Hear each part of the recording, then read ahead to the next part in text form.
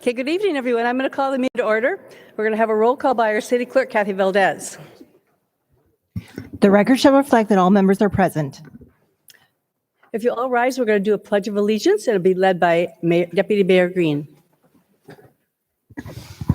Thank you. Put your hand over your heart. Repeat after me. I pledge allegiance to the flag of the United States of America and to the republic for which it stands, one nation, under God, indivisible, with liberty and justice for all. Thank you.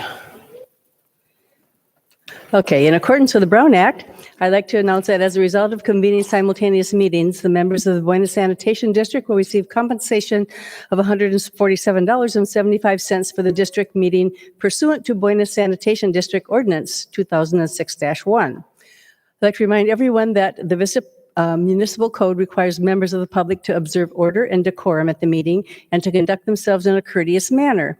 The ordinance was adopted to allow for public input and to facilitate city business without disruption of the meeting. Applause is appropriate for items listed under the presentation portion of the agenda only. To speak on an item on the agenda, please fill out a speaker slip with the number of the item you want to speak on and give it to the clerk secretary staff. Speaker slips are available just outside the council chambers, and speakers will have 3 minutes to address the city council.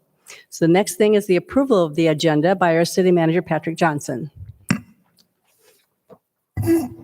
Thank you, Mayor. There was one item that was previously revised on the agenda, and I just want to point it out in case anybody's in the audience. That is item D1, the preliminary review of the proposed annexation and zone change for 145 Hanalei Drive. This item was pulled from the agenda, and if it is brought back before the city council, it will be renoticed to the public. Thank you. Okay, the next thing on our agenda are our presentations, and we have 3 of them tonight. And so I'm going to invite our entire council to come down and join me down below down here.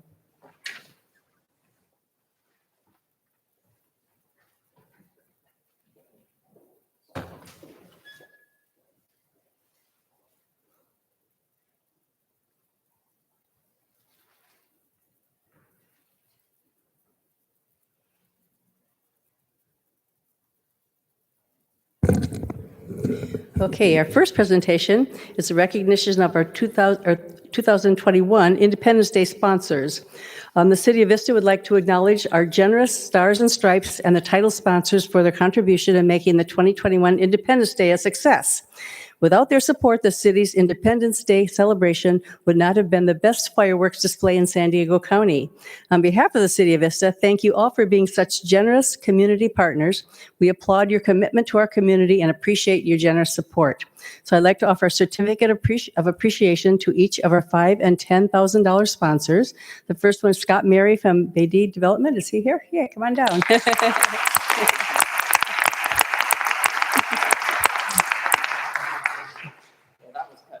Yeah.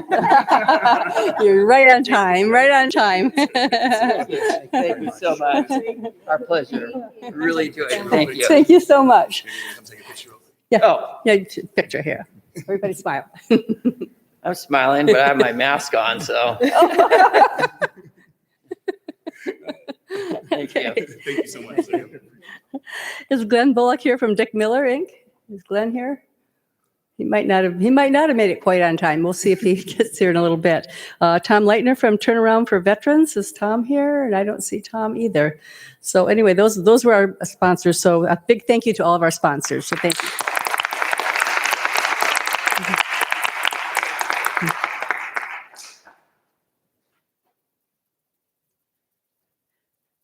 Our next presentation is a proclamation declaring September as National Preparedness Month. And Chief Vanderpoel, please come to the podium to accept this proclamation. I was going to read it, but I'll let you read it. Why not? I think that would be appropriate. All right. Thank you.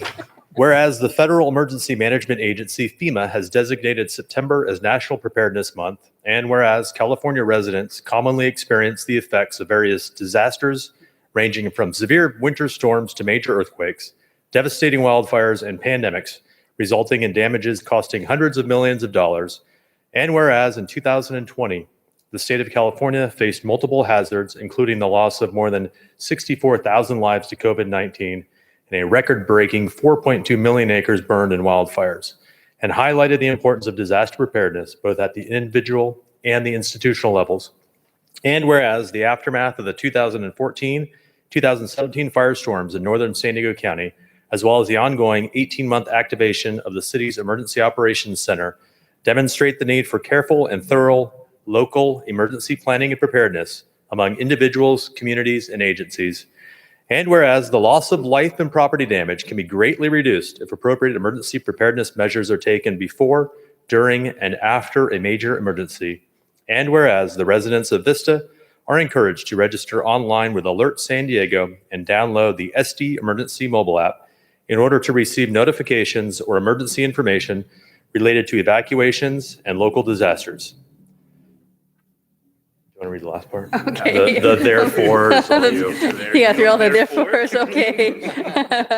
Okay, so now therefore, the mayor and members of the Vista City Council do hereby proclaim the month of September 2021 as National Preparedness Month. Be it further proclaimed that the mayor and members of the Vista City Council urge all persons to learn what to do before, during, and after major emergencies to mitigate injuries, loss of life, and property damage. So with that, we thank you for coming. And do you have anything you want to say, or you? No, you had it. Okay.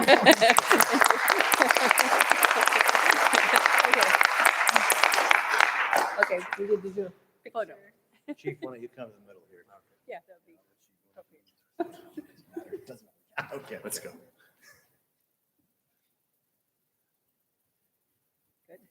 good. Thanks for reading that. Yeah, thank you. Sorry, too.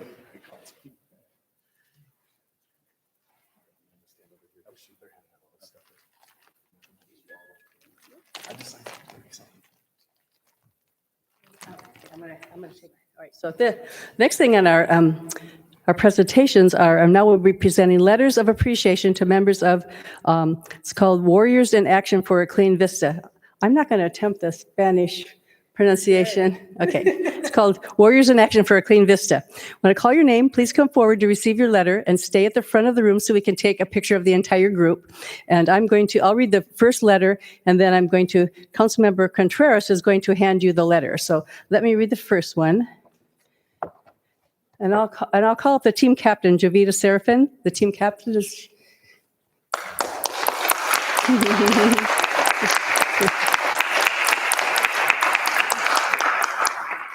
Okay, I'm gonna read this first, and then I'll give it to you. Okay, come back here so they can see your face. Okay, this letter of appreciation is dedicated to the generous, community-focused efforts of the Guerrero en Acción por un Vista Limpio. That's great.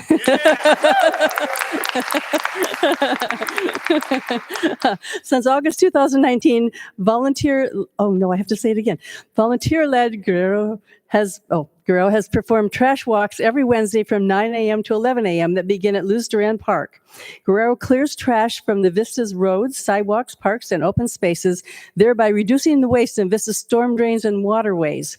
Collecting litter is no small task. Despite inclement weather and heat, Guerreros walk 2 to 3 miles throughout the city picking up trash. With strollers and families in tow, Guerreros pick up at least 120 gallons of trash on their weekly walks. Vista is proud of its residents' volunteerism and interest in making Vista a safer and more beautiful. The community is better for the work of Guerrero in Action por un Vista Limpio. The Vista City Council offers its sincere gratitude to the members of Guerreros for their service to the community. And I apologize for murdering that name. The one is easier is the first one, which was Warriors in Action for a Clean Vista. So we appreciate you, and thank you for doing that all the time, every week. So we appreciate you and your family. So this is for Jovita, this one. And then we have a letter, the exact same letter for each of the members of the community. And I'll call each of them up by name. So the next one is Michelle Veloz.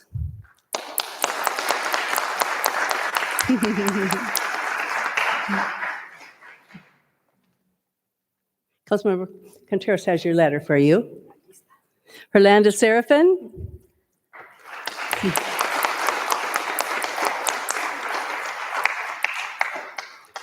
Brandon Suarez.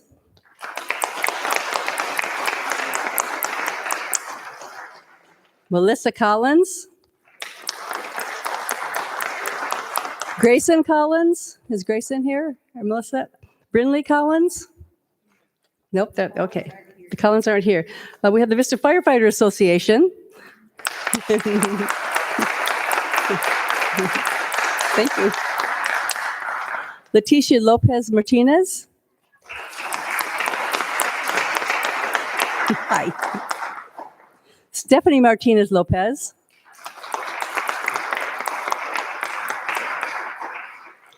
Sylvia Lopez Martinez.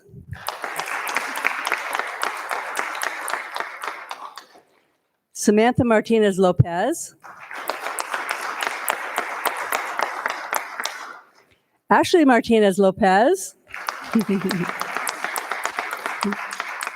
Alejandro Martinez Lopez.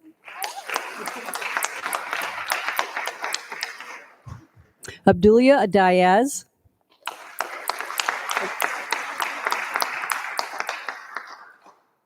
Xiomara Diaz. Rosie Elvira Diaz.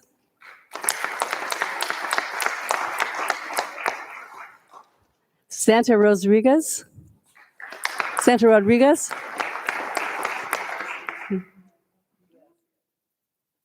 Ashley Techi. Is it Techi? Sebastian Diaz. Katie Gerard. Katie?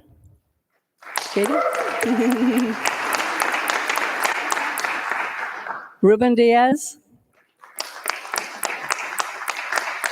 Sophia Garcia. Is Sophia here? Edgar Lopez.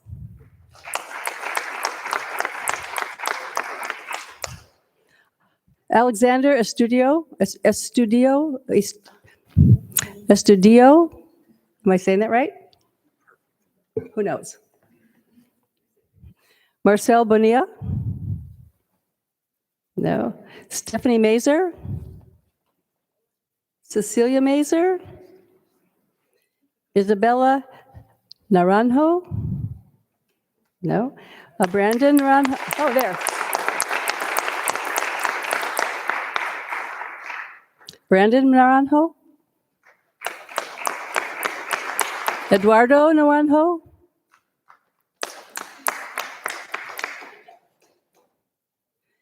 Anale Berales?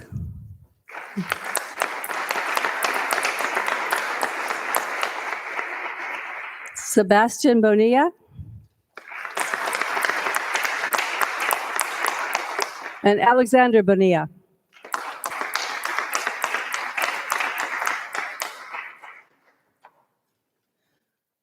Thank you to all of you for all that you do every week. We appreciate that so much. In Vista, we have a problem with trash sometimes. And it's so nice that you take a care so much for our community that go out every week and do that. So we appreciate all of you, all the kids and the families that do that together. So thank you so much. We appreciate that on behalf of the council. We need, you guys want to come in here so we can get a picture of all of us together here. Maybe taller people in the back. Look, kids in the front. Do you want us to come out there? So, because can you see the kids from here?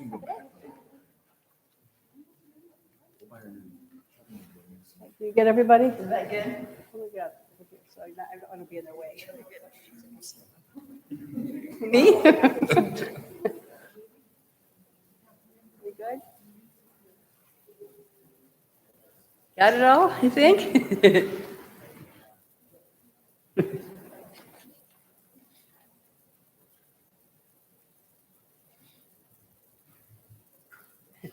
Okay, thank you. Thank you all.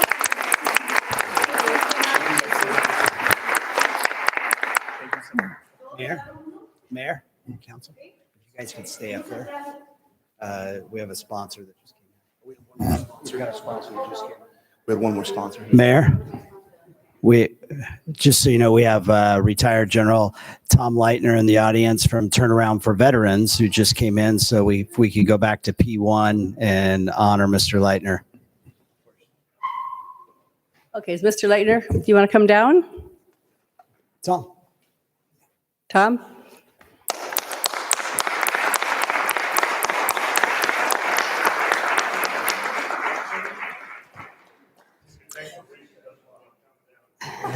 I'll read this. So this is a certificate of appreciation presented to Turnaround for Veterans.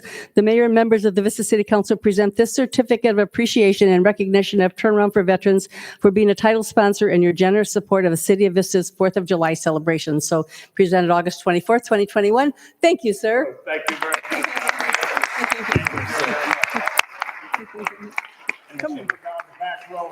Come around here and we'll take your picture. All right. If you come around here, we'll take your picture. With the hat. Of course, that's perfect. We love it. And thank you for your service, for many Thank years you. of service. We We just appreciate this you. week started the program again Oh. after COVID. Oh, that's good to hear that. So Good. it's good way to kick it off. Okay, so everybody smile. Okay. Okay.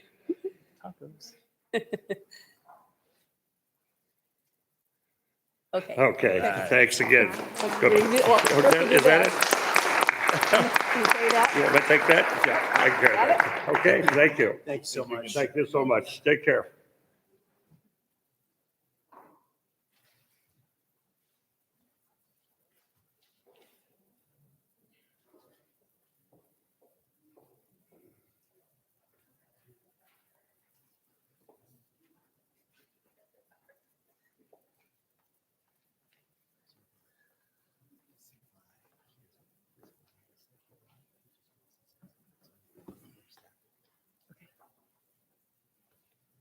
Okay, that takes us to, let me put this, I gotta put this all right here. That takes us to our consent calendar. The recommendations on the following consent calendar will be enacted in one motion unless an item is removed from the calendar. Any member of the public may remove an item by submitting a request to speak card to the clerk's secretary. Items removed from the consent calendar will be considered immediately following adoption of the calendar. We have 5 consent items this evening. And so I have one, did you say one speaker? You don't want to speak. I have one speaker here on item C5. So I would look for Councilmember Franklin. I'd move the balance of the consent agenda. I'll second. Okay, I have a motion and a second on the balance of the consent calendar, so please cast your votes.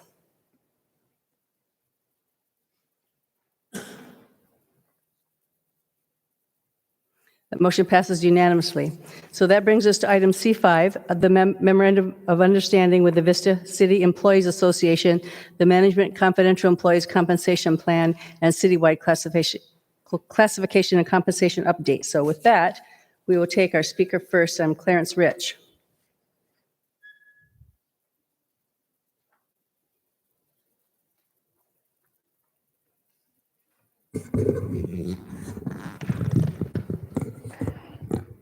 Good evening, Honorable Mayor, Deputy Mayor Joe Green, Councilman John Franklin, and Councilmember Karina Contreras, and Katie Melendez, and to staff.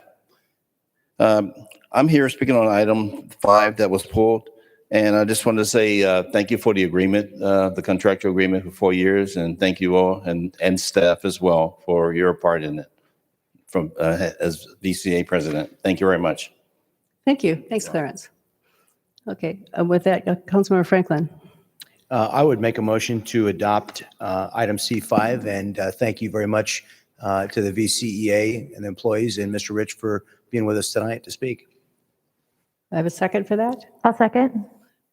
I have a motion and a second, so please cast your votes.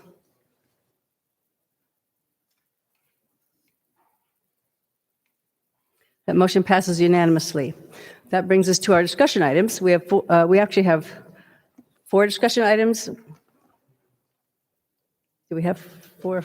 Yeah, 4. Okay, because we had that one. Okay, we have 4 discussion items this evening. As announced earlier, item D1 was removed from the agenda and will be placed on a future agenda. So that we're going to take it first is our discussion item D2, which is small lot single family residential zoning. Our Community Development Director, John Conley, will provide the staff report. Thank you, Mayor and Council. We're here tonight to get some direction from the council on small lot, single-family zoning. As you all know, there's been a number of recent housing developments that have been built in the city at higher densities. We consider single-family at higher densities to be between 5 to 10 units per acre. Some examples of these have been in a condominium arrangement on a common lot, but are detached single-family homes. Some examples of these are listed here. The Sarah project, which was built by Shea Homes up on East Vista Way, just behind Chow's Restaurant. The Wildwood development, which was built by Meritage Homes on Buena Vista Drive, just east of Melrose. And the Arroyo Vista project, which was also developed by Meritage on Sycamore at Watson Way. This type of detached condominium development is permitted in our RM zone, that's our multi-residential zone, and is frequently pursued to accommodate single-family homes in the range of 5 to 10 units per acre. Staff's position on this is that we'd prefer to allow for fee simple lots or home ownership, and so condominium units are not always preferred as in a detached arrangement for single-family residential development, because as noted here, it doesn't allow for traditional fee simple lot or home ownership by the owner. It creates issues with yard areas for the planning staff or for the owner when they want to do improvements where there's no lot lines, and there's uncertainty for setbacks and future improvements or expansions like ADUs. So staff is recommending that we evaluate the residential zoning within the range of 5 to 10 units per acre. That's in the medium density designation in our general plan, which is shown graphically here. There are some additional areas that would apply in specific plans and in some higher density designations, but to give you an idea, it's pretty well spread around the city. It includes the RM zone and the R1B zone, and so we would be looking at both those zoning designations to make adjustments. Currently, the minimum lot sizes in the RM and the R1B zones are between 6,000 and 9,000 square feet. This depends on the density designation on the property. Those lot size limitations actually promote the development of detached condominiums. Promote the development of attached product at the densities between 5 to 10 units per acre, because the lot sizes aren't small enough to get to the density that you would be able to achieve under the general plan. 6,000 and 9,000 square foot lots would allow something like 5 to 6 units per acre, not anywhere near 10. So staff recommends considering smaller lot sizes within these zones or adjusting the lot size standards to accommodate the detached single-family residential projects within a density range of 5 to 10 units per acre. This is not intended to allow for further subdivision of 6,000 square foot lots, which is our current minimum lot size, but more to adjust the lot size standards so that a developer could build detached single-family residential homes with a subdivision arrangement and get close to that 10 units per acre. We've not developed the actual lot size standards yet because we want to get direction from the council to know that they're okay with that approach. If that's the case, then we'll come back with some specific recommendations and go through the public hearing process. As I mentioned, we're seeking direction from the council, and following that, we'll come back to you. That pretty much sums up my staff report, and I'm here for any questions. Thank you, Mayor. Okay, Deputy Mayor Green. We don't have any speakers on this item? No speakers? No, no speakers. Cool. Thank you so much for the presentation, Mr. Conley. Greatly appreciate it. And I actually am in support of this. I like having the smaller zoning and classifying them as single-family residents. I think it's a disservice to some of those properties saying that they're condos, and I think the community also feels like you're slamming condos in here. And the truth is, they are single-family residences. Additionally, with it being a fee simple lot, it gives the homeowner more opportunity to do things to their property, and it's easier for them to finance and to sell and all of that. So I think it's a great thing to do for our community, not necessarily for the developer, but as the homeowner who purchases that property, it's a huge benefit. So it's something that I'm definitely in favor of. I'd like to see what the lot sizes are that you come up with and see what type of impact that would have on our RENA numbers or whatever housing stock that is. But I think that it's a great idea, and I think that that's more what we're actually building. So to call it what it is, in my opinion, is a great idea. So I appreciate you bringing this forward, and I would recommend that we go with your recommendations. So thank you so much. Councilmember Contreras. Yeah, I too want to thank you for bringing this forward. Was that a motion? No, it's just a discussion. Okay, so one of the things that I do want to illuminate, though, just for the public, is a discussion that I had about this yesterday with Mr. Connolly. So I'm just going to walk through a few scenarios. But I am 100% in favor of being able to expand home ownership, and some of these areas are still going to be HOA.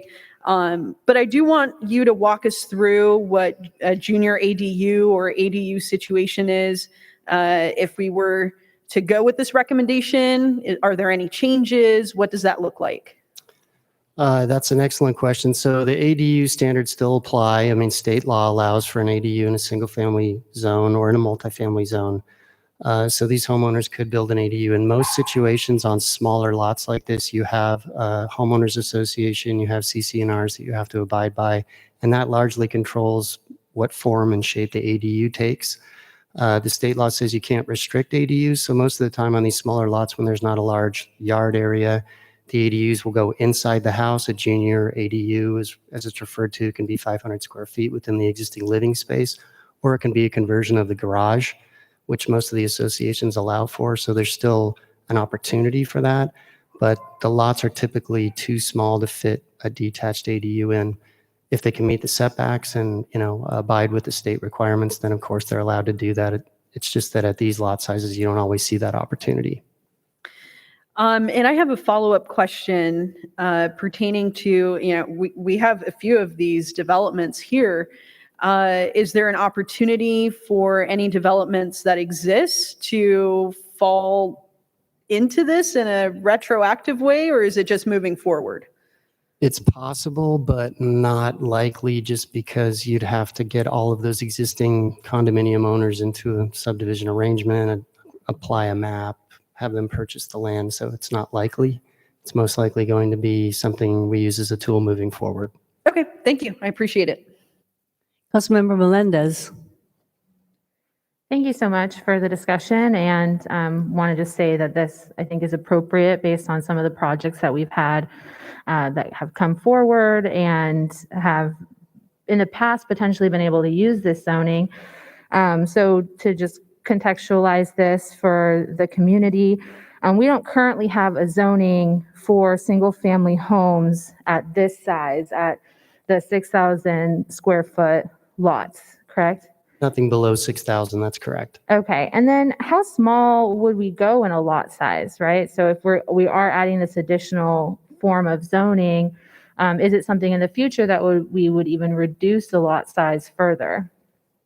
It's possible to further reduce the lot size, but that of course would be at the city council's discretion. The staff recommendation at this point would be something above 3,000 square feet so that we're not getting into a situation where a lot of the existing lot owners in Vista could further subdivide their property. Okay, sounds good. And I wanted to also know, like looking at the surrounding cities and developing in flux with them, what are some of the similarities of this kind of lot size in other cities? So most of the surrounding cities allow for a smaller lot size than 6,000 square feet.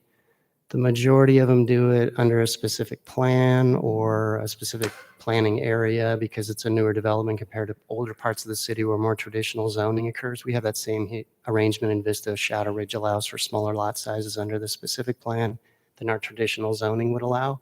But in general, most cities within the last 5 to 10 years have adopted an allowance for smaller lot sizes because of this exact situation. They don't want to be, if they're in that range of 5 to 10 units per acre and a developer wants to build detached single family homes, they don't want to be in a situation where they're forcing them to build something different.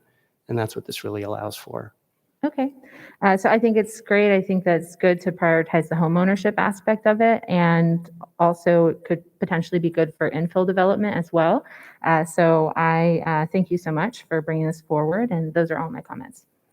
And I would agree. I support that. I think that when people are looking at houses, it gets confusing when it's called a condo. When people in their mind have a condo, a different vision of a condo, and it's actually a single family home. So I think that it's better if it's owned like a single family home, and the smaller lot is okay because it's not a smaller lot. It's just called a condo because that was the way we did it in the past. So I support this.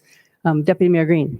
Yeah, so one more question, something you said that kind of stirred my little brain up is that with the lot size being reduced, this isn't going to allow any of our existing lots to be split easier. And the reason why I ask that is there's a lot of concern about the rural aspect of Vista. And, like my house is on just a little over a quarter acre right now. I can't split that into 2 lots and put another house.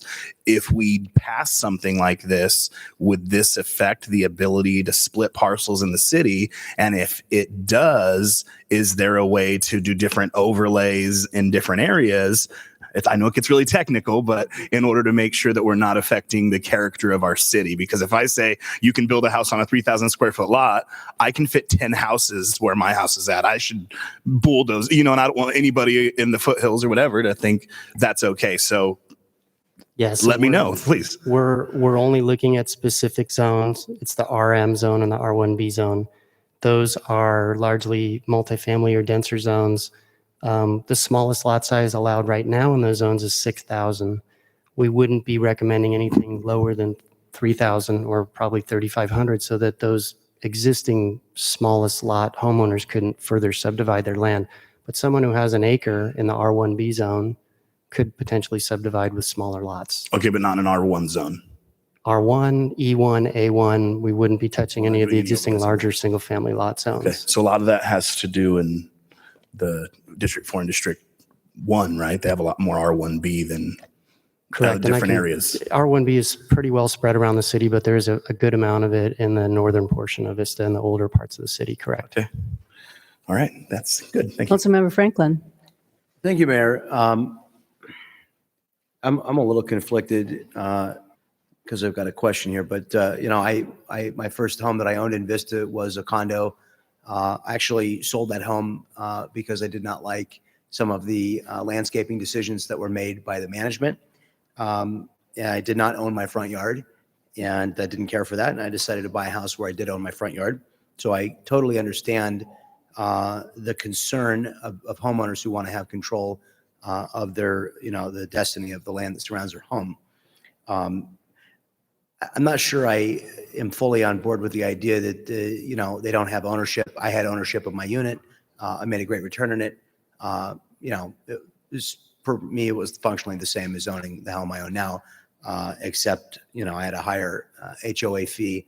The thing that I'm concerned about, though, is as we build denser communities, this condo map allows a greater level of central management over the look and maintenance of the community. And my concern is that we're going to lose some of that in these very dense communities where how neighbors maintain their property, how common spaces are maintained, and the improvements that are made are, the closer you are to your neighbor, the more these things matter to you about what your neighbor is doing. And so I've seen developments, you probably can guess the one I'm thinking of in particular with smaller lots where the neighbors aren't getting along, and it's become a real problem for the city. And I guess I just wonder what your opinion is about the potential for long-term maintenance and, of the community at large in these really compact neighborhoods. So there's two real ways that we intend to control that. One is right now subdivisions in Vista don't require a site development plan, which is landscape and architecture, and that's the way the city manages the look of the project. So you can subdivide in the R1, the E1, the A1 zone and just do a subdivision and build your house with a building permit. When we adopt the new rules, we'll have a site development plan requirement attached to that so that they'll have to show us architecture, landscaping. All of those requirements will be approved and we'll be able to manage it from the code side.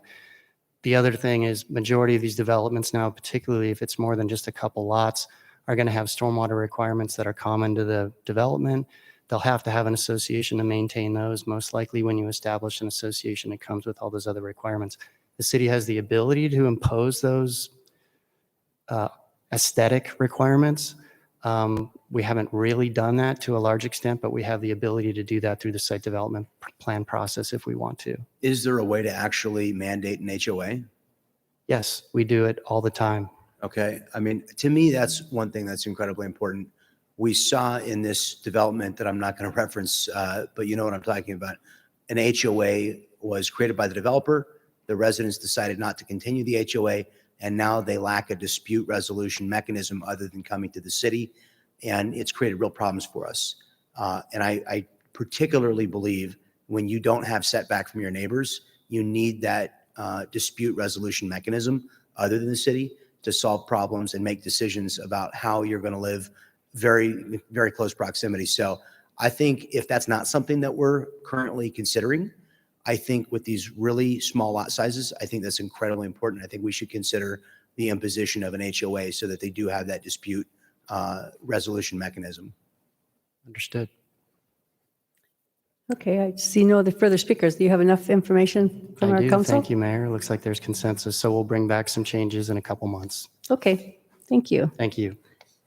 Okay, the next thing on our agenda, our third discussion item, is regarding the official name of the park references Palo Vista Park, which is kind of funny when you say, name the park, name Palo Vista Park. it's Palo Vista Park. Anyway, okay, Assistant City Manager Amanda Lee is going to provide our staff report.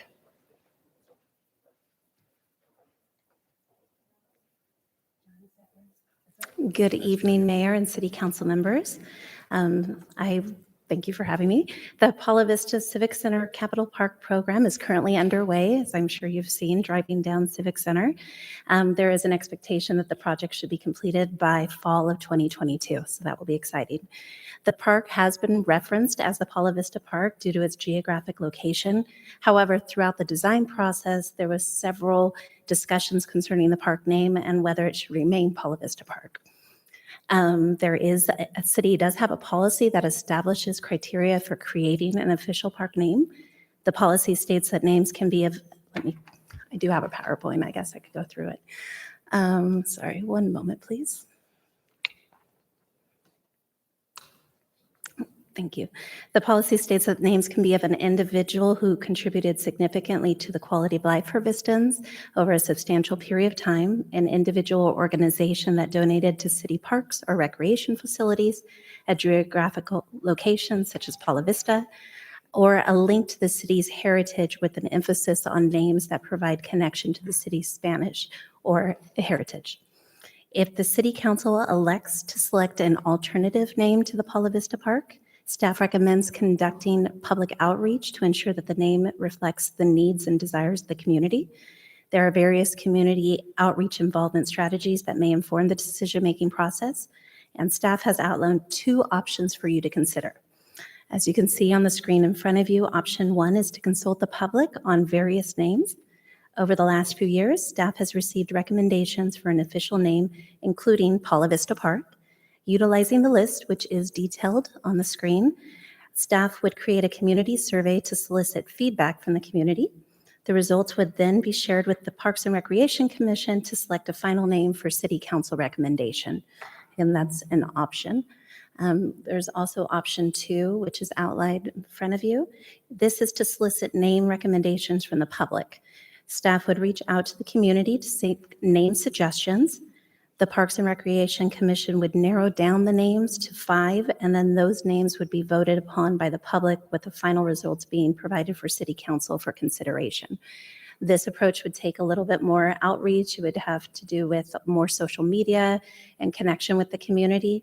And with any outreach, we'd really recommend that we use a form that we've established in the staff report as well, so we can really keep people to a protocol, so the names are listed to the criteria, and there's a thoughtfulness behind the approach as well, because the names would have to explain why you selected that name as well. As I mentioned in the beginning, the park construction is underway, and certain construction elements are dependent on the park name, such as the monument sign. To ensure that the project is on schedule and to avoid construction delays, staff recommends that either public outreach begin following City Council's direction, or City Council formalize the name of Palo Vista Park. This concludes my presentation, and I'm available for questions.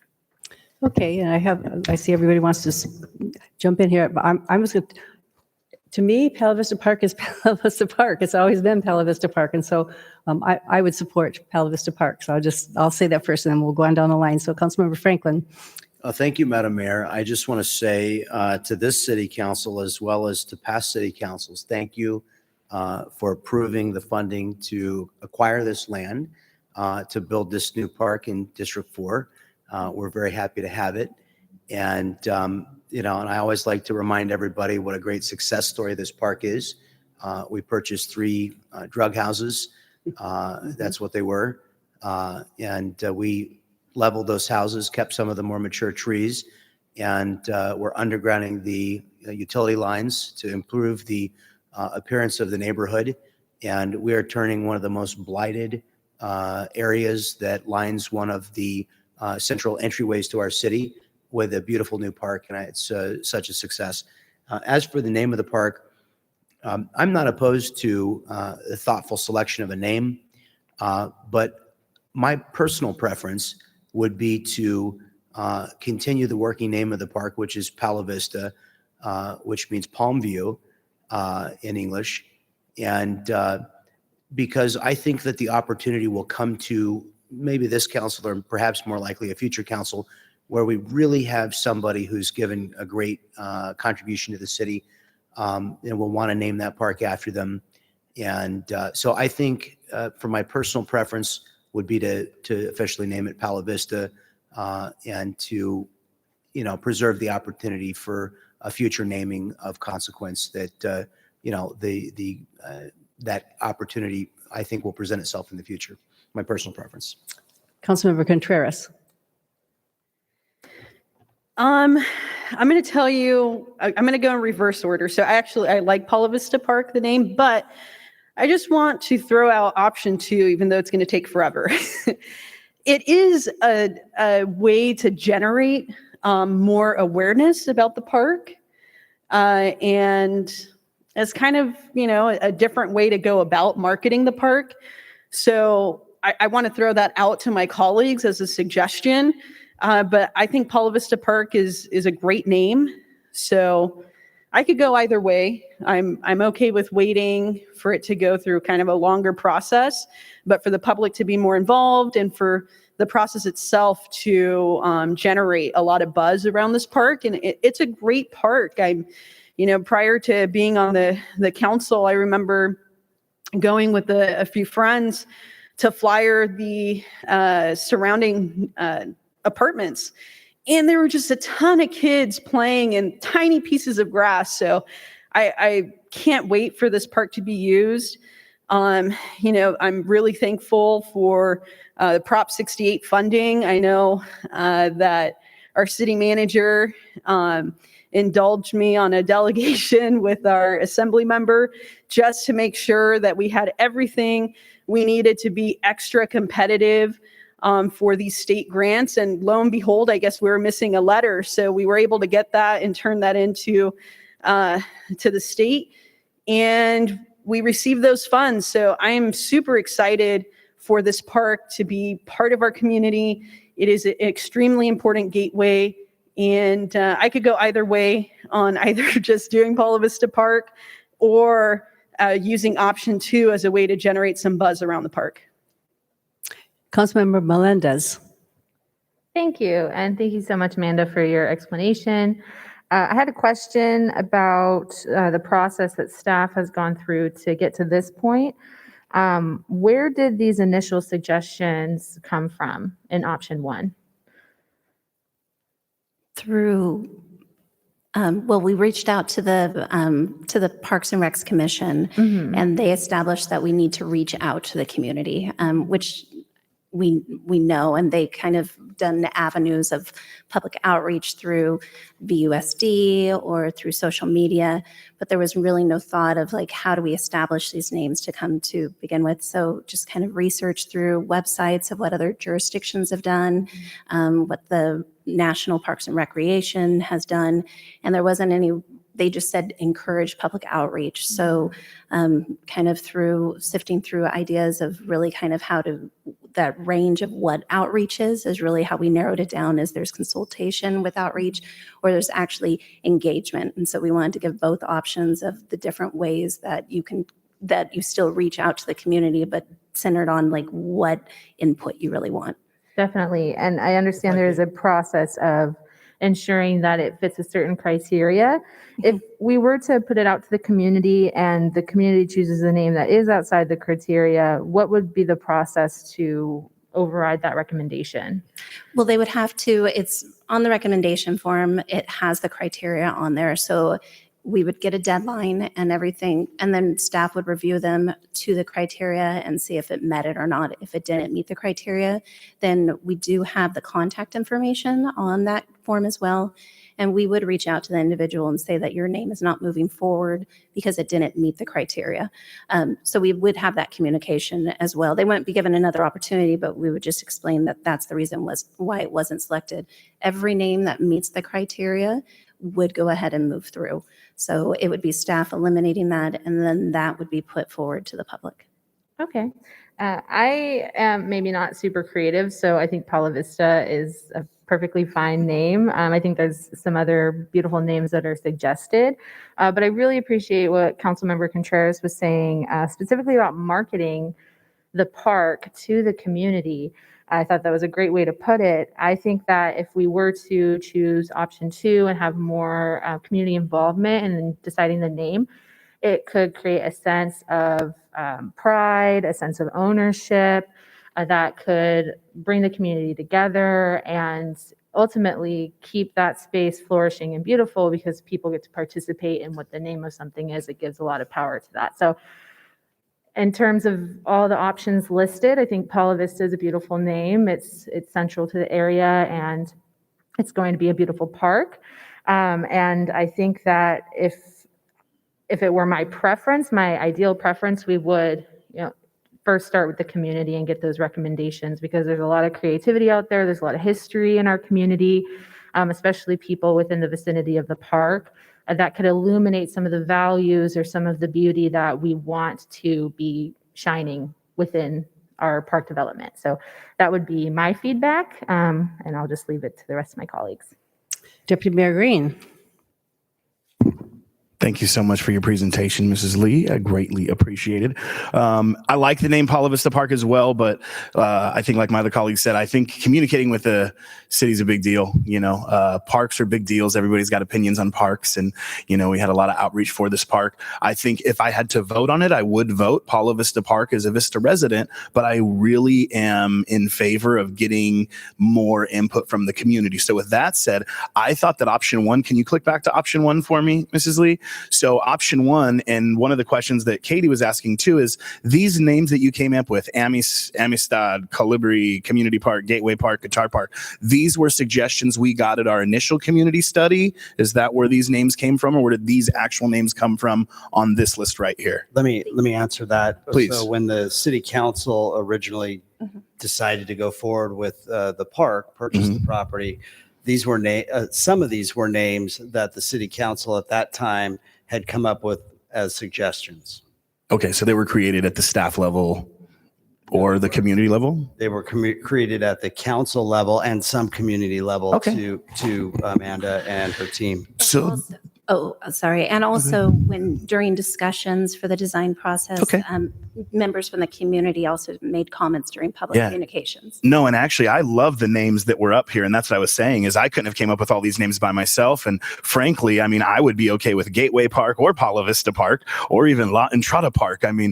But what I'd really like to do is I think instead of saying, hey, everybody come up with names, I like the option 1 is, hey, let's consult them on various names. If you have a write-in name that you want to write in and send an application, you can. But if not, can we poll the community on these names and pick one of these names? The truth is Paula Vista Park may very well win. it is the most practical name, but we could at least say, hey, as a city council and as a city, your opinion matters to us, and this is a way for you to give us your opinion. And I really feel like in the end it could come out the same way, but the community will have ownership on it. It's a great way to market the park. It's a great way to get a huge amount of buzz around it. And since we have until the fall of 2022, which is a year until we actually cut the ribbon at the park, I think that's enough time to do the research and come up with a community consensus on what a good name is. So my recommendation is for option 1 because it's faster than option 2. And I think if we went with option 2, we'd eventually get to option 1 and then go to that right anyway. So I'd say, hey, let's start at option 1, get consensus from the community, and then move forward with a park name. If it's tied all across the board, then as a council, we can make the decision at a meeting. But for now, I would really, really love to hear from the community. And I'd like them to choose from these names because these names are very, very thoughtful and concise. That's my recommendation. City Manager. Yeah, Ms. Lee, I know there's plenty of time, but what is kind of that drop deadline for getting the name so we can include it on the monument side and go forward? Is that probably February? Yeah, I would even gear more towards January as well, because we also have to, it's grant funded. So the federal, or the state government also needs to have all the information on what the official park name is well for all their information as well. So especially while we've advised them that we need a little bit more time. So on our reporting forms right now, it's known as Paula Vista Park, but we do have to finalize that name. 60 or 90 day call for public input. Put a time frame on it and let's get to it. You know what I mean? That's my big. Councilmember Franklin. I also like the idea of seeking public input on a name, but I'd kind of like to see the park opened and stand in the park and get a feel for it and have the community come to the park. And I think that that'll get the creative juices flowing. If you go back to option 2 for a moment, I think this is a very structured process, which almost sort of, drives toward the selection of a name rather than sort of just allowing some ideas to percolate. I would be in favor of a less formalized process that allows suggestions to come up and maybe even for people to express a preference on those selections. But as was noted, recently a city had a contest for a park and the winning name was, what was it, Parky McPark? Parky McParkerson. Yes. So and that was the winning, thing in the online vote. So I don't want to leave it to an online vote. I think I'd like to be a little bit more thoughtful about it. And I'm not suggesting, I think we have good guidelines, so I don't think Parky McParkerson would win, but I would maybe like to have a little bit more insight from our Parks and Rec Commission as well as the council. But I think the idea of soliciting input from the community and giving us more things to choose from, and perhaps somebody comes up with a name that the Parks Commission and the council looks at and says, geez, I can't believe we didn't think of that. That's got to be the name, right? But I just don't know that we need to rush ourselves to that either. So I think we have a deadline looming. We need to finalize paperwork and a marquee. I don't have a problem with, moving forward with Palo Vista. And then when we have our grand opening, maybe that's when we want to announce we're going to have a search for the name.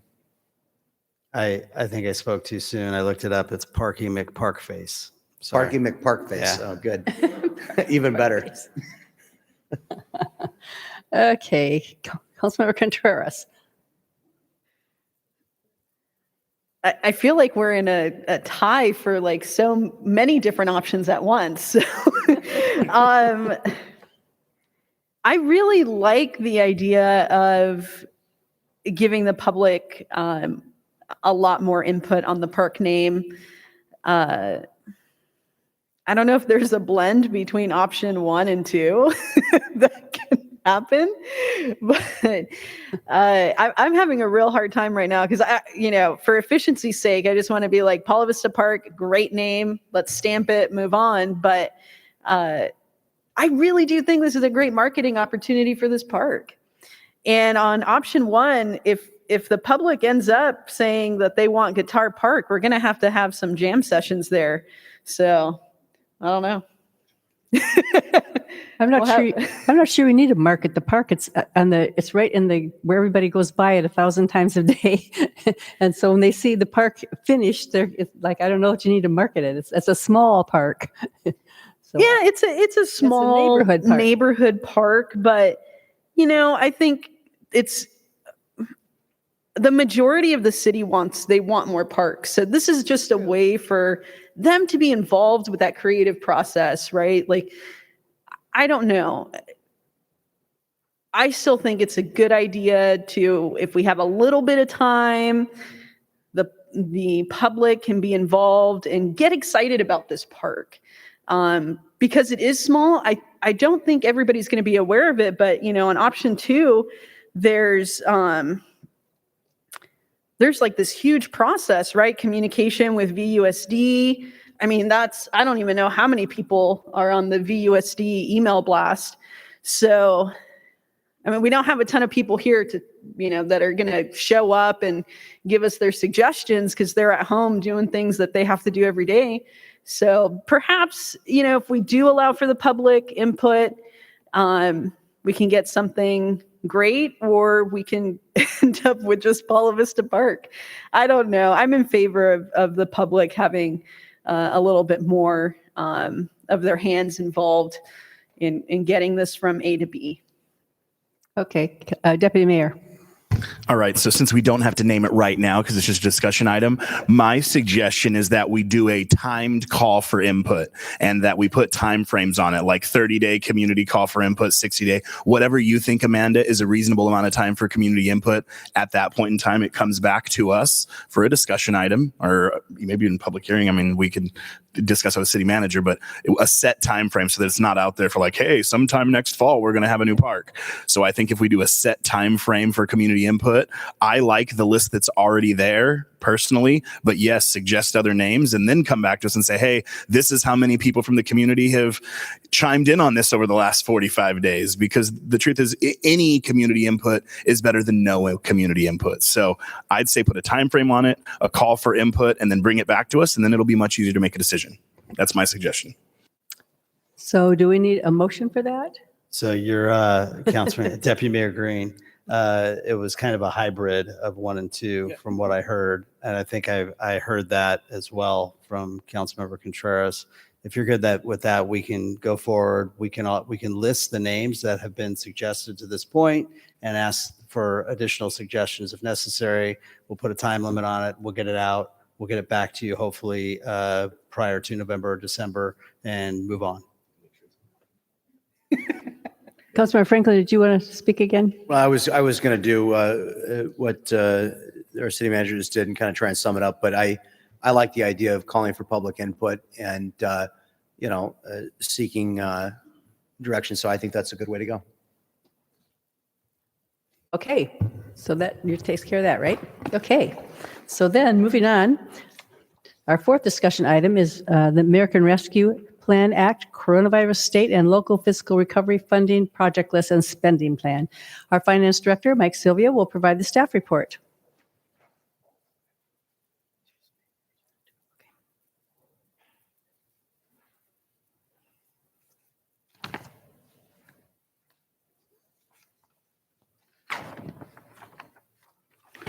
Good evening, Mayor and Council.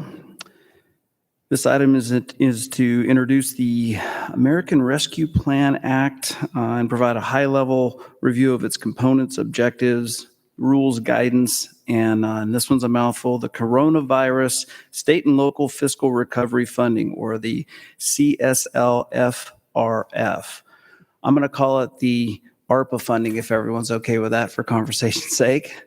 Also, towards the end, we'll discuss the city staff's process in developing the proposed project list that is Exhibit 2 to the agenda report, and finish the discussion, review, and Q&A, and potential modification of the list with council and any members of the public who'd like to speak to the item.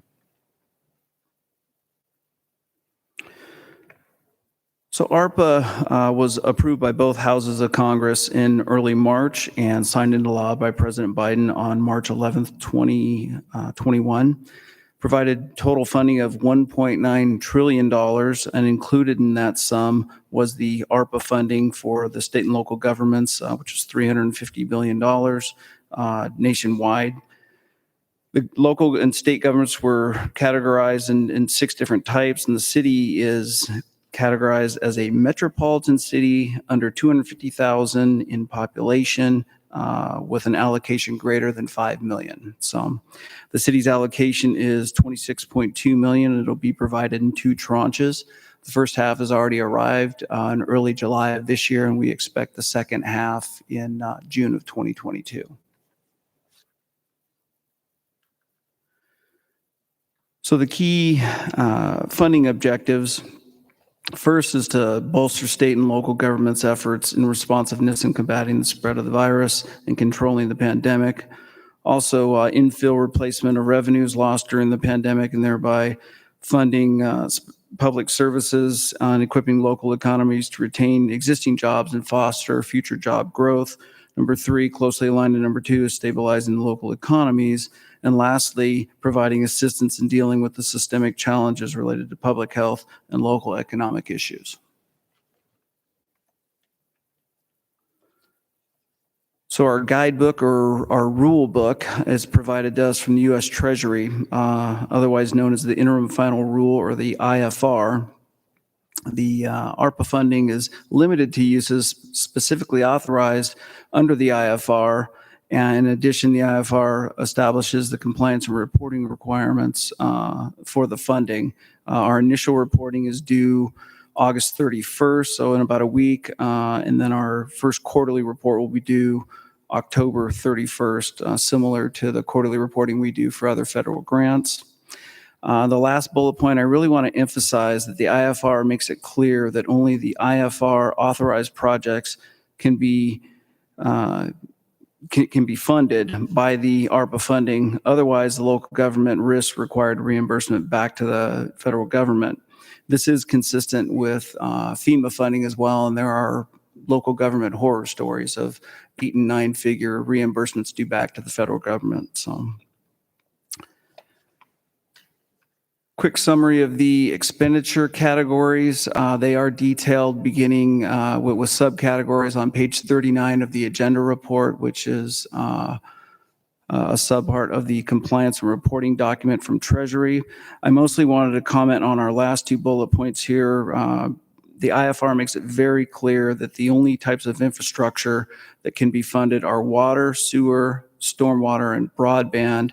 And then specific to revenue replacement, it makes it clear in the IFR that general revenues in aggregate would need to be below our base year, which for us would be fiscal 2018-19. And because they are not, staff is not recommending revenue replacement of general revenues. And this is consistent with the question I fielded from Deputy Mayor Green back in May when I provided the fiscal 21 third quarter financial report.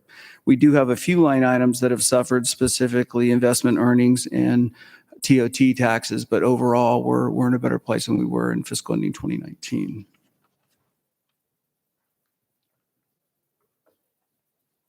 So to summarize kind of the methodology that city staff utilized in composing the list that you see before you, initially staff reviewed kind of the general guidance after we received notice of the award. It was pretty vague at first, but that's what we had to start with.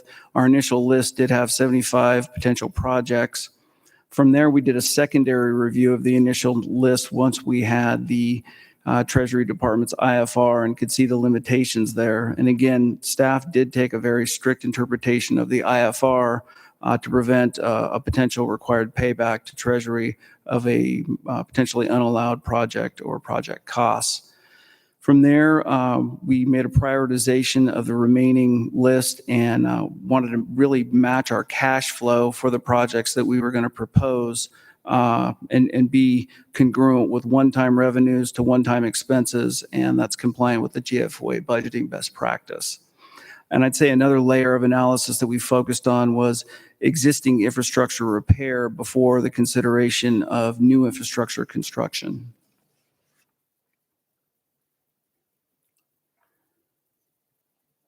And so to summarize the 23 projects that are in Exhibit 2 of the agenda report, there are 3 categories shown here on this slide, and they comprise about 98% of the funding, the largest being infrastructure at $17.4 million, or about 2/3 of the total allocation. The largest project within that category is the storm drain system rehab and repair at $13.5 million. And, you know, as irony would have it, I think we've all heard about the sinkholes that occurred both on Melrose as well as Sycamore, and it really speaks to the degraded condition of our corrugated metal pipe system that comprises that system, which is why it was a high priority on our list.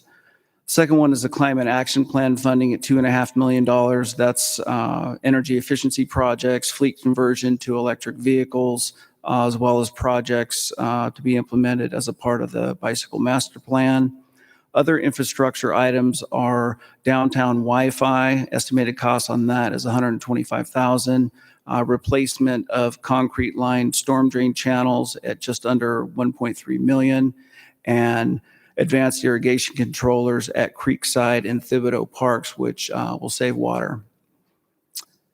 Next category is the negative economic impact section at 5.4 million, or 20.5% of the allocation. The primary project in this expense category is 3 million, proposed to be utilized as a business grant program. The grants would be between $1,000 and $15,000 for eligible businesses, and that criteria is to be determined, although some of those deal points are vetted out.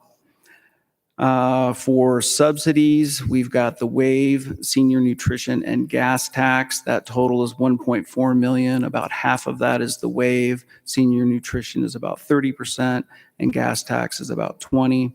And the last item shown here is premium pay at $3 million, or 11.5% of the allocation.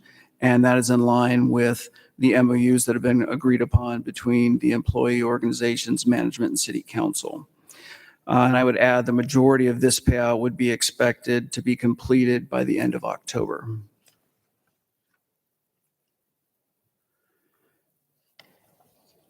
So that completes my presentation, and I'd say that both staff from the submitting departments as well as I are available for questions and discussion on the projects that are being proposed in Exhibit 2.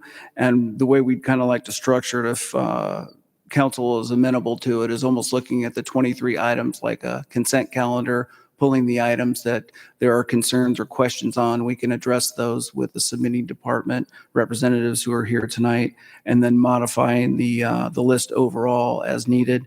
And at the end of the discussion and potential modification, we'd be seeking approval of the associated resolution that would provide for the allocation and authorization of the $26.2 million, and allowing the city manager to approve the related contracts and documents for the projects contained in the list. Okay, so can I ask the council maybe to, if there's issues on here that they want to pull out? No. Mayor, if I might add, we have two speakers. Okay. So I didn't know if you'd Do them like first to and hear then the do that? speakers and then have the council pull out items that they have questions or concerns Okay. or issues with. Okay, well, you don't have to tell me what they are right now. But you could consider them, and then we'll take the speakers and then think about the items you want to pull out, and then we could do maybe a motion for the balance of that, and then just talk about those items, if that would be okay. Okay, so we'll start with our speakers. I have two speakers, Jim Riggenbach first.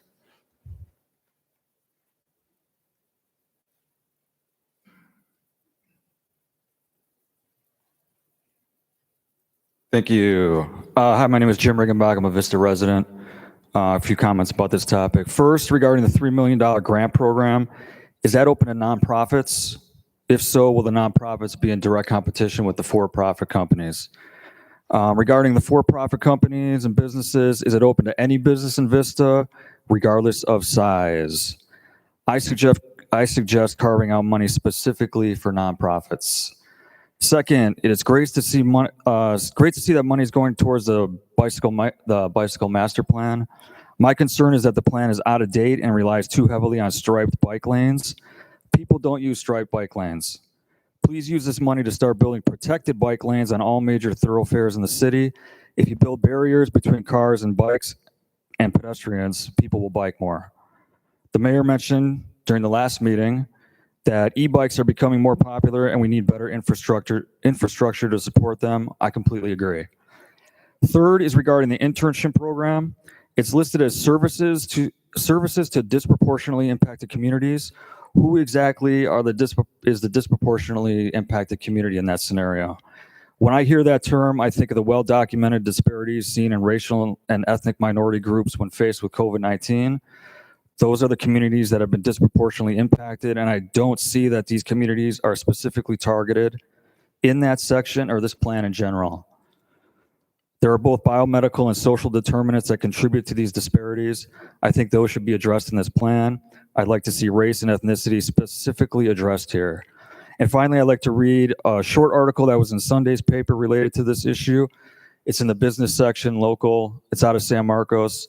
Headline, City offering $3 million in grants to nonprofits. San Marcos has opened a $3 million COVID-19 nonprofit community grant program aimed at helping essential nonprofits that serve San Marcos residents who have been disproportionately affected by the pandemic. The city is working with the North County COVID Relief Fund to administer the grants. Target populations will include underrepresented communities containing, but not limited to, youths, low-income individuals and families, seniors, immigrants, and active military and veteran families. Applications are being accepted at this website. The webpage also outlines eligibility requirements and provides details on the grant process. For more information, check the website. There's also a webinar. I suggest we follow San Marcos's lead. Thank you. Thank you. Rachel Bell, where is she? Did you want to talk?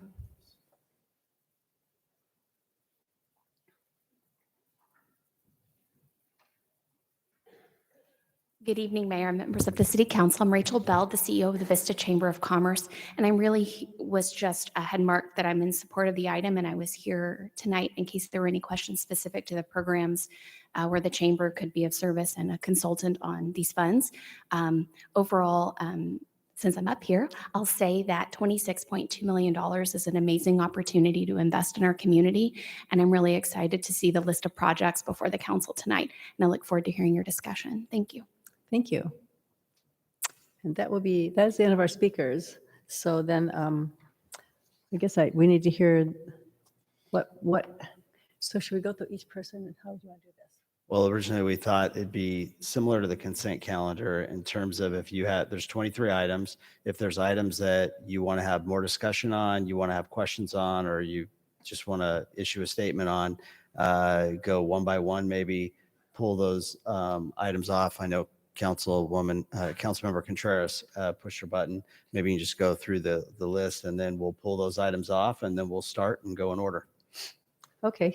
So maybe I'll just go through the list of the buttons pushed here and then you can tell which items. Would that be okay? Okay. So we'll start with Councilmember Contreras.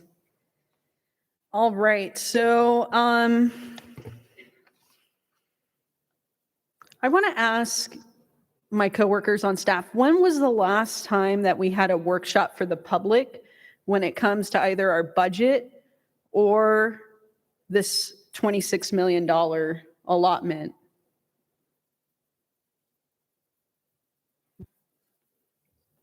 You asking me?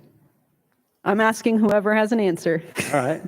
Well, we had a budgeting process that we brought before the city council in April, May, and June. So that was a public process where the public was invited to speak on anything related to the budget.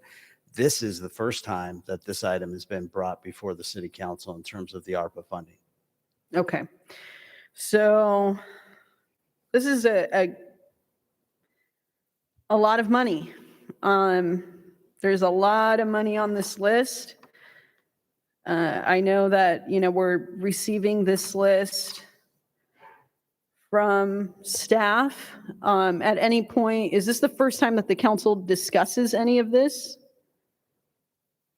Yes, it is. Okay. I just want to make it clear for the public.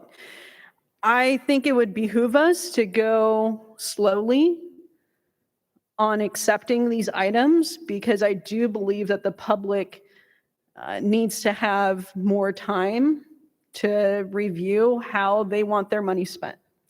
So I'm going to go through certain items that I'll just do it like how you said, we'll pull them off. So premium pay, that's good. Cap funding, good. Subsidies. Could you just give me the numbers good. so we could do it by numbers? Right. Stormwater infrastructure at almost $14 million. I want to take that off. Like number 1, 2, 3, so we could do the numbers? Yeah, number 5, stormwater infrastructure at $14 million. Number 6, Montemar drain at almost $1 million. Number 7, West Vista Way drain channel at $350,000.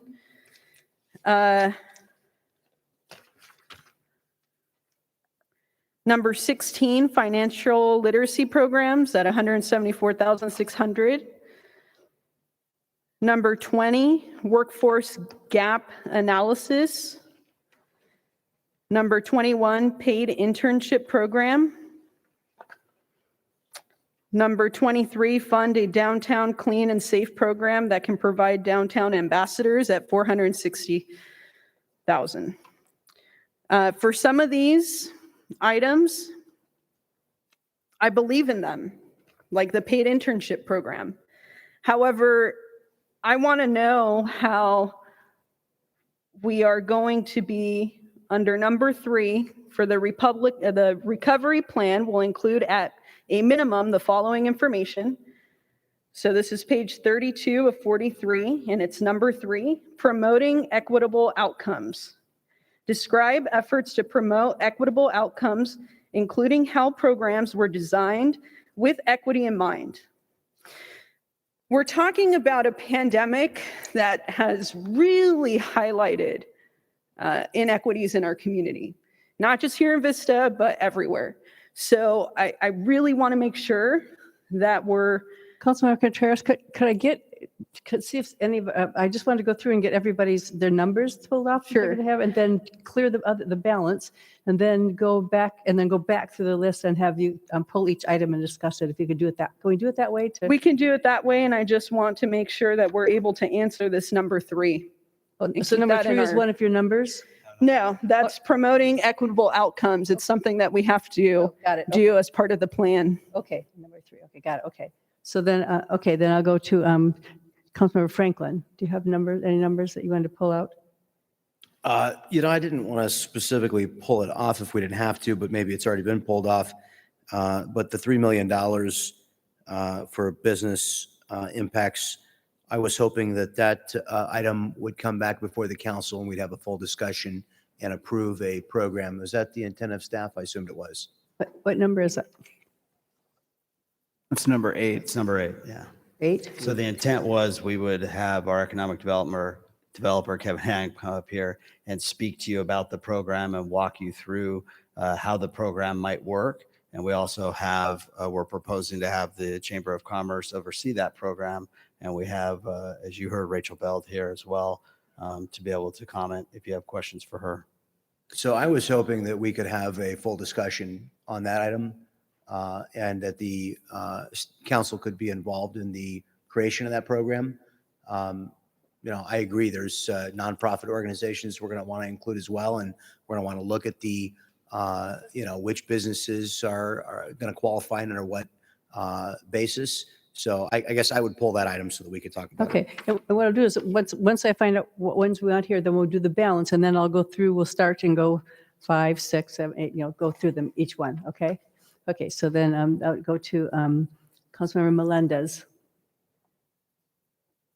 Thank you, Madam Mayor. If we are going to do it in this fashion, I'll go ahead and just briefly list off the numbers. Although I do want to express that, while we want to have efficiency in these discussions, this isn't a consent calendar item. And so I want the public to be aware that we want to be thorough about all these items here, but we are, as individuals, highlighting the ones that are very significant to us, or ones that we have maybe concerns about or would like to discuss in greater depth. Ideally, we could discuss all of these in greater depth, but I will go ahead and highlight the ones that are very pertinent to me. I'm going to say number 5, the stormwater infrastructure. Number 8, the grant program with the chamber. Let's see, also number 16, financial literacy programs. 18, training program. 21, paid internship program. And 23, the clean and safe program. I'd like to discuss those at greater length. Okay, and Deputy Mayor. 3, 8, 11, 14, and 21. Okay, so then could I get, let's see how this works. A motion to I would move to approve the balance of the items listed with exception to the numbers that were pulled by my colleagues. Got it. Okay, have a motion and a second on that. So can we vote on that and get that set aside, and then we'll discuss everything else in detail? Okay, so please cast your votes on that.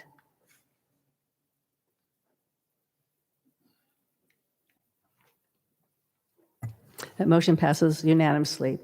Okay, so we will start then. It looks to me like the first item number that to discuss will be number, how do you want to do this? Yeah, we'll go number 3. Yes, let's go number 3. Just Yeah. start with each number.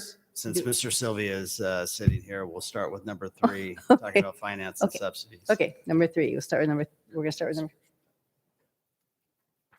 And So yeah, that was, as I said, as I detailed in the presentation, those are the $1.4 million was just over 700,000 for the WAVE, which is the budgeted subsidy, a bit over 400,000 in senior nutrition, and a bit under 200,000, if I remember correctly, for gas tax. And those are budgeted subsidies. And if we had the opportunity to backload that and relieve the general fund, we wanted to go for that. Perfect. So it's not that I'm opposed to using those funds allocated in that way at all.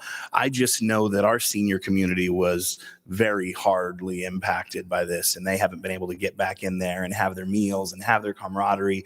And if we have money that we're allocating towards this, I just want to make sure that staff is fully aware of the level of urgency that I want to put behind this to get them back there eating and doing their thing. They're so lonely and they're so desperate to get back to the senior center. So these additional funds, if that allows us to get that open and get that running quicker, I want to do that. Like I'm still bummed that they're not there eating every day and dancing a few times a week and, salsa in with myself and Councilmember Contreras. And I know Councilmember Melendez wants to get over there to salsa too.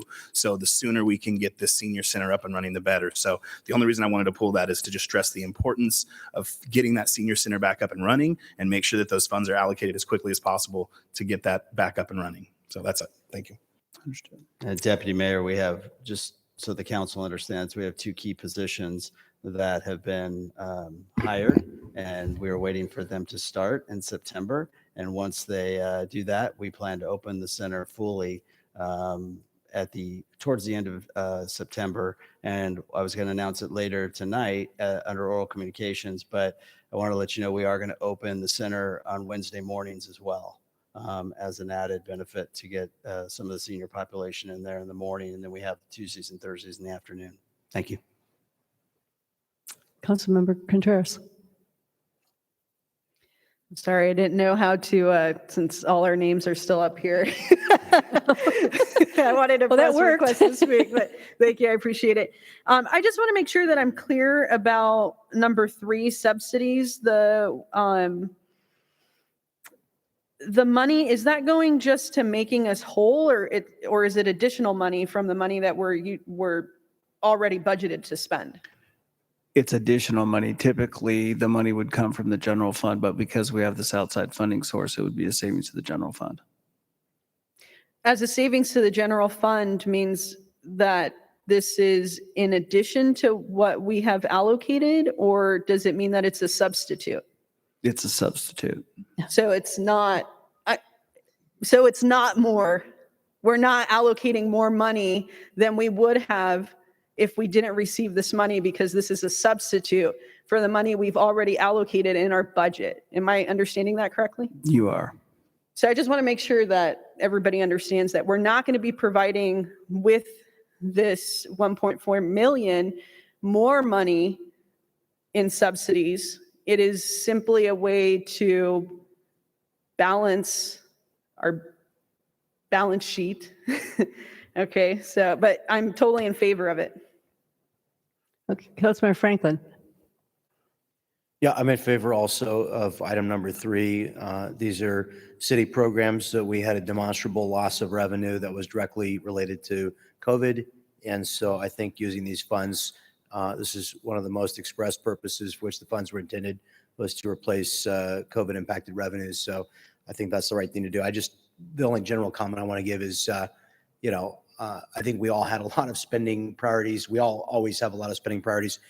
Most of them did not fit into the guidelines of this program. So, on a general basis, I want to commend staff for coming up with some great programming for these funds that actually allows us maximum flexibility with our general fund in the future. And I think the community will appreciate that in the years to come, because a lot of the things that we are able to invest in here are real traditional infrastructure projects that we were going to expend funds on in the future. So this plan is really giving us a lot of future flexibility I think it's a good one.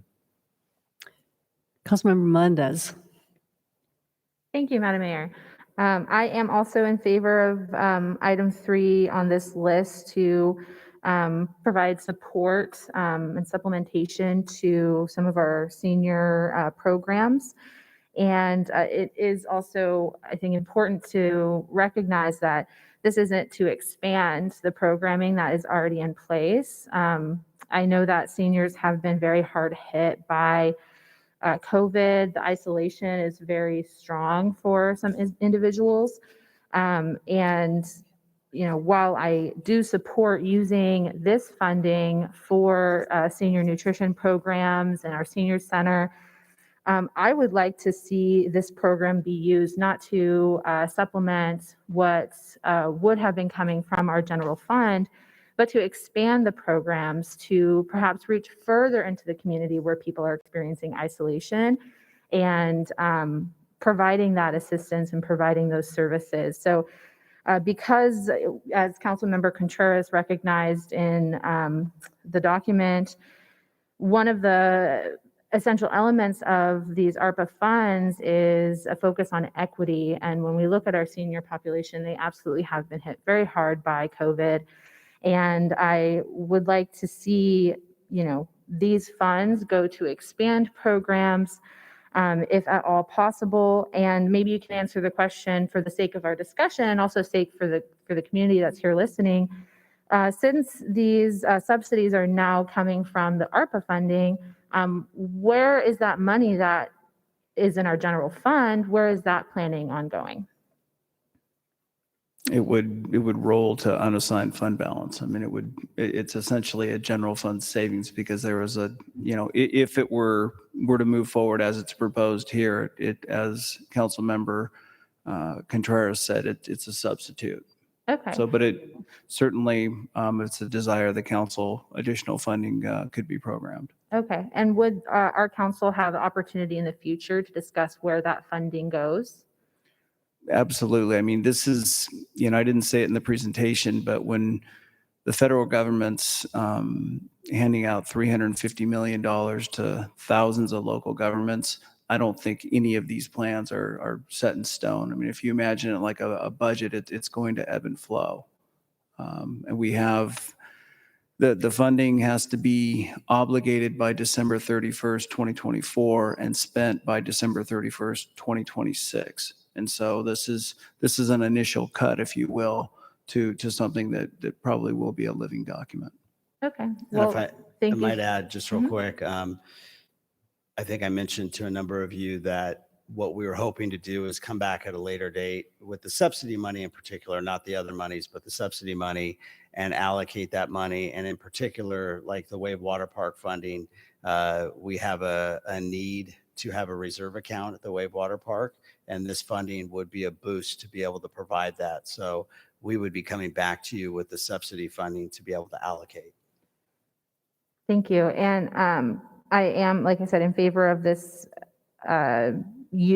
allocation for the ARPA funds, but I do want to contextualize our conversation that, you know, while this is an item that, you know, most of us are in agreement of using ARPA funds for, I want to be mindful of how we're planning on using these ARPA funds, right, in, you know, parallel to some of our general fund uses that also, you know, we don't want to take away from. So I hope that we can get to some of those next. Thank you. Councilmember Franklin. Make a motion to approve item number 3. Okay, do I have a second? I'll second. Okay, so please cast your votes on item number 3.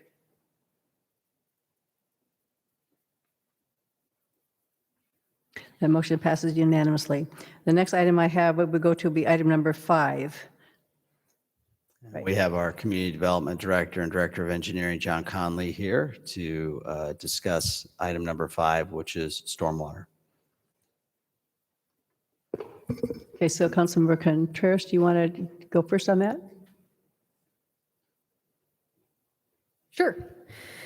I think my biggest issue with this is not the fact that we desperately need to address our stormwater infrastructure.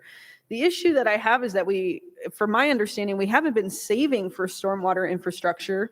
So at this point, we have received ARPA funds, and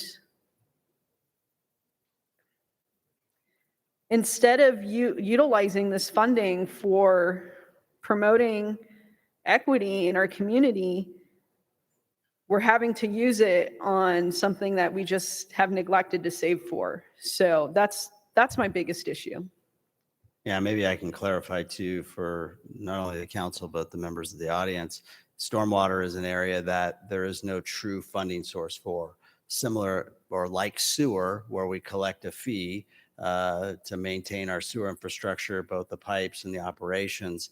We're able to do that with sewer funds. And unfortunately, we don't have a stormwater fund. The state didn't mandate a stormwater fund.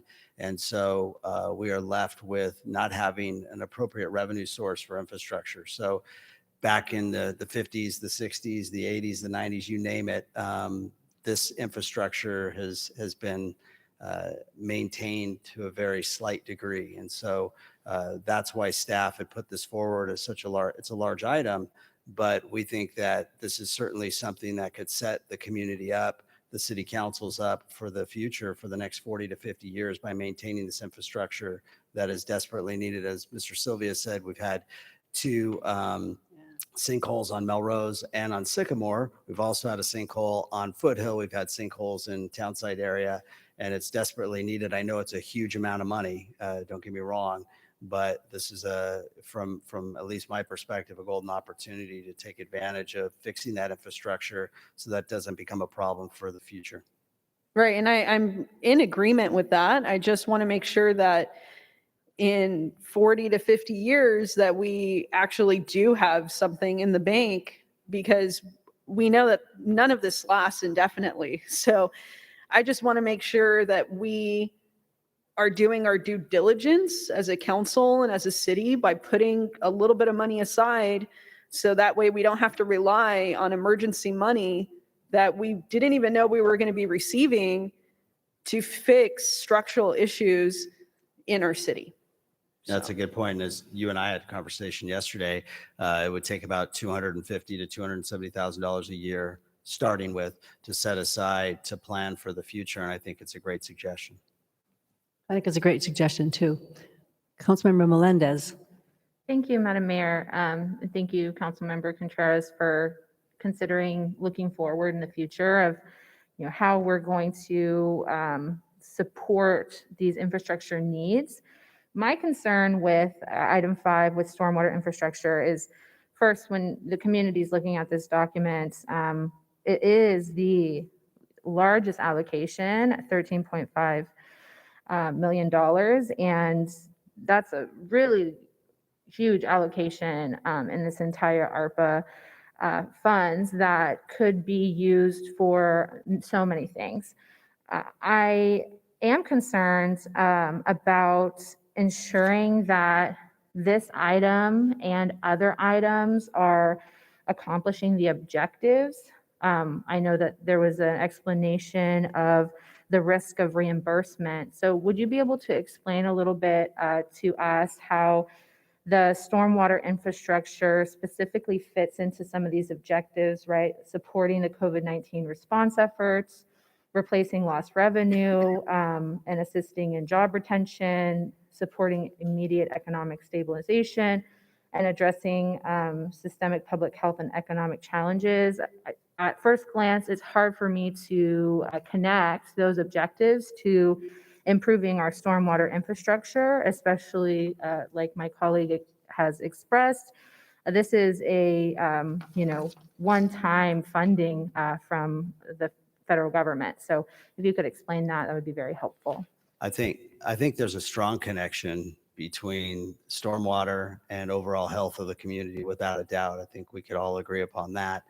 But stormwater is called out specifically in this document, saying that this is an eligible use. So I understand your question about the criteria that's in here, and just for sake of clarity, on page 32 of 43, it talks about promoting equitable outcomes. And I'm not arguing that we should look at what those equitable outcomes are, but it does only apply to cities that are 250,000 or more in size. So for us, from an audit perspective with the federal government, this item or any of these items that we're proposing fall well into the ARPA guidelines. I'm not sure that I'm answering your question directly, but I did want to stress that this is one of those 6 categories that is spelled out that it's eligible for. Okay, yeah, I just And wanted Mr. that Sylvia, I think, clarification. had some comments. Please. I do. Just if on page 40 of the staff report, middle of the page, the infrastructure expense category is shown there, and the subcategory 5.6, clean water, stormwater. So it's clearly stated as a valid For project. public health aspects. Okay, and then I think my final comments were relating to equity and just like kind of looking at our city as a whole. Do we have an idea of where most of these improvements are going to be occurring with this 13.5 million? Yeah, so the recommendation is to address the pipe condition that are deteriorating, primarily corrugated metal pipes, primarily located in the public right-of-way and under our public streets. They're spread throughout the city, but the majority of them, at least the major sections, are in the older part of the city, the northern section, I'd say north of the 78, in the areas that were developed in the 60s, 70s, 80s timeframe. But the objective here is to replace or to line those corrugated metal pipes. Those are the pipes that are deteriorating. That's where we're finding the sinkholes and the failures, and to line them under our public right-of-way areas, not to get into private property. Okay, I understand. Thank you. And just if I could, Mr. Conley, the goal would be to video those pipes first and find out where the most deteriorated pipes occur and take care of those immediately, correct? Right, so we have an analysis of where they all are located. The first step would be evaluating condition and then coming back with a project to either line or cut and cover, replace the pipes. Councilmember Franklin. Yeah, so we learned in the last couple of years about corrugated metal pipe. Some of our residents unfortunately live in subdivisions that were developed with corrugated metal pipe. And unfortunately, a lot of them own that infrastructure underneath their homes. But what we learned is that in the last 20 or so years, we don't allow people, maybe it's 30 or 40 years, we don't allow people to use corrugated metal pipe anymore because it tends to rust out. And 50 years later, we're looking at major replacement costs. So what you said is really important. The newer parts of our city have concrete stormwater pipes. So this is going to primarily benefit those parts of the community. And I'm guessing, what's the plan? I mean, if we're cutting a trench wide enough to replace one of these storm drain pipes, we're basically putting a new surface on that street. Is that right? In most situations, we'll probably be lining the pipes where we can, so we won't have to cut the street open. But in the situations where there's not an ability to line, yes, we'll cut the street and replace the pipe and repave. Got it. So the other thing about this program is staff clearly looked at where the biggest opportunity for a definite future cost for the city. And we've, by using these funds to finance a definite future cost, we're also reserving these funds for this council or a future council to spend on other priorities as we have an opportunity to discuss and create them as a council. So I think this is a really smart use of the funds, and I would make a motion to approve item 5. Okay, I have a motion. Who is that? The second? Was it Councilmember Contreras? Okay. I have a motion and a second. Please cast your votes on that.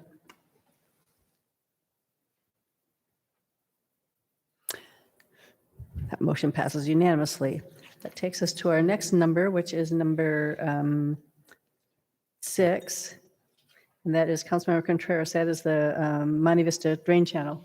So this is the Monty Mar drain I channel. mean, Monte Mar. Yeah, no problem. I knew what you meant. I forgot my glasses tonight. And if we have any technical questions, we have our Public Works Director, Kunamutusami, here that can help answer those. Sure. With item number 5 and 6, or excuse me, 6 and 7, I just want for the public to hear a little bit more about why, we're spending it on this particular type of infrastructure improvement. I'm not against it, But because this is so much money on the table, I want to be able to tell the community, hey, this is exactly why we chose these items. So for number 6, what we're talking about now, and number 7, I would just like a little bit more information from staff so we have it in the public record. Thanks. Sure. If you look at item 6, for Montemar, the drain channel, it's an open channel now. If you look at the sides and also at the bottom of the channel, it has begun to collapse on the south side of the mobile homes. So I have met the members of the mobile home in the community about 2 years ago, and there were questions of our plans to address the issue. As we look at all the recent developments in the area, our plan now is to pipe the channel and then also to build a sidewalk on top of the dirt. That will clean up the area, and then also it will protect, the residents and the community in the area. It's the same for item 7, which is in West Vista Way. So it's on the north side of the street. That is the only section which is an open channel. So the idea is to pipe that section and then put dirt on it. And then also in future, when there is funds, we would like to put a sidewalk and then also put trees, that will increase the safety of the road users. Well, I really appreciate that. And I think it really just highlights and illuminates to the public why we're utilizing ARPA funds on some of this infrastructure. It's crucial, and it's expanding into our city goals, right? We have a city goal for pedestrian and cyclist safety, right? So I really appreciate you kind of just walking us through item 5 and 6.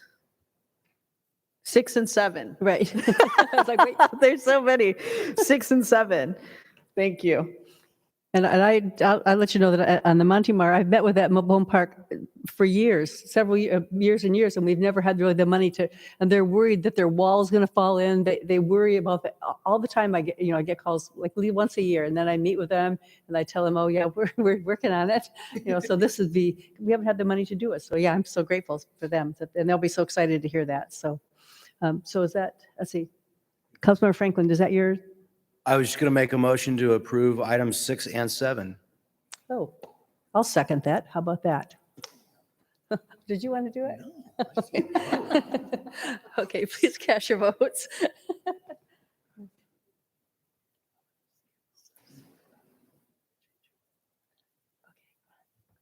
Okay, that motion passes unanimously, and that takes us to item. Mayor, if we could, because a number of the items involve our Economic Development Director, Kevin Ham. If we could jump to item C11, and then we will go to C16, and then we will finish it out with Economic Development. I think that would make the flow easier from having Mr. Ham sit down and go up a few different times. Fine, but it messes up my pro thing I'm doing here. So where am I going? Councilman Franklin, was that, sorry if that. I really want to spend much more. I would like to have a full discussion about this program. I think probably, I'm going to guess that we all agree that we want to do this, but I think we're going to all have a lot of questions. Okay. And I want to have a full discussion about this. So I'd like it to come back at our next council meeting when we can all really dive into the subject matter without being pressed where we have 23 items to vote on. And that's fine if that's the direction of the council, no problem. I just wanted to move to C11 and then come back to those items for your discussion. That's fine, but I would make a motion that we would approve item 8 and direct staff to bring a full discussion to approve the final ordinance governing the expenditure of those funds before us at the next practicable meeting. I would say to you, would you like to hear what staff has to say tonight and then give us that direction? I really do not want to be pressed to make decisions about this. I want to have the full discussion and not include such a major program that we're all going to have a lot to say about in such a large laundry list of items, but that's just my personal preference. If there's not a second to the motion, then I'll drop it. Well? Hearing none. Okay, so if we could go to item C11, provide Wi-Fi in downtown, and I'll attempt to take this, Deputy Mayor Green. I know that you had pulled this item. Right. Yeah, no, I just wanted to break down the importance of needing Wi-Fi in downtown, actually, and having the community that's in that area. Actually, some of them don't have access to Wi-Fi, so I think this is a great expenditure of funds. I also wanted to see, once we allocate these funds, what's the time frame for when it will be up and running, and how will our residents actually be able to access it? Will there be like a password or something, or is it just supposed to be like a just click on and you live in, like, you know, whatever? So I appreciate you pulling this, because this is actually a really good partnership with the school district, VUSD, where VUSD is going to outfit a number of sites throughout the community for Wi-Fi. Vista High School, Luz Duran, Linda Rhodes Center, as well as Vista Magnet Middle School. And part of the conversations, they lack the ability to get fiber to Luz Duran Park. So what we're going to do with this money is we'll install fiber to Luz Duran Park to give them access. And in turn, they're going to provide Wi-Fi from Vista Magnet Middle School when the connection is all made, and it'll go out to the entire downtown. And the other good part of this is that VUSD will run that Wi-Fi network, because we don't run Wi-Fi networks. And so that's a big benefit to us. They have gone out with an RFP already. I think they may have selected a contractor. I might be misspoken, but it's very close. And then they're going to start that work. We will go ahead with council approval and start the fiber connection to the park. So there's no holdup on our behalf for them. Is that enough information on that? Oh, I have lots of speakers. Councilman Franklin, is your name on this one too, or is that? Yes. I think it's a great project, great partnership with the schools, and I think this one directly speaks to the question of equity. So I would move approval of item 11. Okay, Councilmember Contreras. I have to 100% agree with Councilmember Franklin. This is so exciting, and it is exactly the type of partnership that the community expects and requires of the city, and also of Vista Unified School District. So I think it's a win-win. And I just want to throw it out there.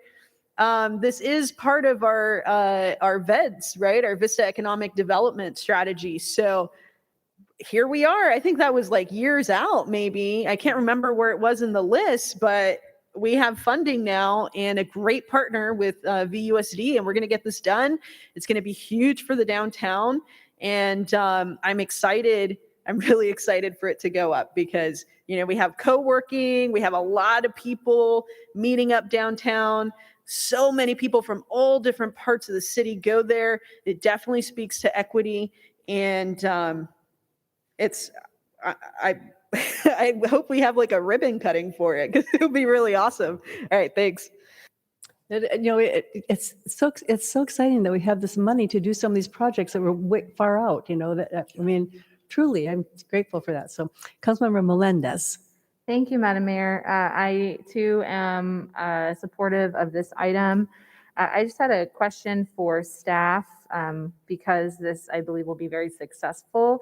Are there other locations in the city that staff is considering appropriate for public Wi-Fi? So the one that we've talked about for probably the last, I'm looking at Mr. Ham, 15 years to have a stable Wi-Fi is downtown.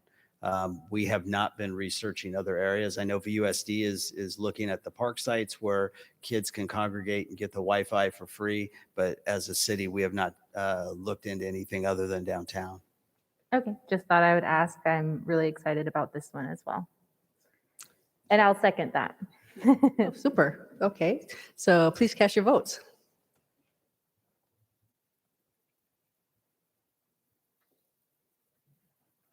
That motion passes unanimously. So now we'll go to do you wanna go C16, Okay. which is the financial literacy programs. And we have Ms. Amanda Lee, our Assistant City Manager, and she can provide information, technical information that the council may have. You just say 14. He's skipping over some. And then we're going to go, so just so you know, we're going to go back and we'll do economic development, and then Kevin Ham won't be able to leave that Patrick's seat. messing up my schedule. I know, messing everything up. but it's okay. We can do it. So Councilmember Contreras, I think you were the first to pull this item. Yes, I pulled this item not because I don't believe in financial literacy programs, but however, $174,600 is a significant amount of money that, I think we can do a pilot program for a year at, $43,000 to $50,000 to see how it's going, how many Vistans were able to participate, and the rest of that money that we're allocating to number 16, financial literacy programs, could that go to other food programs? Could that go to rent, mortgage, and utility aid? Could that go to eviction prevention? Could that go to aid to high poverty districts or social, emotional, and mental health services or childcare, right? So I just think it's a really large sum to provide towards a pilot program that we don't know how many people are going to be positively impacted. I'm sure everybody that goes and is able to do this program will have a benefit, but as a percentage of Vistans, I just don't know. So I would also like for my coworker, Amanda, to be able to break down how we even get to $174,000. Sure. Thank you for having me. It's $3,600 a month for workshops, and that would be one workshop plus an additional hour for one-on-one time with the person who's running the financial literacy program. So those would be held on a monthly basis with that additional hour to do those one-on-ones for 4 years. And then that also gives an additional 12 one-hour sessions of one-on-ones as well. So if people need additional to go through a pre-assessment, post-assessment on a one-on-one basis, opposed to doing it in a group setting. So you're getting 12 a year for 4 years, plus also 12 one-on-one sessions, plus an additional 12 one-on-one sessions as well. 12 for every year, sorry. And do we have an idea based on this program run in other, capacities about how many individuals participate per session? So for a city to run a financial literacy program, it's not something that's done a lot. So normally it's done through various financial agencies. It's also done through, we were connected through our affordable housing developers because they run financial literacy programs. And that's who we got connected with. And then they connected us with someone who runs it in the field as well. So in those affordable housing developments, a lot of people. I mean, there's high rates of success of people coming from all levels. So financial well-being is just kind of meeting you where you're at, whereas that's whether if it's you're not able to make day-to-day and now you're able to actually make month-to-month opposed to day-to-day. It's kind of meeting where you're at to gain to a point where you're actually having well-being and being able to do things that you enjoy. It's not necessarily always buying the house or buying the car. It's kind of just getting to more of a stability level.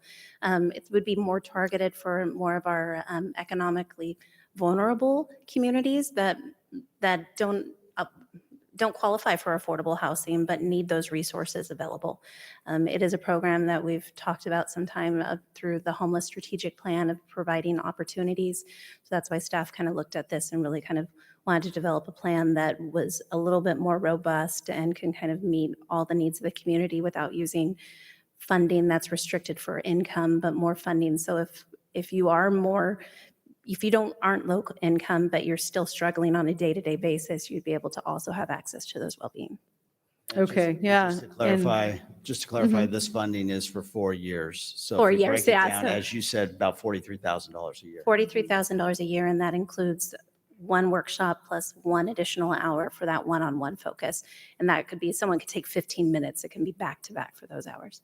Okay. Yeah. And one of my concerns is, right, there's a high utilization rate for someone in like community housing works, right? Someone in affordable housing, right? Because you have that structure already, and to connect this program to the people is like a clear connection.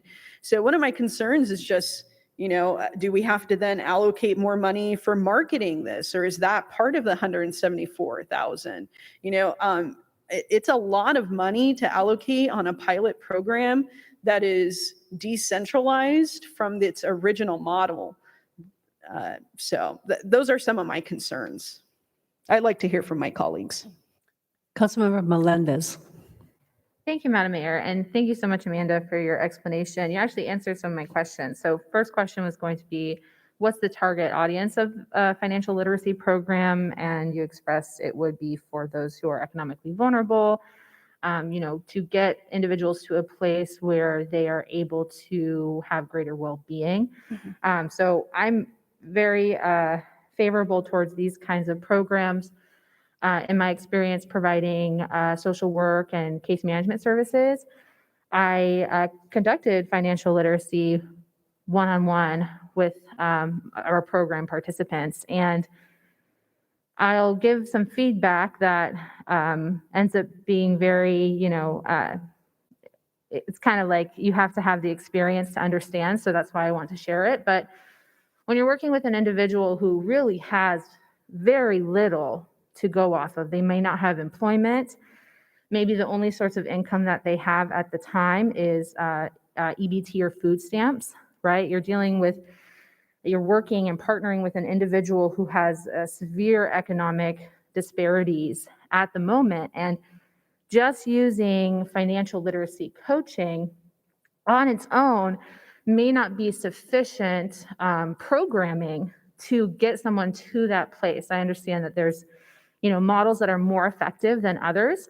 But from my experience, right, when somebody's working with a very, very minimum budget, doing financial literacy can cause a lot of barriers to actually accomplishing that goal of greater well-being.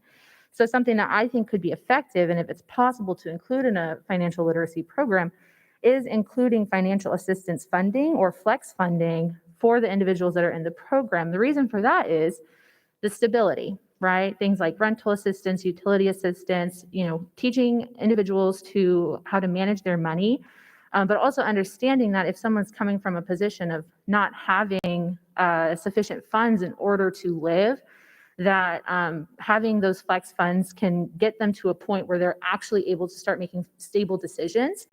Additionally, it could be used for things like business attire, right? And prepping for interviews and stuff like that. So I think that while I am cautionary of coming into saying yes to a new program that we haven't seen, replicated in the city before, if we want to do it successfully, I would recommend including some sort of flex funding, or, we do have flex funding with our social worker that works for the city through some of our other city programs. If there could be a pipeline of, from that program to being able to receive flex funding for assistance for, like I said, utilities, things like business attire, things that would create opportunities for someone to accomplish that well-being and stability, and then also be able to maintain it with that financial literacy, I think would be one of the best ways to structure that kind of program. So that's my feedback.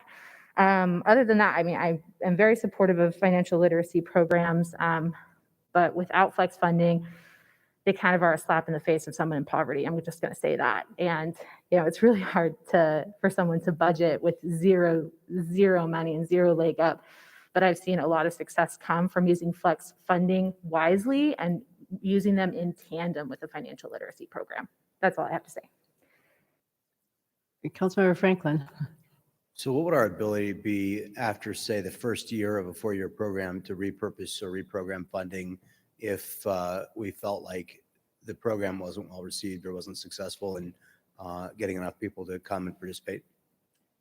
That's an ARPA.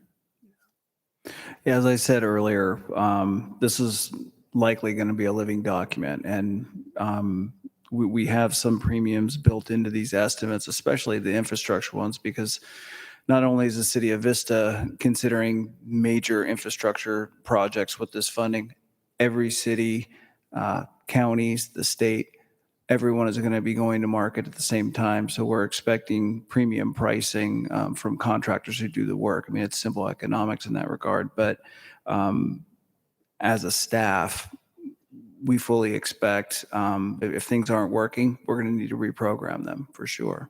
So if we wanted to take year four's program expense and convert that into marketing funds for years 2 and 3, that's something that we could do. As far as I know to this point, yes, I've yet to see really clear guidance from Treasury quite yet on how folks or agencies are going to amend their plans, but you can't create a multi-year plan and have it be completely inflexible. So I'm going out on a bit of a limb there, but I don't see how it would be possible to go, this is what these 23 things that we're going to be locked into and not be able to amend it. Very similar to the CARES funding. We could file amendments and things like that. So I think this is a really important program. They don't teach you in high school how to create a family budget. They don't teach you how to balance a checkbook or how to manage credit cards and some basic financial literacy education. I didn't acquire it myself till I was in my 20s and 30s. A lot of the things that I learned about my own finances were self-taught, and they came at the great expense of hard lessons. And I really wish that I would have had the benefit of going through something like this a decade or two earlier in my life. Would have been great help to me. I think this is the kind of knowledge that can change the trajectory of people's lives. This is the kind of thing that doesn't address the symptoms of poverty, but really gets at some of the root causes. And the reality is that, whatever somebody's circumstances or means, budgeting is important, and learning to manage credit, and learning to access the financial system. These are life skills that are going to be great value to the individuals who have the opportunity to participate. I look forward to attending one of these courses to learn more myself and to see the benefit that it's provided to the community. So with that, I would move that we adopt item 16. Okay, so then we'll go to Deputy Mayor. Awesome. Thank you so much, Mr. Sylvia. I love the idea of this program. I feel like this is just kind of one tool in our toolbox to kind of help our community out. As a council, we've been real fiscally responsible with allocating funds for housing assistance and homelessness prevention. And there are a lot of tools for this. So I feel like the person who helps allocate this financial literacy plan will be connected to all the other resources of the city. And like you say, you can't, do too much unless you have all the tools in your toolbox. So I feel like this is one tool that we use, and I love that it's $43,000 annually. I think that is a reasonable fee, and the fact that we can reallocate the funds in some other way if it's not effective is definitely something that's awesome. And kind of like Councilmember Franklin said, I'm in my almost mid 40s now, and they did have consumer math in school when I was in school, but I know these days they don't. And I run into it all the time with people not knowing what the effects of credit are and how you save money and what debt to income ratios are and how that affects your purchasing ability and things. So I think this is a really good thing that we're doing as a city. And I love that there's not other cities that do things like this. I want to be at the tip of the spear. I want to be a city that tries new things. I want to be a city that other cities look at and go like, hey, Vista did that and they did great and their city loves them for it. We should do it as well. So coming up with new innovative ideas to help our community is amazing. So with that, I will second the motion to approve this item number. Thank you. Okay, and I agree on this item also. I agree with both you, Deputy Mayor and Councilmember Franklin, because the kids, I had grandkids that came out that was trying to write a check. I don't want to say that because I'll embarrass them. Didn't know how to write a check coming out of high school. The kids really, people need training. People get into their 20s and don't know. And I actually didn't know that either until I got older. This is really an important thing. I think it should be back in high school, but if we can help people through that, I think that's important. So I think Councilmember Contreras wanted to say something.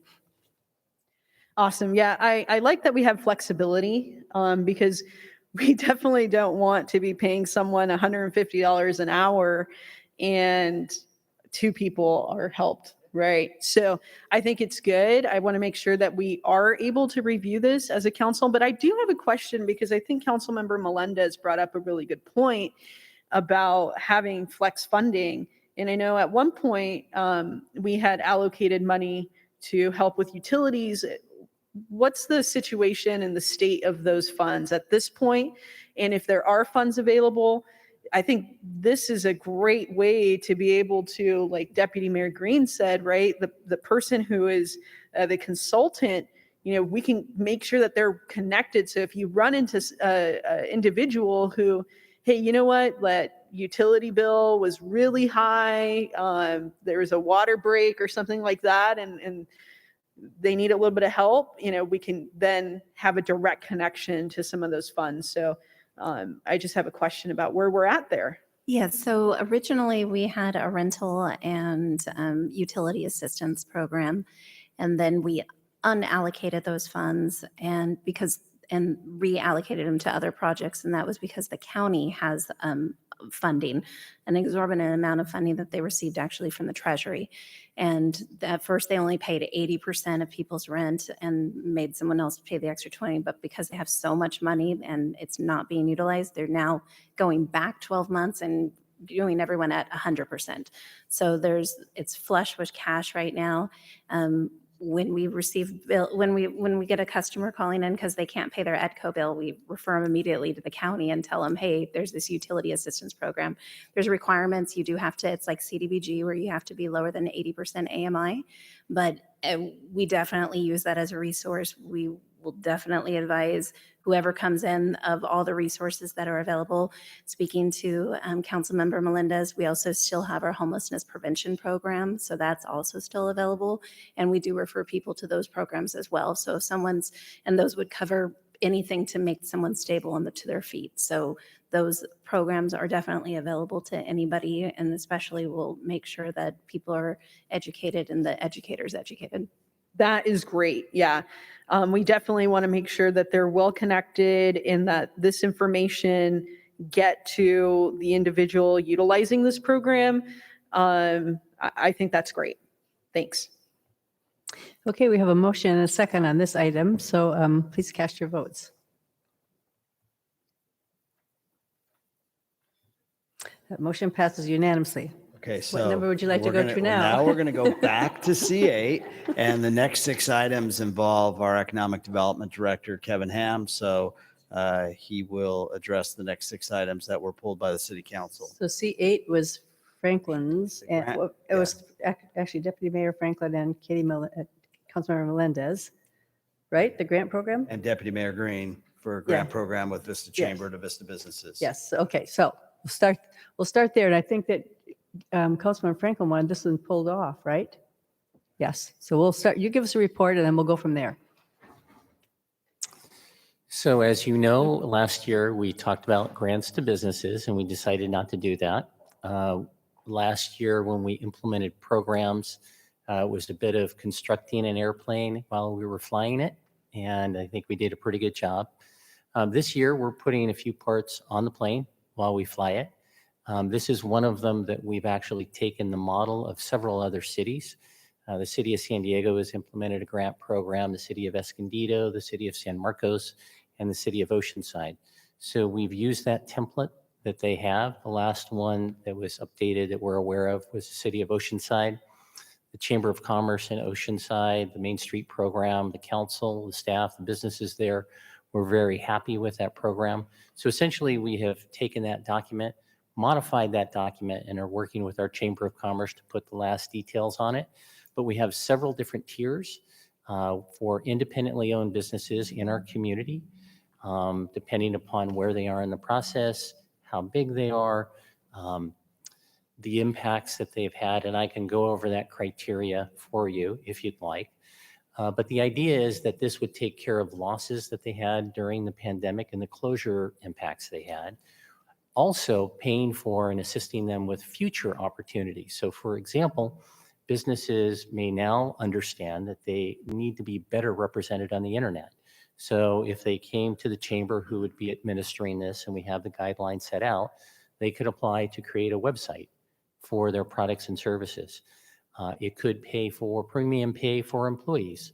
Right now, many of our businesses are experiencing, especially restaurants and other businesses, a dearth of employees. And so they could give those employees stipends. This could also be used for childcare for individuals and companies that needed to support that specific need. So these are programs that we have essentially copied, taken what we've seen as the best model, working with the Chamber of Commerce on the last few details, and we'd be implementing it with them. So, okay, so Councilmember Melendez. Thank you, Madam Mayor, and thank you, Mr. Ham, for describing a little bit, an overview of what these programs would look like. I am also in favor of Councilmember Franklin's suggestion to bring this back for more thorough discussion. There is so much to go over. One of the things I wanted to clarify just before we proceed or table it for another meeting is to see what opportunity these grant funds would go to providing rental assistance for businesses that may be at risk of eviction in those retail spaces. I know that has been a cause of closure or risk of closure for some of our businesses, and I wanted to see what the eligibility was like. Yeah, that is something that we can change. As we've looked into the document, we actually have covered that with some businesses, and we actually have them affirmatively declare several things. One of them is that they're not in arrears, and if they are in arrears, that they make sure that they make up for that. So we can clarify in this document that if they are in arrears, this money would go to that first before any other activity. Okay, I do bring that up because, it would be very concerning if we were to provide assistance for a business that, because of a landlord-tenant relationship, a lack of payment of rent, or any kind of issue like that, that we wouldn't actually be able to sustain the support that we're offering them with this grant because they would have to vacate that property. So that's one of my concerns, just making sure that it's a sustainable model. And at this point, those are my only comments. Thank you. And Mr. Ham, are you aware of other funding sources that are available to businesses that have rental assistance needs? There are many grants out there. I can't think of one off the top of my head, but there are the ones from the counties that we had in the past, the federal grants as well. I have not heard of anyone currently that is in need of those funds. They haven't contacted us, but I don't know of any current ones that they could use. Thank you. Okay, Councilmember Contreras. I hadn't thought about what Councilmember Melendez said, and even if we're not certain what businesses need in that aspect of rental assistance, I think it would be good to just have that in the document, just in case, as kind of a catch-all. I'm super supportive of this program. I think it's a long time coming, and we're able now to utilize our ARPA funds to finally get some assistance in this way, because I know we did assistance in different ways, but this is great, and I support it. Even though we're looking at for-profit only, right, as the way that the document's written. So I think my colleagues may have more to say about that. I am in favor of for-profits being able to utilize it. I don't know if it should be, 50-50 or how that needs to be structured. But I am open to that as well. Councilmember Franklin. Yeah, so I think we're all generally supportive of setting this amount of money aside, and I understand you have some planning and documentary needs to get a plan to the Treasury. For that reason, I'm suggesting and making a motion that we approve the item, but with the direction that Mr. Ham brings back the details of how we're going to spend it for further approval from the council and further input on what types of businesses and organizations are authorized and the elements of the plan. Because right now we don't even have a detailed written plan in front of us. So all I'm saying is I'd like that to come back before the council. So I would make the motion to approve with the sole caveat that the authorizing ordinance come back before council. Deputy Mayor Green. I love that and will second that prior to speaking because I think that is a fantastic idea before I forget. I love the rental assistance for business owners. The other thing that I'm concerned with in this program is the cap amount, $15K.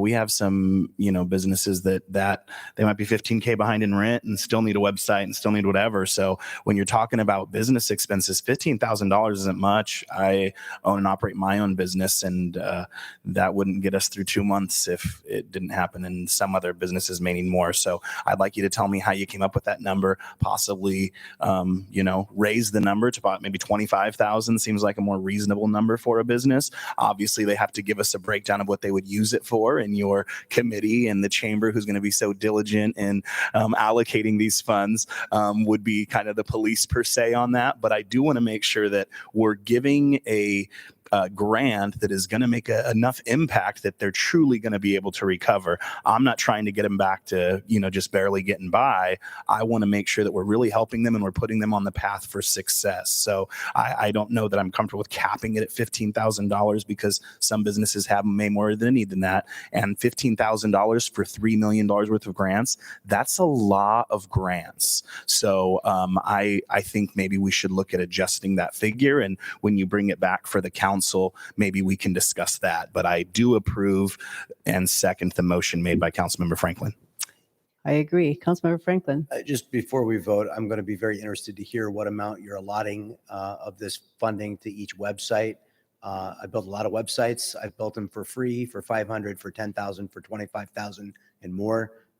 And a lot of the $25,000 websites didn't look any better than the $500 ones and the free ones.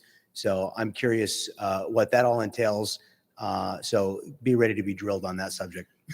Okay, so please cast your votes.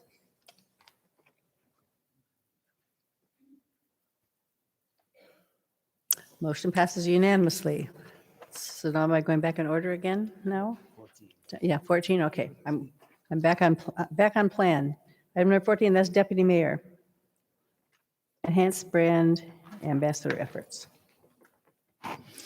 Yeah, I just kind of wanted to hear about that a little bit because I love Vista and I'm always trying to enhance my Vista brand. So if we're going to allocate $20,000, like, is there like a special, are we going to have a mascot, like, a little Vista sunshine, a little hummingbird flying around town or something like that? So it's just $20,000 that says I'm going to enhance the brand and I'm going to, what does that look like, Kevin? And if there's an interpretive dance that goes with it or something, I am good to watch it. Go ahead, sir. So I'll explain it, but I will not dance. So last year we enhanced our brand ambassador efforts, and really all of us know the great news about the businesses in our community and the decisions you all make. And so sometimes that word just does not get out there. And so last year we had about $30,000 set aside. This was one of the economic recovery programs. It really allowed us to tell the story, whether it was about sand and straw, whether it was about what's made here in Vista, who makes those things in Vista. Milk Organics was one of the last ones we're talking about in our next article about the hotels and the impact they make in our community. And so we had in the regular budget that was approved $12,000 set aside. But I thought really when we're talking about this and we've had so much success in telling the wonderful story we have, that really we wanted to add to those funds. And so this would give us a total of $32,000, and we're out an RFP right now that would allow us to create 2 stories a month to get out to the media and have those communicated by that person who is our brand ambassador, essentially our media consultant, to really communicate that great message. I love that. And as a kid who grew up in Vista, I didn't see us on the news a whole lot. And it's really cool to think that we want to get word out about Vista. So I would love to turn on my 5 o'clock news and be like, hey, here's a story about best pizza and brew, or, here's a story about, downtown and our, theater or whatever. So I think it's a great use of funds. I think it's a great idea. And I think it will help make Vista even more of a destination city than it already is, which the council's put a lot of work into. So thank you so much for clarification. And thanks for not dancing. And your motion? Oh, he's going to make it. Oh, Councilmember Franklin. And I'd like to move to approve this item as presented. Okay. Councilmember Franklin. I always remind in conversations with the city's management that just because we talked about something here in the council meeting doesn't mean the community knows about it. So I'm all about telling the story of the work that we're doing as a community. It's very important, and I second the motion. Okay, so see no other speakers, please cast your votes.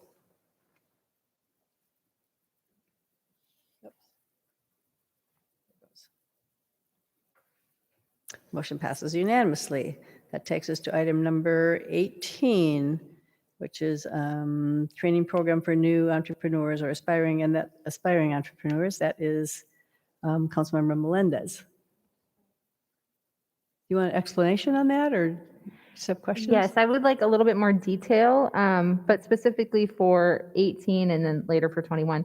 I wanted to get a little bit more information regarding that equity piece of how this program is going to be addressing equity issues in the community and how the training program is going to be specifically geared towards individuals who might benefit the most from it. Sure. So this program, last year we put on several training programs with Strategy 360. The gentleman that helped us put this on, Sid Varakara, has worked at the local and state level. And so it's been great in working with him because he has a lot of connections with those individuals at the state that really can bring resources to bear for our local community. And so we heard great things from our businesses about those training programs. And so this training program, well, let me take a step back. Lots of folks in the last year had opportunities to move on and become entrepreneurs. And so I have seen many businesses start up. And so seeing this need, we thought that this would be a great opportunity to work with these individuals to help them basically understand what are those things you need to do as an entrepreneur. Where do you go to put together your business plan? How do you put together your business plan? How do you use the Chamber of Commerce? How do you score? Use those industry experts to give them that expertise to do that. This cohort would have both an English language and a Spanish language piece to it. So that's how it would meet the social equity piece. Did you have any other questions? Okay. Councilmember Franklin. Yeah, I just want to say that I love entrepreneurs and entrepreneurship. I think it's a way that people change their lives. It's also the core of our economy in this country and our community. 80% of Americans work for a small business owner. That's a great way to address social equity to help people achieve the American dream. So I'm all about it. And I would move that we approve item number 18. 18. Okay, Councilmember Contreras. Yeah, I think this is a great opportunity. We have a lot of individuals that have side hustles and they want to legitimize it and we want to get tax money from it. So it's a win-win. What I'm curious about is how many workshops does 30,000 buy us? What does that break down to, yearly or what Yeah, are we this thinking? would be a 4-month program that would consist of about 6 different workshops over a period of that time. It would also have some one-on-one assistance should they need that assistance from the team at Strategy 360. And the workshops would be, would they be individual topics or would there be like knowledge needed from the previous to continue and really get more out of the second meeting and then kind of like almost like a prerequisite? What's the structure? Yeah, so they would be separate programs, if you will. But the one-on-one assistance really would be provided to help them out if they needed to catch up to really connect to the next topic and maybe didn't really fully understand the last topic. We find that entrepreneurs really have a great idea, a single thought. They might be lacking somewhere else, so this really helps fill in that skill lack that they might have. Awesome. And this is, like you said, something that we started when we were being a little bit more creative as a city to addressing some of the economic impacts of COVID-19. So I think it's great that, we're able to have this type of creativity and then we assess whether a program is working or not. And if it is, then we get to allocate more funding towards it. So I think this is a great opportunity. And I'm excited to see more businesses start up because of it. I will second that motion. Beat you to it. Being I see no more seekers, so please cast your votes.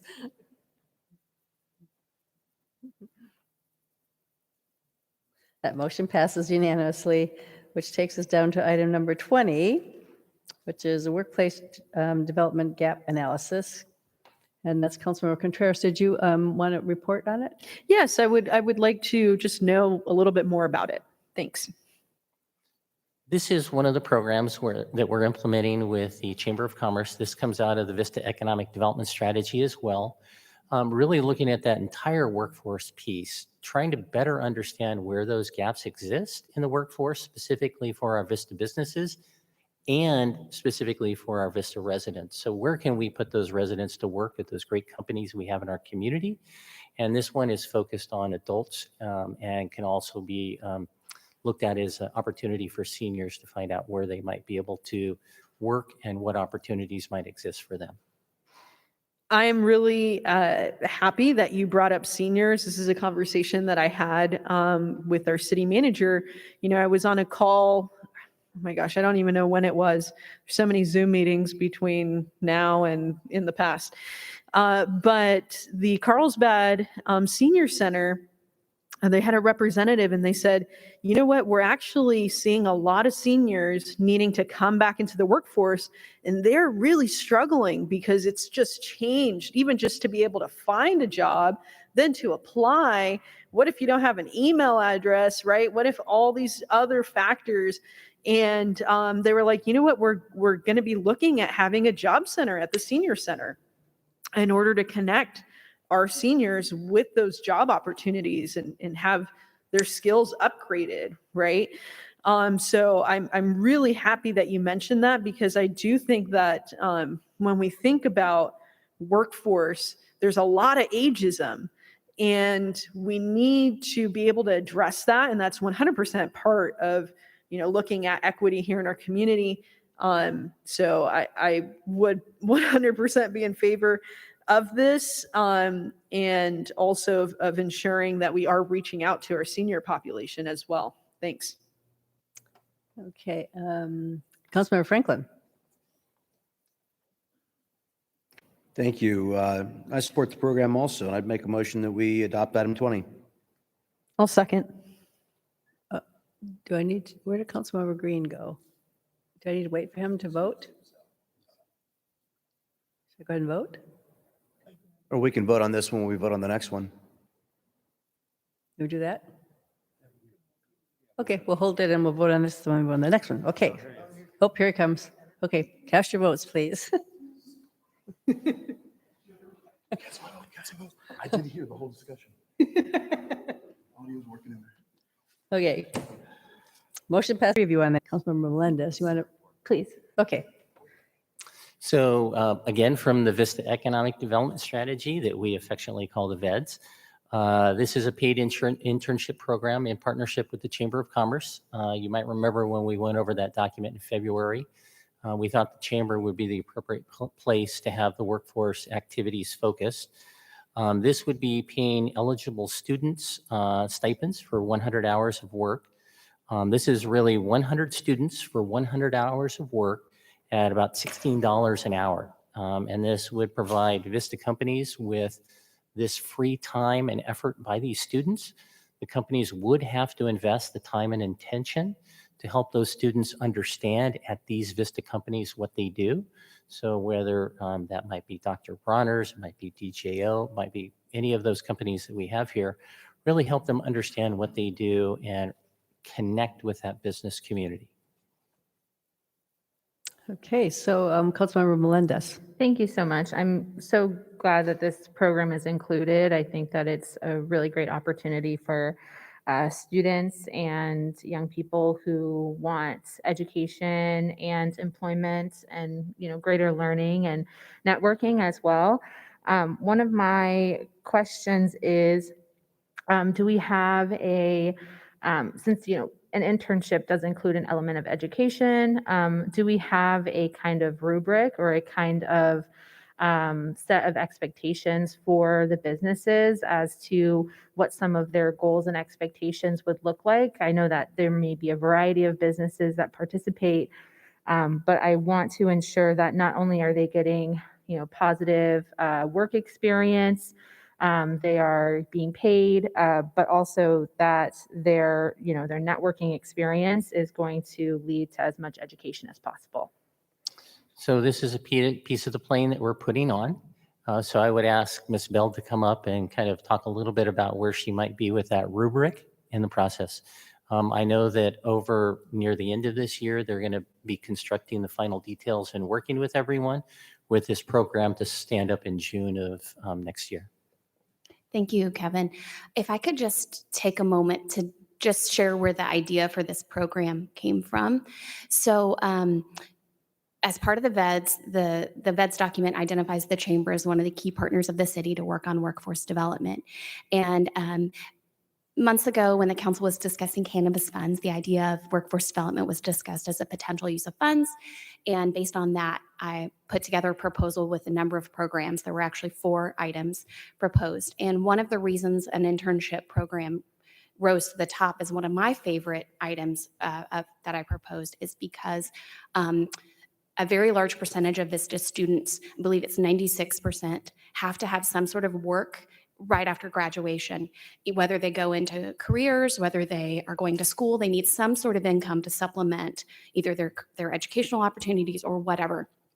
And backing into that, there are a number of students that need work opportunities during the school year. And I think we all know that if you have to work in a paid capacity to help support your family or to pay for your own car insurance or whatever, that excludes you from an unpaid opportunity that could open up the doors for networking and some of the things that Councilmember Melendez mentioned. I personally had that experience as a high school student and wanted to participate in an unpaid opportunity. I wasn't able to do that. I needed to work and help my family. So that's where this idea came from. So with regard to your question about a rubric as far as expectations, we're working on those details. This program is set to roll out next summer. And we have an idea. We've talked with the school district about how to identify the students that would most appropriately fit within this program. There are a number of career pathway students that fit within the industries. We have interest from companies. So there are some details to still flesh out, but the intention here is that equity piece. The intention here is to connect students with career exploration opportunities. The program highlights students between their junior and senior year where they need those paid opportunities, and yet they can also make potential workforce connections where when they graduate and need either part-time or full-time employment, they have already a leg up as an opportunity for potential long-term employee, and perhaps the company can invest in them and support them in their educational goals as well. That's really the goal of the program, and I'm really excited that you're considering it. Thank you. Do you have other questions of Rachel? No, that was a wonderful explanation. Thank you so much. I understand that we're at the beginning of the process, right? There's still a lot of things to iron out, but it's very helpful to know how the program was conceptualized and where you're hoping it can go in the future. Thank you so much. Councilmember Contreras, does anybody else have questions for Rachel? Yes, no? Maybe not. Okay, thanks, Rachel. Good explanation. I just want to say it's so exciting to really see the VEDS come to life ahead of schedule. I'm thrilled that we're able to start making some of our long-term goals start now. I just want to make sure that when we're talking about students that match career paths, that we don't overlook Alta Vista, that we don't overlook General Murray. We have a lot of students who are credit deficient because they have to work. So this is a great opportunity for those individuals who aren't born into networks of knowing, how to even be a city manager or economic development in the city.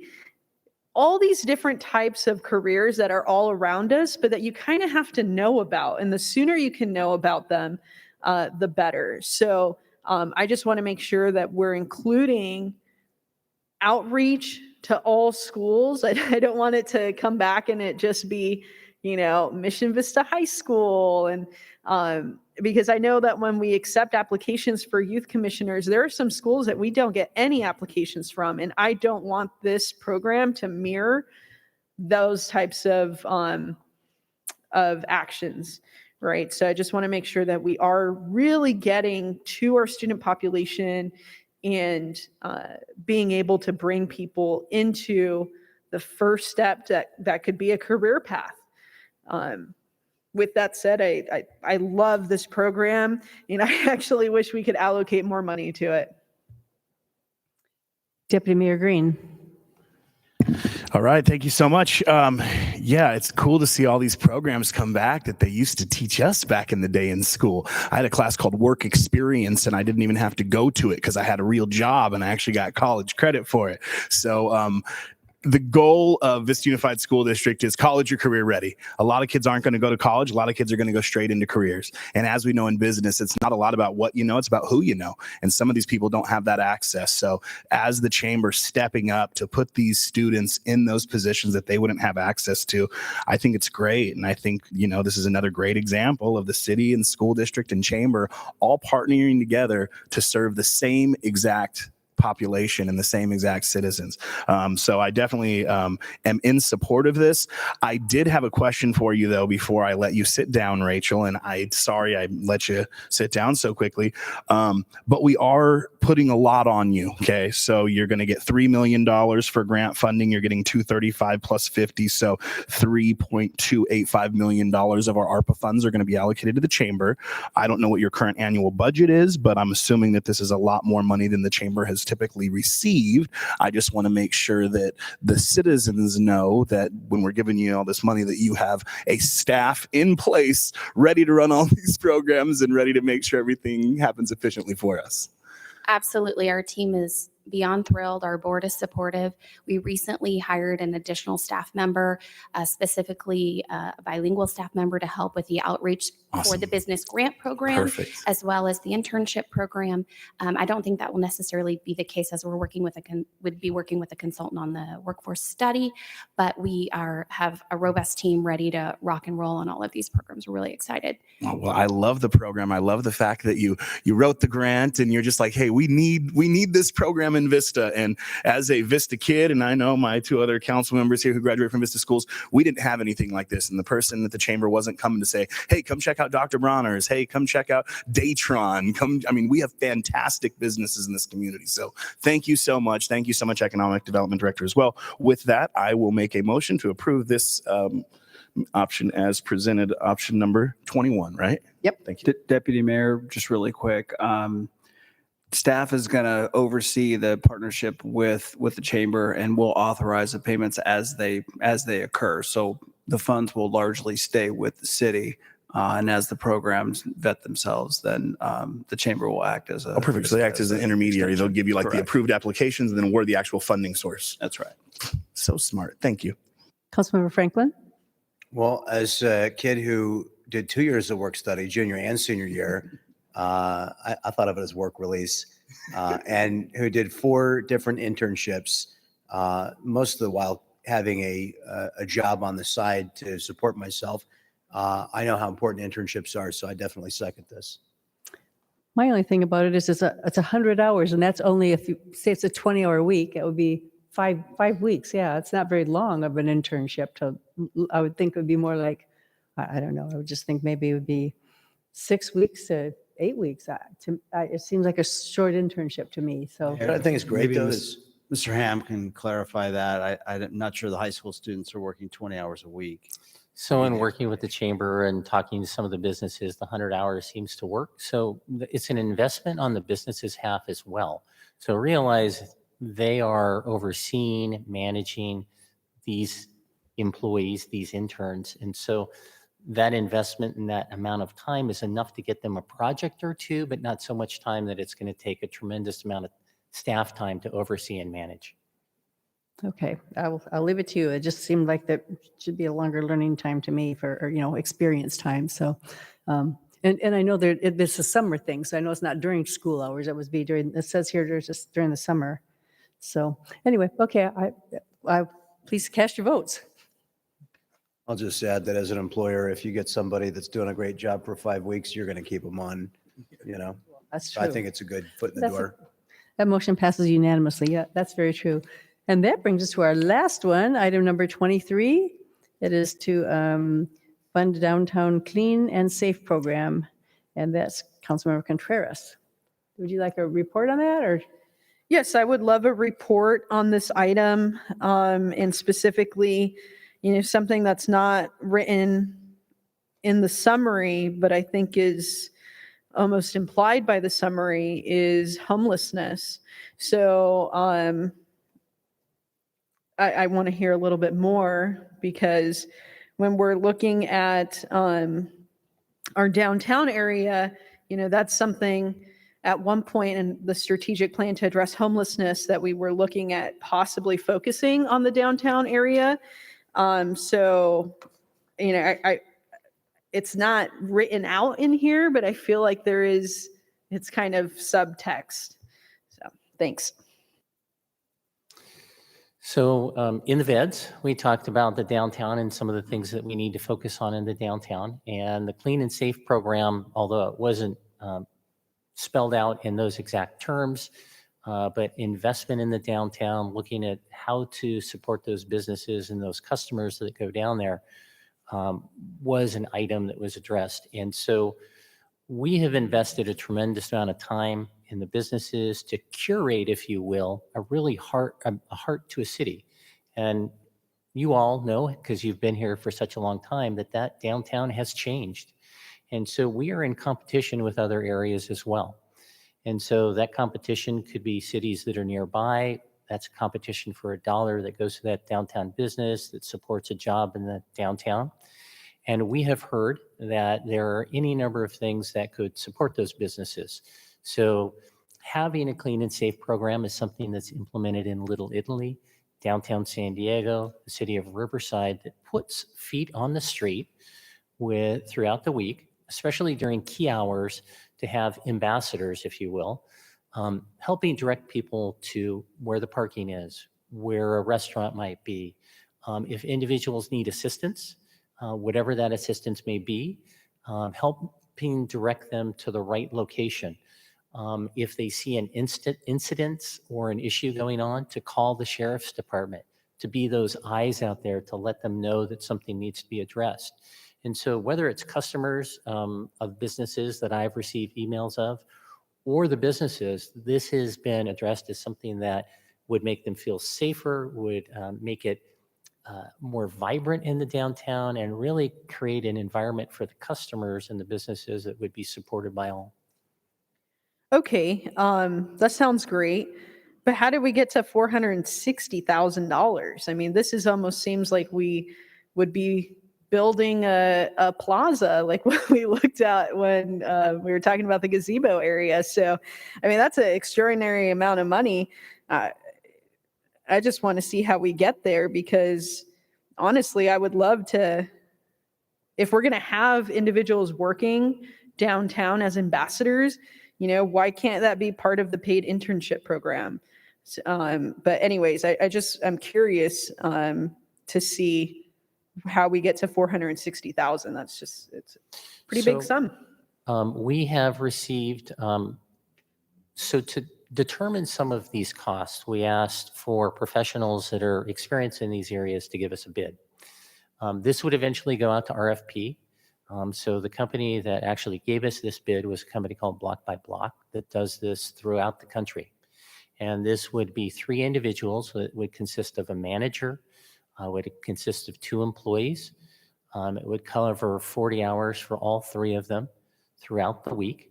It covers office space. It covers their tracking system for trash, referrals, all of those systems that are in place. There are any number of companies that could do this. So my guess is when we go out to bid, that price may go down. depending upon, as Mr. Sylvia said, the competition and premiums that are out there for similar services. But we arrived at this based upon a bid that we received from someone that is doing this day to day across the country, looking at our downtown and telling us how many folks that they thought that we would need for our downtown during key hours. Okay, yeah,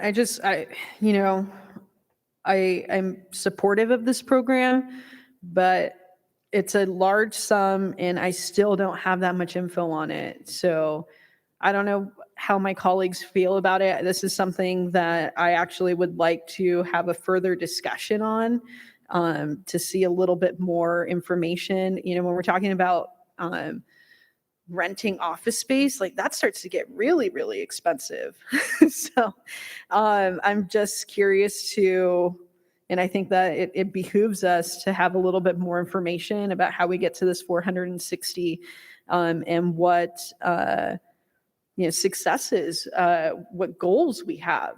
Because right now I don't even, I see a list of services that we want to provide, that I think are needed in the downtown.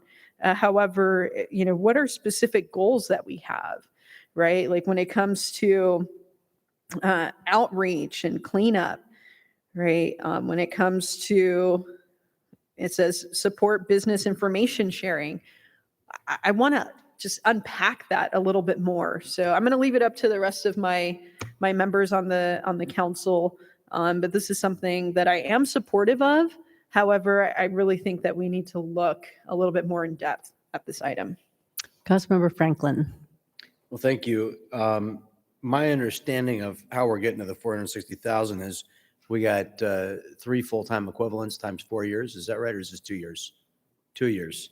So 2 years. I think you can see how we get there numerically, although office space, I'm in agreement. I don't think this program needs office space.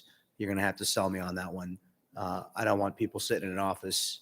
If we're paying them, I want them on the street doing the job that we're hiring them to do. And if we give them a place to sit down and a computer to sit on the internet, I'm not understanding why that's part of the job. So you have to sell me on that one. Also, I bet the chamber would give us a desk for somebody to sit and do some staff scheduling and filing some reports. And I bet they'd give us a really good price on it too, because they probably got a desk they're not fully utilizing. So let's think about that rather than having separate offices. Maybe we can contract for a very efficient office share with the chamber. Because I think their mission dovetails nicely with, is the chamber going to have a role in this program? We would work with them and they would be our eyes and ears out there as well. Speaking of the office space component, hopefully the future bidder is not watching this, but this is one of the areas of savings I think we can experience. The other is the office space would just be one space and would typically be for someone's break and resting. And, the thought that I've had is the Film Hub. We could work with the Film Hub. It's right around the corner. It's in our downtown. I'm sure that could be something that we could easily lower the cost. I just wanted to make sure that we had an industry standard bid to work from, and then we can work down from that. Sure. So I regularly get communication from business owners in the downtown, specifically thinking to the, I think now, former owner of Bear Roots. When he opened his facility down there, had a lot of safety issues, gang issues, crime issues. We do not have deputies.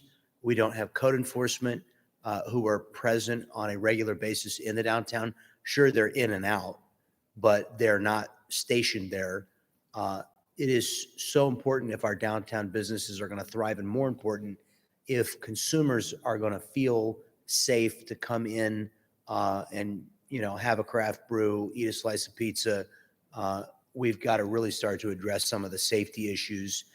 Make sure that we're preventing graffiti before it happens, and really sort of protect the investment that these business owners have made.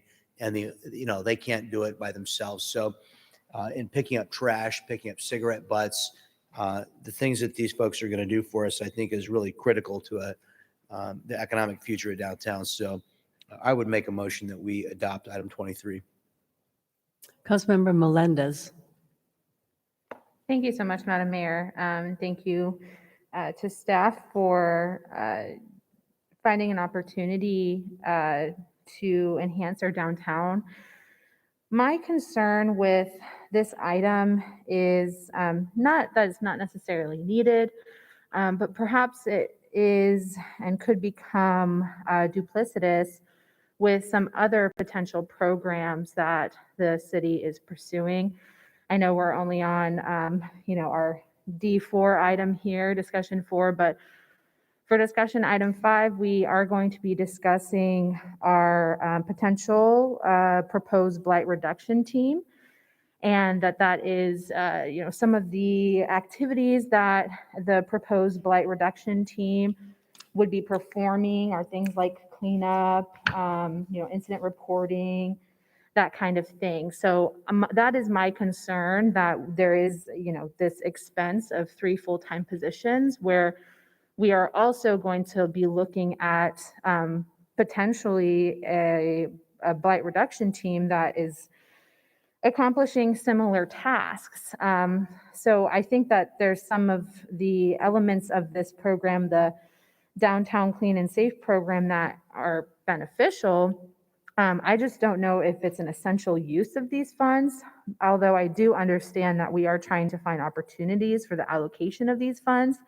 I think that throughout this discussion tonight, I have expressed that, some of these items could receive more funding, right? So if we were to kind of, curb back on any of the program options that are before us, this is one of those program options where, thinking forward to our future discussion that we're going to have in a couple of minutes, I'm wondering if it is as an essential, use of these funds that could better be used elsewhere. So those are my comments. Those are my concerns and criticisms of this item. I think that it's a creative program and option. It's not something the City of Vista has done before, but we are looking at maybe similar overlapping roles or opportunities to explore as a city. Thank you. I think that this is focused on the downtown, and I think that the next discussion is the blight is the entire city.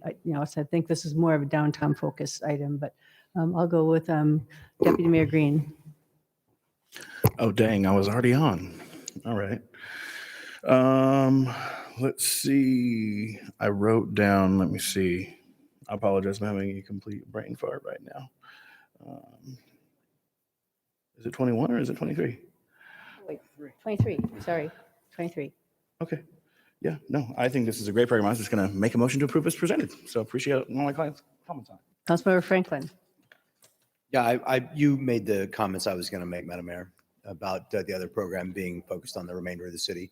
Okay. And, the other thing is the other program is going to be people in vehicles. And this is people on the streets, downtown. And I think both deserve a full-time presence. So, Yeah, the downtown definitely needs it, so I'm supportive of that. So with that, I have a motion and a second. So I guess please cast your votes.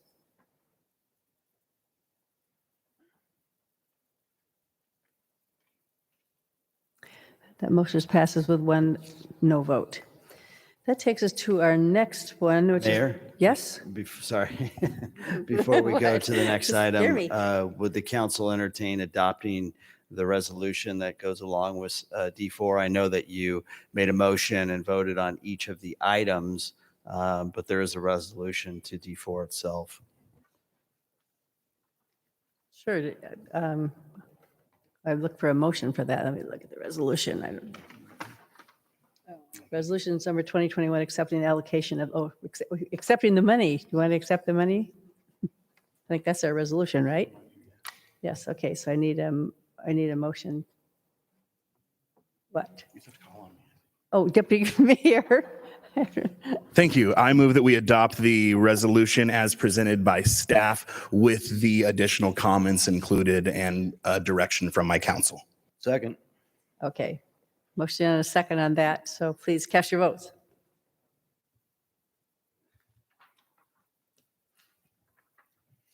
That motion passes unanimously. Okay, good job. I know I was stuck. Okay, so moving on to our last discussion, our final discussion item is the priorities for excess cannabis revenues. Oh, our city clerk, Kathy Valdez, is going to provide the staff report. Sorry, give me just a minute to get the PowerPoint switched.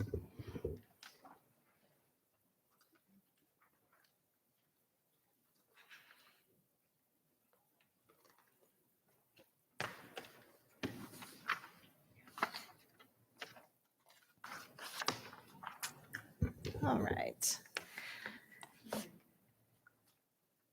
So this item is to discuss priorities for excess cannabis revenues. I'd like to suggest, again, to help move the conversation along, that I provide an overview of all the proposed projects. Then we go through and identify where there's some consensus, and then open up to discussion for those items where there's questions, or if we have a lack of consensus on those. So do you want to follow the way we did the last one and vote on each thing and each thing as we go along? Is that how we should do it again? So I'll do the full report, and then we'll go back and look at the specific Each item. priorities. Got it. Okay. Great. All right. So back in April, the city council was presented with a draft budget. And at that time, there was consensus from the council members to cap the general fund revenue amount at $4 million and use the excess funds for special projects, which would be allocated at the end of the year once all that tax revenue was collected. For fiscal year 2020, 2021, the city received $5.113 million in cannabis revenues, which makes $1.113 million available to allocate for projects for the current fiscal year 21-22. At the time of the discussion of the draft budget, as well as when we talked about adult cannabis, the city council provided some recommendations for projects they might like to see funded. The slide here shows those items that staff recommends using the cannabis funding to provide for those programs. The first is cannabis decoy and enforcement operations. At the last city council meeting, you did allocate funds through the JAG grant for this to do it on a quarterly basis for decoy operations. This would allow for additional decoy operations as well as special enforcement operations to look at both the businesses as well as delivery. And so they might be larger operations or they can be individual really investigations. So we'll provide some flexibility to the Sheriff's Department to do that. Another item the council identified was youth cannabis prevention and early intervention programs. The staff is recommending that we issue an RFP for this. It could either be two $50,000 grants, one for prevention, one for early intervention, or one larger grant that would cover both items. And we are suggesting that the Community Safety Commission be used to review those applications and make funding recommendations to the council, similar to what we do with the CDBG program. The next is the scholarship program. There was interest in providing support to nonprofit organizations, particularly looking at sports leagues and other extracurricular activities.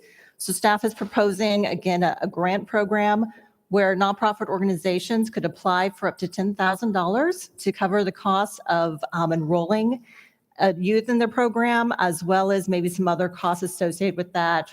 For instance, if there's field trips or certain equipment that might be needed by the youth, the organization can apply to include that as well. Again, suggesting that the Community Safety Commission be used to review those applications and make the funding recommendations to council. Increased lighting in neighborhoods, it was another item that some council members identified. Staff has looked at the cost for installing lighting. It's estimated to be about $27,000 per light and about $450 for electricity costs per year. So we're recommending $270,000 that would allow for about 3 blocks worth of new lighting in a neighborhood. On average for a residential street, it's about 3 lights on opposite sides of the street. So again, that would give us several blocks in a new neighborhood. Adding a sheriff's deputy to our COPS team. I think most people are familiar, but I'll review a little bit what the COPS team does. They do many of the issues that the council would like addressed. Things like graffiti, tobacco, alcohol, cannabis, human trafficking, Special operations, and I'm sure, and homelessness is another big item that they address. So that deputy would assist the other deputies in meeting those goals that the city has to address those problems. The city staff are recommending a blight reduction team. Blight has been an issue that the council has had as a goal to reduce for many years. And this would allow for a 2-team person, so 2 different vehicles, so basically covering the city every day of the week to look for blight issues. So picking up debris that's in the street, identifying problem areas, and also doing enforcement. So it'd be sort of a combined public works and code enforcement position. So we're recommending doing a pilot project for that for 1 year and see what the impact is in supporting your goal to reduce blight. And then also staff identified the need to increase park restroom maintenance. Currently, restrooms are cleaned at the parks at the end of the day after closing. And there's certainly a need throughout the day to do some additional cleaning. So our current provider has provided a quote that would allow for 2 teams to check restrooms throughout the day at all the parks, restock and clean as necessary. So those are the projects that staff is recommending. The total magically comes to $1,113,000, which is perfect. But we do have some other projects that the council identified. So I want to talk about those as well. Some of them we've identified other funding sources for, so we're hoping that will meet our needs. One is a PERT clinician. The county has been talking about increasing the number of PERT clinicians throughout the county. And so we'd like to see what they come up with and hopefully be able to secure a PERT clinician or additional hours as a PERT clinician in the city. Similarly, the county has hired 10 additional social workers to work throughout the county. And we're working with the county on what the requirements are to have a social worker either assigned full-time or certainly part-time to the city. And then another item the council brought up was substance abuse recovery programs. We have identified CDBG as a potential funding source for this, although I do want to caution that that would have to come out of the public service funds, which are currently used to fund the other special projects or nonprofits. So it would be in lieu of some of those other grant programs. But that would allow for sober living beds and or some cessation programs for marijuana and tobacco, which has been identified as a need in the recovery programs. Projects that we have already received funding for or have recommended for funding, actually, I can say now that they're all funded since you approved the ARPA grant, are solar panels, solar panels at city facilities.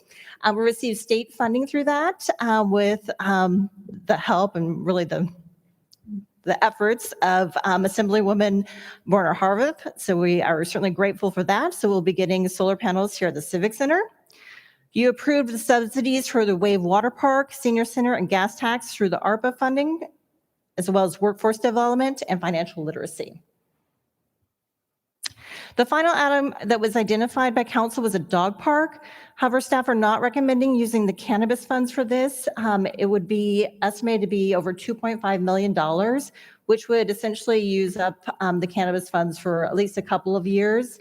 And not be able to fund other programs. We do have park development fees that can be used for this, and depending on whether street improvements are needed and where they are, we also might be able to use traffic congestion management plan funds to use those. So our next steps would be to go back through this, identify what you would like to have included. We'll come back with an operating budget adjustment. And I do remind you that we'll do this every year once we've received all the cannabis tax revenue for the fiscal year. So it'll be an opportunity to look at programs you approved tonight, whether you want to, up those again, or if there's new programs you want to try. So this will be an ongoing item that we'll have every year. So with that, Mayor, if you'd like, I can go through the items and like you did before, find consensus on those? Do you want to do that, or do you want to hear the speakers Oh, I first? forgot we have speakers. Usually we'll have the speakers first, and then, All right. and then we can do that. So we'll start with Jim Briggenbach, followed by Nash Brown.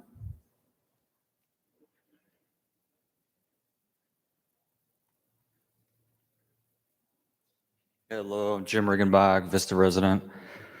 There is no justification for adding a deputy sheriff. I listened to the last presentation by the captain of the Vista station to this council. He provided no evidence that the department is in need of more deputies, nor did he give any indication that he even wanted to add another deputy. Why would you even suggest this? You're going to wantonly add to a department that you have almost no control over? I've read the contract that the city has with the sheriff's department. The city council has very little oversight except to order an audit. When was the last time the city did an audit of the sheriff's department? Without a review of the department, you have no evidence to justify this expense.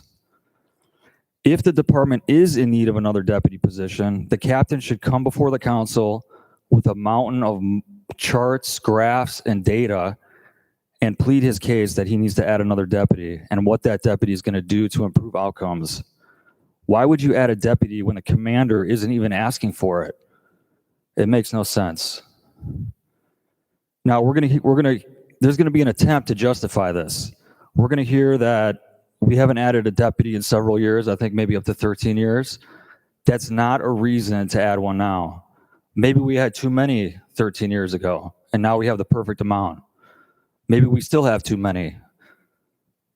Maybe there actually aren't enough, but you don't know that because you have no evidence. You presented no evidence for this. We're also going to hear about the ratio of deputies per capita. We're going to hear that as our population has grown and the number of deputies stayed the same, the ratio has lowered, and it's too low.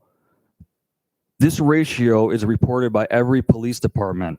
It's a tiny little data point.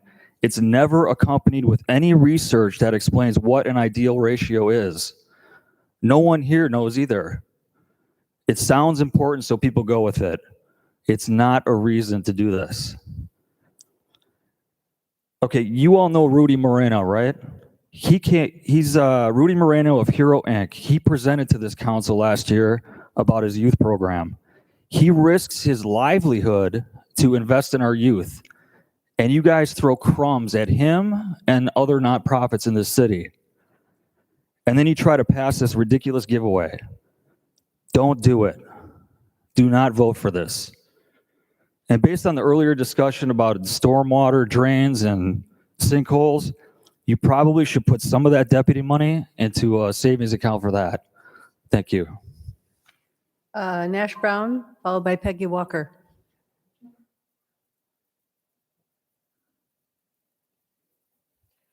Hi, City Council. I'm Nash Brown. I've lived in Vista since I was about 7, so.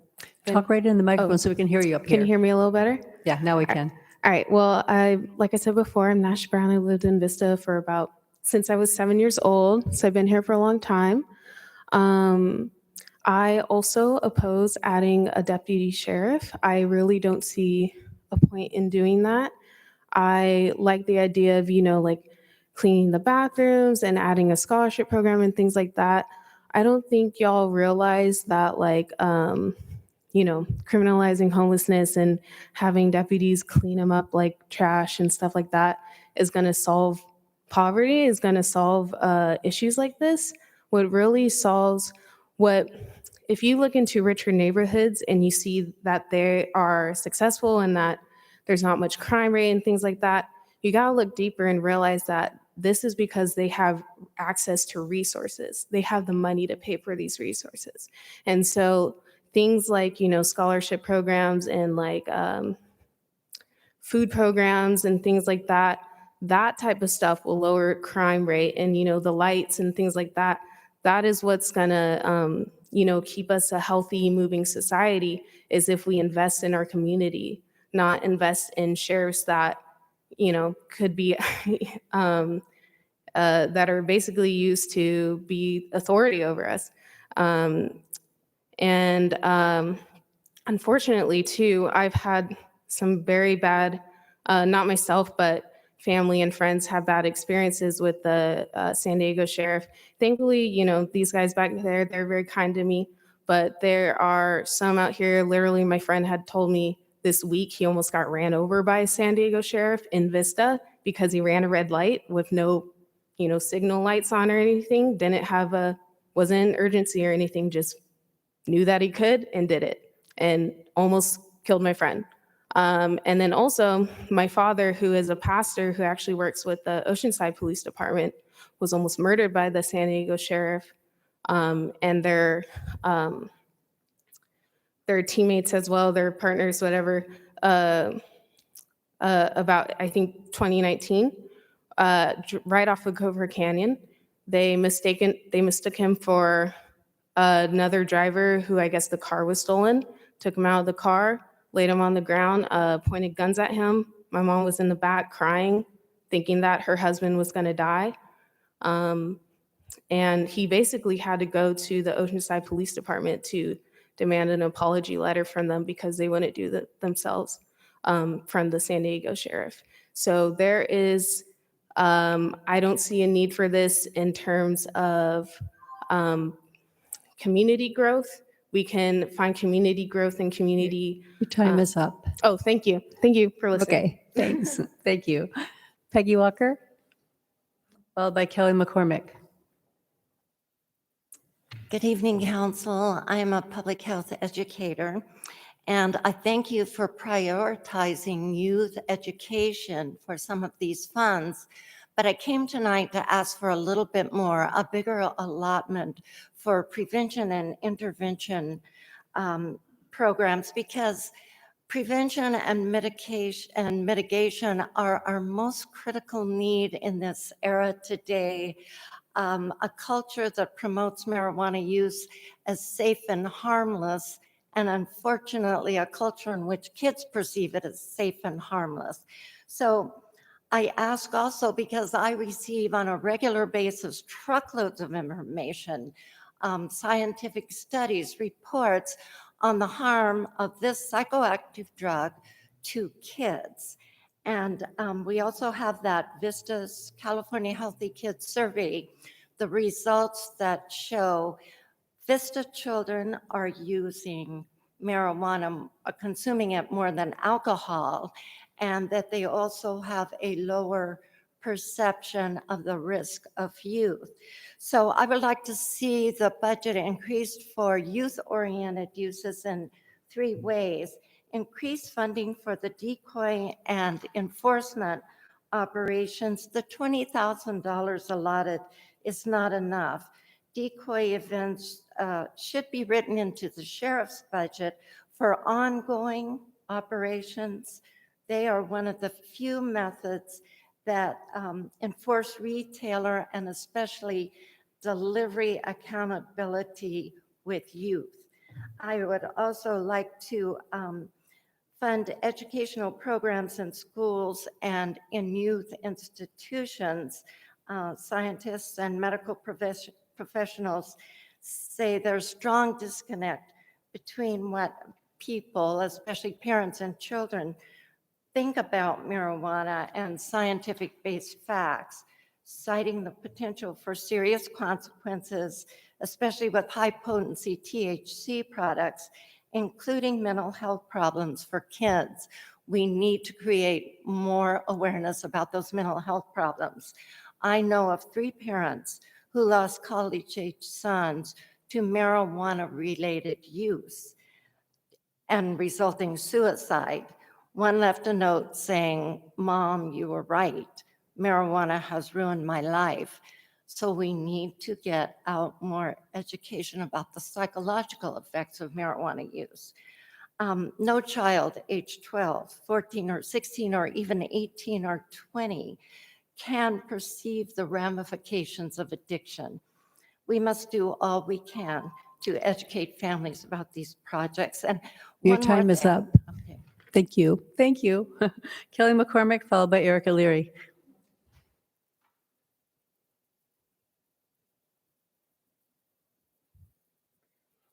Good evening, council members. This is Kelly McCormick. I'm a public health educator with a focus on alcohol, tobacco, and drug prevention among children and teens.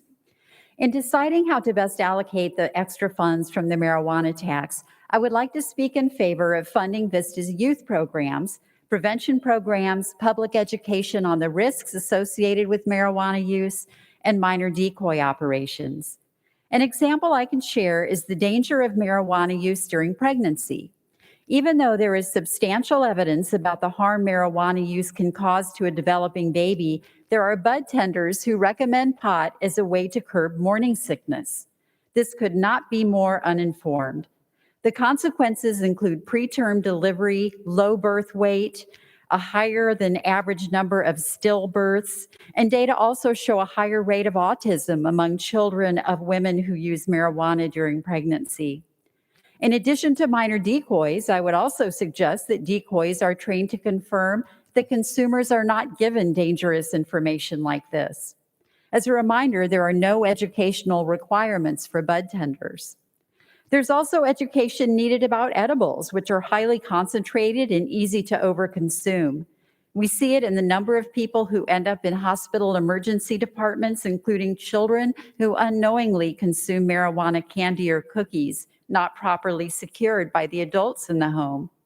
Ask any emergency medicine doctor or nurse, and they will tell you about the alarming increase in the number of cases. And I can't end without emphasizing the need for more education about drugged driving. As you may know, San Diego County set a record last year for the number of fatalities caused by impaired drivers. Both San Diego City Attorney Mara Elliott and San Diego County District Attorney Summer Stephan have said that marijuana was a major contributing factor. At the same time, surveys show that most marijuana users do not believe pot use affects their driving. Clearly, this is a deadly misperception. Please use this money to help mitigate the problems that go along with drug use and marijuana commercialization, with a stronger effort to help Vista's youth grow up to be drug-free. Thank you. Thank you. Erica Leary. Good evening, Mayor and council members. My name is Erica Leary. I'm the program manager for the North Coastal Prevention Coalition, which works in the cities of Carlsbad, Oceanside, and Vista to reduce the harm of alcohol, tobacco, marijuana, and other drugs through community action, education, support, and collaboration. You probably didn't know I was sitting out in the lobby earlier, and I was very inspired by your comments about renaming the community park, Palo Vista Park, and your efforts and desires for community input and outreach. And perhaps that could be a frame that you take for this issue too. Public input and discussions may also be a marketing strategy to help portray the message that Vista is serious about reducing the potential risks of marijuana use. I'd like to also commend the staff report for including the importance of decoy operations in the project list, but I'd strongly encourage the council to take a more deliberate and broader approach with this funding and really commit that all of it should be focused with the goal of mitigating the potential risks and harms of marijuana, including youth use, school suspensions, use by pregnant women, impaired driving, healthcare impacts such as ER visits, and exposure to secondhand smoke.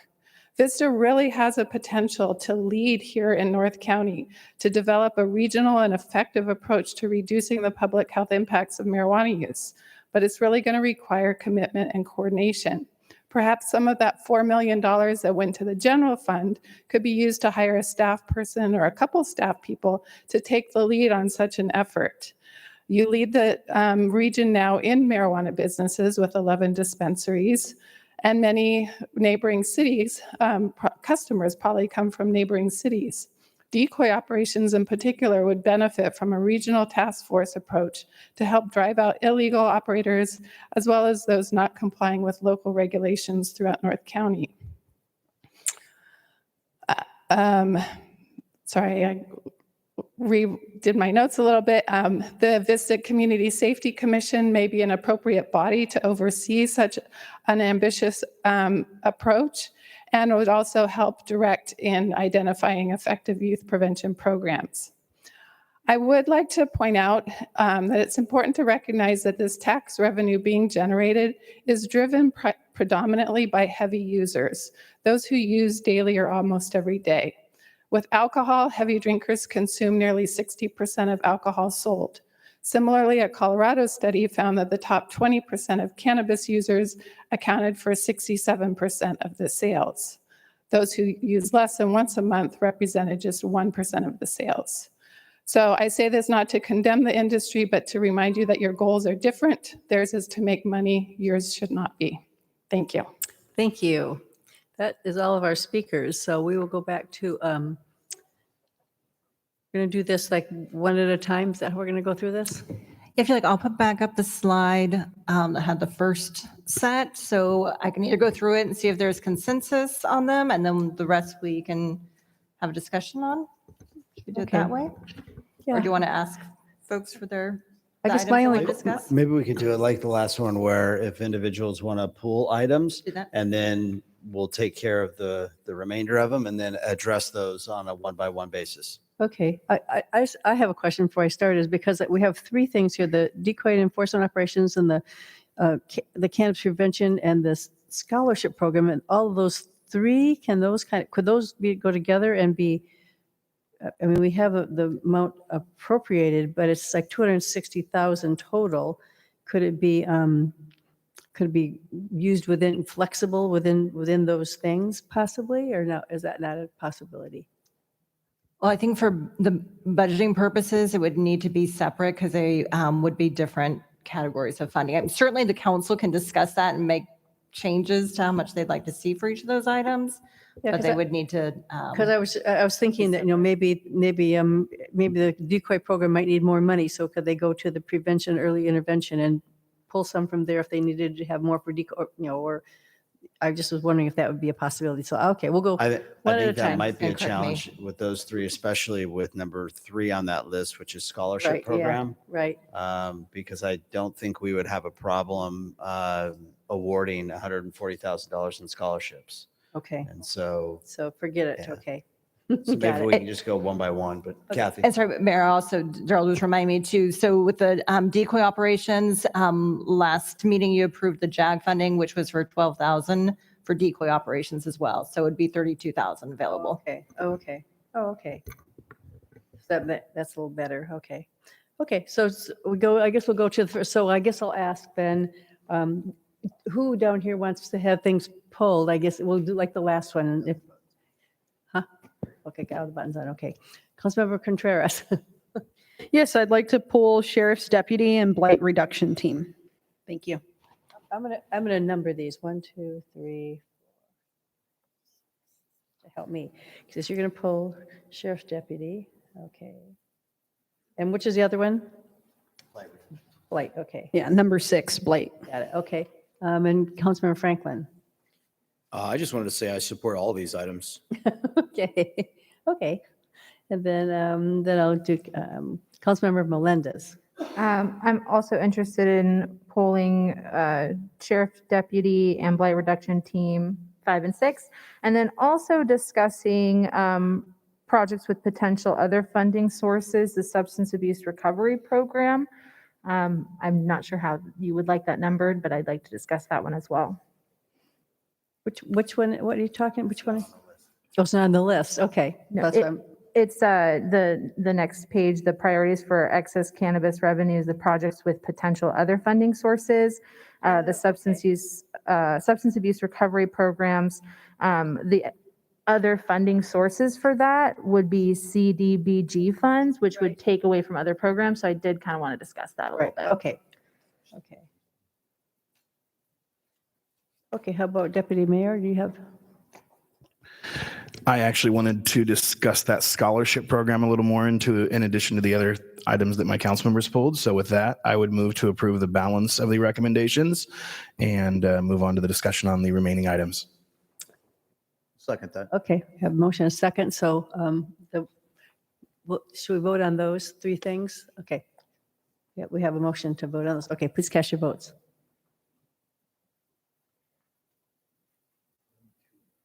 Okay, that motion passes unanimously. So then we'll go in order. First, we'll go to number 3, which is Deputy Mayor Scholarship Program. Yeah, and I just had a question on that scholarship program. I know that these funds are coming from excessive cannabis revenues, but I wasn't sure, is this scholarships to go to like a college or something? Or could this be like a grant program for like local sports teams that we want to send to tournaments and things? I mean, what are the confines for this particular scholarship? Because I know we have great sports teams and, you know, a lot of different people who could use funds. So I'm wondering if we can generalize these or if they're going to be targeted for something super specific.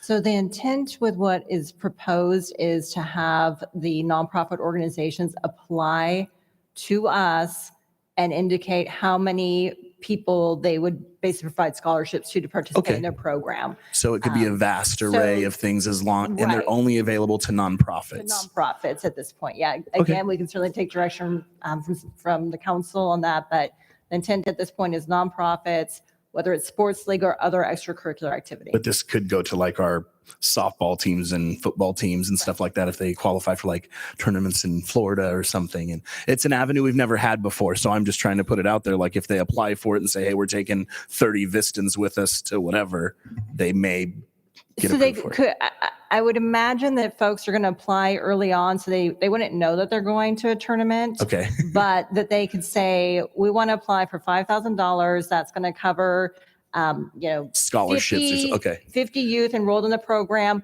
plus the cost for them to travel with us if we make it to tournament. Okay. So we do want to allow some flexibility for some additional costs. That's perfect. So it doesn't have to be for an actual event. It can just be for an organization as long as they show you how they're going to allocate those funds. Yes, and then we Perfect. would ask them to report on a monthly basis. Patrick. Or quarterly basis. Yes, sir. Go ahead. The primary goal from the staff perspective Yes, sir. is to get people scholarships to join those programs, to play soccer, to Okay. play football, to go to the Boys and Girls Club after school programs. And that, and then the ancillary use might be if they're invited because their team is going somewhere else. Perfect. So I just wanted to clarify. It's not like we're going to have 100 people writing us letters on why we should send them to somewhere. It's perfect. Okay. So that's it. I don't need to change any. I just want a little clarification on it.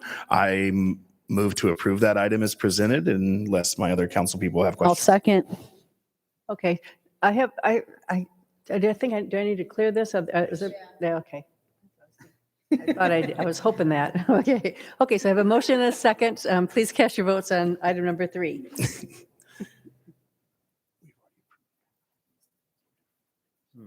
That motion passes unanimously. They would take it to item number 5, which is the sheriff's deputy. Councilmember Franklin. Thank you, Madam Mayor. This is a very important item. In fact, according to the Public Policy Institute of California, statewide, we have more than 2 deputies per 1,000, while in the city of Vista, we have approximately 0.9 per 1,000. So we have less than half of the average amount of policing in our city that the rest of the state has. So in the last 15 years, I think we've added 2 deputies. Our population has grown by over 15,000 in that same period of time. And I think it is incredibly important. And I think our residents demand that our sheriff's department is able to respond quickly, that we have low response times. And I think having additional deputies to do that is important. I think the mission of the COPS team, to which we want to appoint this newest officer, is very important. I'm personally calling for the COPS team to be made a 7-day-a-week program. Right now, it only operates 5 days a week. And I think we need to have our COPS team on the ground 7 days a week, because the issues that the COPS team is confronting are not 5-day-a-week issues. They're 7-day-a-week issues. Look, there are 6 deputy sheriffs on duty sometimes in the patrol division to patrol the entire city. When you tell your voters that there are 6 deputy sheriffs only patrolling the city, nobody that I've talked to finds that to be an acceptable quantity. We have not done our duty to provide the funding and resources for sheriff's deputies. It is critical that we continue to supply funding so that we can grow the number of deputy sheriffs serving our city to a reasonable quantity. We are way under-resourced. Every deputy sheriff that you talk to will tell you, including the captain and the lieutenants and the sergeants, they will all tell you that they need more resources, they need more deputies to do their job and to do it safely. And frankly, the cops team needs more to build yeah, there's problems with policing in America, in California, and right here in Vista, and with the deputy sheriffs. There's culture that needs to be improved. There's relationship with the community that needs to be improved. In some respects, we've got a lot of work ahead of us. But depolicing, which is the concept of not adding police officers while your population grows, therefore reducing the number of deputies serving each 1,000 residents, that is de facto depolicing. If we are not adding deputy sheriffs to meet the safety demands of our community, then we are supporting a policy of depolicing. I do not support a policy of depolicing. I think this is vitally important, and I'm asking every member of the council to support bringing this additional deputy sheriff on unanimously. Thank you for your consideration. Councilmember Contreras. Before I speak on this, I want to say, I want to speak on how we were called to speak on this, which differs from the ARPA funds. When we had the discussion on the ARPA funds, the individual who pulled the item from consent calendar was the first one to speak, which would have been me in this situation. So I understand that. I want to complain. I had the reverse happen to me on one of the other issues. You were called on before, and I had the first, and I pulled it. So same issue, different order. Thank you. So are you saying I didn't call on you first? That was what the problem was? Yeah, I'm just saying that there was a switch in how we went up, in how we are discussing this versus how we discuss the ARPA funds, which if we're having a symmetrical type of discussion, I just want to clarify, is it whoever presses the button first, or is it the person who pulled the item? It's a procedural question.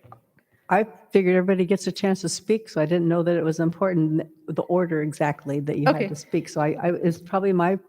I just want to clarify so that way I know that I got to press the request to speak versus being called on like how we did it before. And that's how it was going. That's how it was going. Was because when I went. No, that's totally fine. So are we doing it? Do we have to do requests to speak to be called on, or is it the person who That's removed the easiest way to do it. Okay. I mean, because I did go down the line on the thing, and then I just wrote down, but I took you in the order that you're on the screen to ask who is pulling what. So then. Correct. I just wanted to note that there's a difference in procedure than what was anticipated.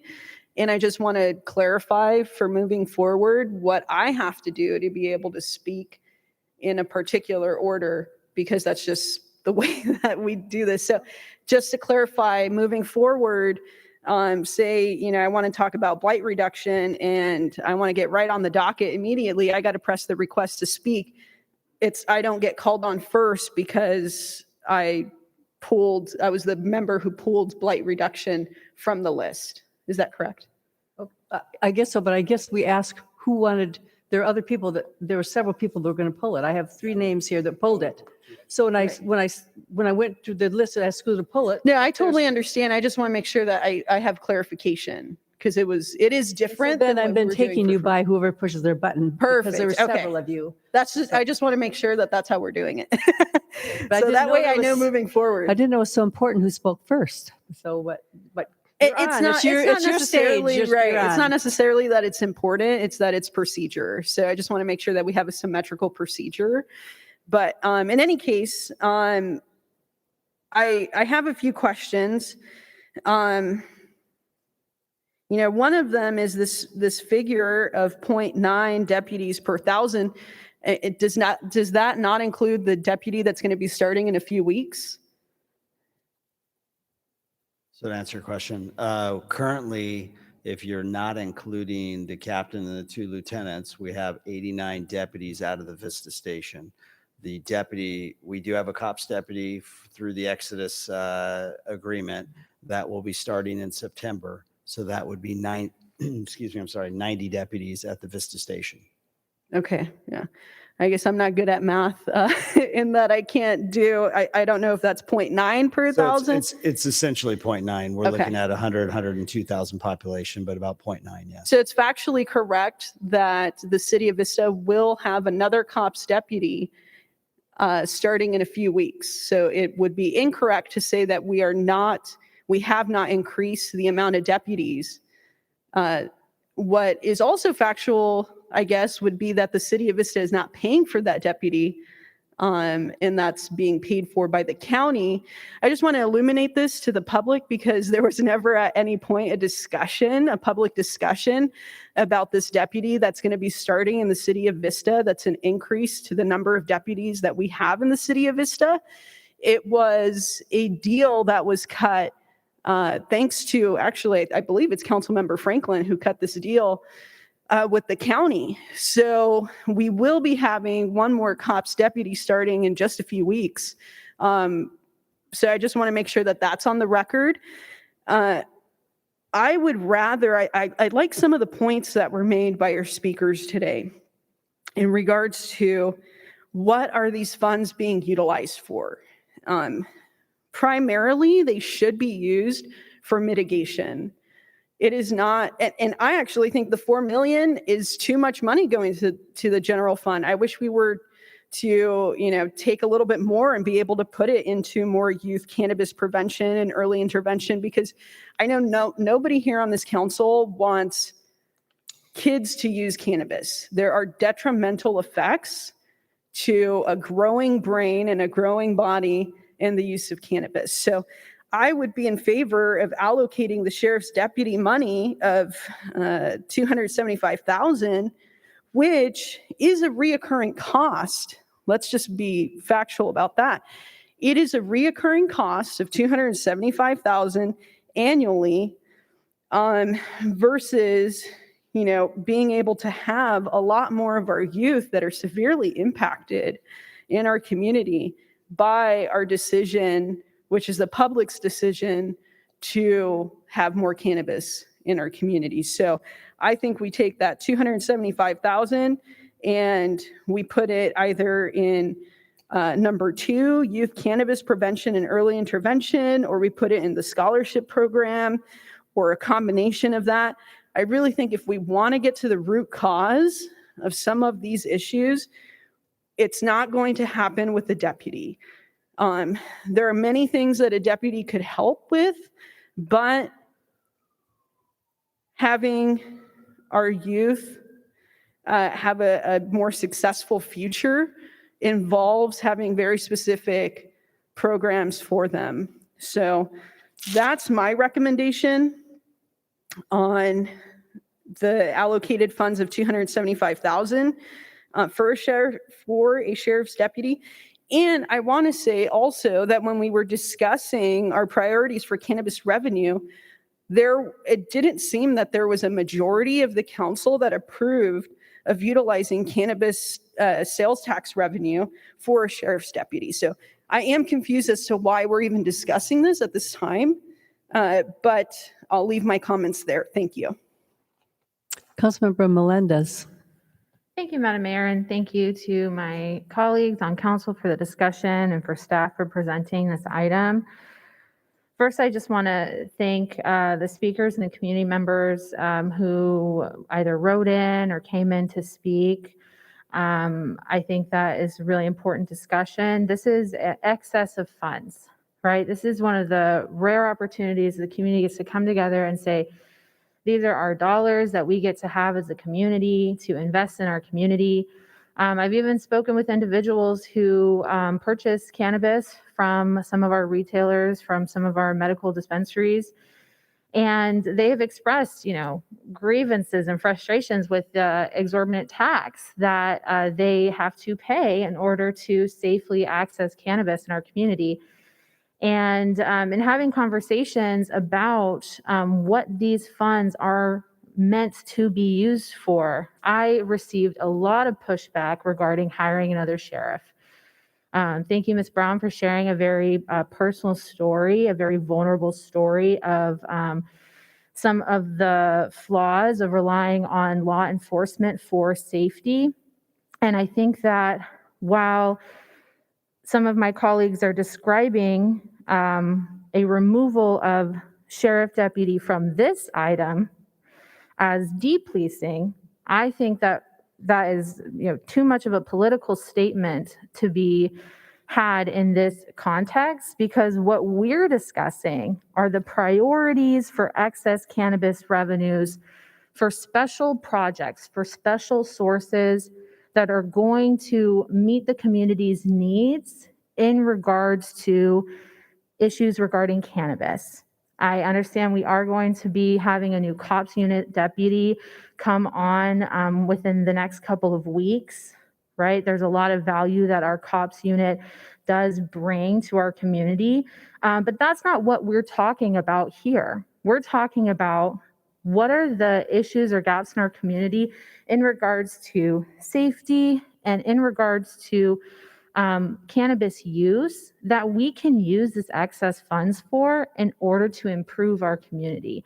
I think that just blindly adding another sheriff's deputy when one, we need to first be looking at, are there other sources of revenue for that to address specifically adding another COPS unit deputy onto our payroll essentially, right? Instead of using these very specific funds. So when we talk about depolicing, we can look at our entire budget and look for opportunities to add another COPS unit sheriff deputy. However, these funds are specifically for special projects that I don't think a sheriff deputy is appropriate.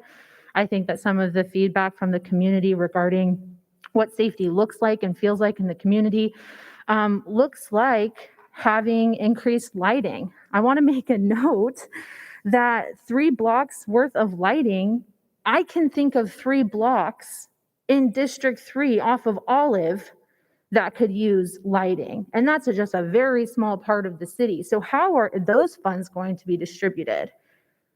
I think that it would be a complete disregard of some of the community's concerns that they've been bringing forward to us for a very long time about what safety looks like for them, to hire a new sheriff's deputy for a different program, a different unit that isn't necessarily even connected to improving safety in regards to cannabis use in general in our community. Something that we see all the time, we have residents come and talk to us about, is lighting in our community and people out in public using cannabis in public. Things like, and there's no enforcement for that. We're not experiencing enforcement from that. One of the things that we can do to help that is lighting. I would just as much value, even more so, I would highly value taking away the use of these funds from a sheriff deputy and putting it towards adding 6 blocks worth of lighting instead of 3 blocks worth of lighting in our community, because that's going to be spread incredibly thin throughout our community. I agree with Councilmember Contreras and many of the other speakers who came here today who said that we need to invest more money in youth prevention, youth programming, and as our city manager pointed out, we will have no problem sharing that $140,000 for scholarship funds. So when we look at the actual use of these funds and how thin they truly are spread, it is a surplus, and I do understand that. But they're already being spread very thin through all these different programs. I cannot justify endorsing hiring another sheriff when, one, it's not really meeting the need that is being addressed in this funding. 2, I understand that the ratio of sheriffs to residents is lower than the state average, but that does not correlate to safety necessarily. I don't see any evidence of that. I would love to see some evidence that the number of sheriffs provided per resident actually truly correlates to higher safety, where we do know that better lighting does, right? And intervention does. Very specifically, we know that. So not only is it not a good use of these funds, it's not relevant to what safety looks like in our community, it's a reoccurring cost. So next year, when we discuss the surplus funds, Are we again have we already locked ourselves into an agreement within our sheriff's contract? We're not going to hire someone we're not going to hire someone for 1 year, right? This would be an ongoing position versus, continuing to year by year provide scholarship programs, right? And decide that again at the next upcoming year. But if we do decide to hire a sheriff deputy with these funds, that means that next year, $275,000 less is going to those other programs that the community is asking for. So I don't see any logical justification for it. I don't see a political justification for it. Personally, I want to enhance safety in our community. And I think that we can do that with a lot of the interventions that the community is asking for. And I think we really need to look at what is the purpose of this funding? What's the function of this excess cannabis revenue? I don't think that this truly fits into our goals. I would like to just see this removed. Let's come back to the table with seeing how, maybe with some of the feedback that we're providing, staff will see, what we can actually enhance our scholarship program and give more money to the scholarship program. And if there is reasonable justification for hiring a new sheriff deputy in the future, we do have other funding sources for that. And I want the community to know that we do have other funding sources for that. It would be disingenuous to say that this is the only opportunity to provide for a sheriff deputy. Otherwise, we're de-policing our community. That's not what's occurring. What's occurring is that we have an excess amount of cannabis revenues that we get to use for special programs. Hiring a sheriff's deputy for a cops unit is not a special program that I would be endorsing. So those are my thoughts and comments. I really appreciate all the speakers. It's a very spirited discussion because this fund, this resource in our community is very valuable. And we really, get one shot to have a conversation about this. So it's very important that the people who did come to speak did speak. For those who aren't here that wrote in, thank you so much for sharing your concerns. I'm hearing what the community is saying. And I'm going to say no to this one. No to number 5, hiring a sheriff deputy. Thank you. Deputy Mayor Green. Thank you so much, Madam Mayor. First of all, I want to thank my law enforcement, sheriff's deputies. When I think about safety, I think about law enforcement, to be honest. I mean, I call 911 and the sirens come. I feel more safe when I'm in the presence of a sheriff's deputy than when I'm under a street light personally. So I'm going to say that. I'm going to say the reason why this is on here as sheriff's deputy is because law enforcement and safety do go hand in hand. I don't think you can say law enforcement and safety don't go hand in hand. I personally, my opinion is that that's not a practical statement. With that said, do I have a sheriff's captain in the room here, please? I believe I do, correct? Or a lieutenant that can speak? Sheriff Lieutenant Buther. Come on up, Lieutenant. I have some questions for you. So it was said by my several council members that law enforcement isn't going to, help safety. It doesn't go hand in hand with safety. So I really want to hear what my lieutenant says about law enforcement's direct correlation to safety, number one. I'd also like to hear Councilmember Franklin said that all the lieutenants and all the captains and all the deputies could use more resources and could use more deputies. We've had members of the community saying that law enforcement doesn't want more deputies. They don't need more deputies because that's not what helps with crime per se. So I am not a deputy. I do not have that information, and you are, sir. So I defer to your knowledge. So if you could please explain to me some answers to those questions, I would appreciate it. All right. Well, where would you like me to start? I wasn't prepared to give a presentation on this tonight, but I will do the best I can with the knowledge I have. Vista is a very busy command, and the calls for service do add up, and the sheriff's deputies do have extended calls for service times because of the projects they attend to and the calls for service they go to. So, like I said, the city of Vista, contracts with the sheriff's department, so it's their prerogative whether they want to order or have a contract for another sheriff's deputy. So, and that's entirely your prerogative. I do feel it would be of value to the station. It does take workload off of other units and so forth, and we do have a robust cops unit that deals with all of your quality of life issues, the marijuana, the dispensaries, alcohol, massage parlors, homelessness is a huge problem as well too. I'm not sure where you want me to So you go. would say law enforcement does kind of go hand in hand with safety. Well, that's what we are contracted for. Okay. And it is, fair to say, I think Councilmember Franklin, we are a lower, I guess, per capita rate of deputies to the population. We are historically we are in the lowest crime per capita over the last probably, 20, 30, 40 years. I don't know if that's going to stay that way. So it is easy to say that it would be easy to not hire or decrease funding for police services during those times when crime rate is low.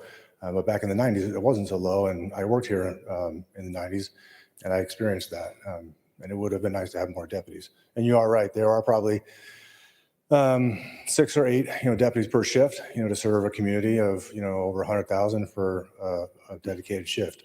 So, and that some of that, have to take into consideration, sick call relief, vacations and so forth, comp time, people taking off and people on injured duty, people on light duty, pregnancies and so forth. So we do backfill them with people for overtime and so forth, but it does impact the staffing levels at times.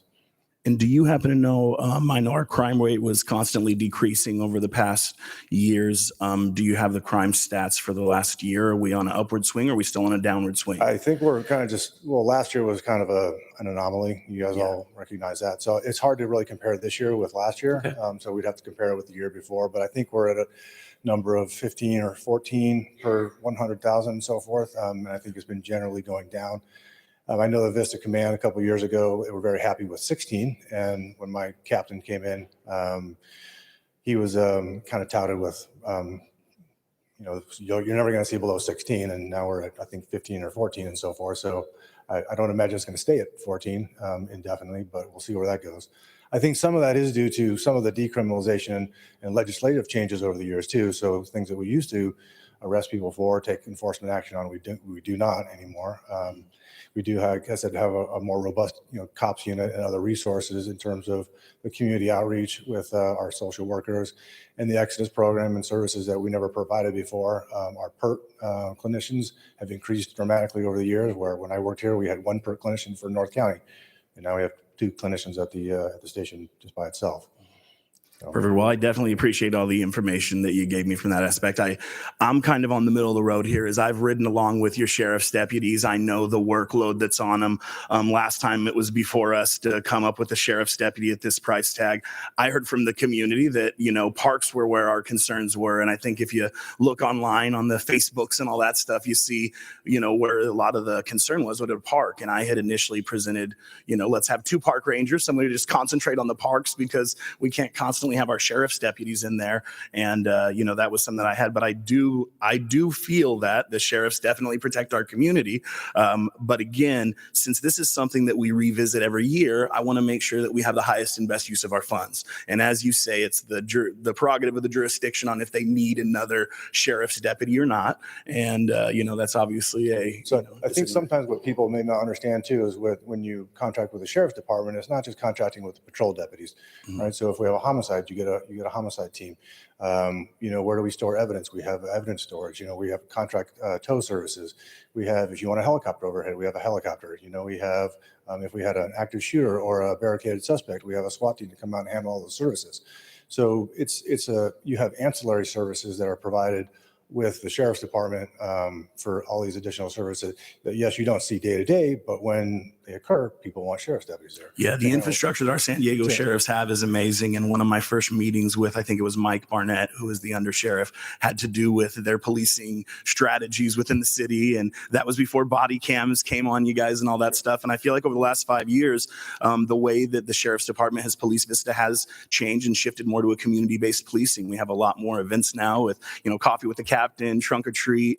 You guys are showing up to schools to give high fives and stuff at, days with our community. So I really like the transition of the sheriff's department of more of a community-based policing. And I do feel a lot safer with the sheriff's department knowing that they're out there working in the community. From a 270, and that's all I have for you from question-wise. So I don't think you need to stand up here unless somebody else has one more question. Then could you get back to me with on the agenda item? So you can ask him a question. I just wanted to have to stand there while I keep talking. So. Okay, Councilor Franklin. I just wanted to ask, so if you could illuminate a little bit how the COPS team interfaces with our marijuana dispensaries. We do have a dedicated marijuana, a deputy for marijuana dispensaries. They do, they work collaboratively with the city, with code enforcement, and they do checks on the marijuana dispensaries. We do have some of these opportunities for, the calls for service for, we don't want obviously the youth going in there, and we try and keep it, obviously a certain age limit for legal dispensaries and that sort of thing.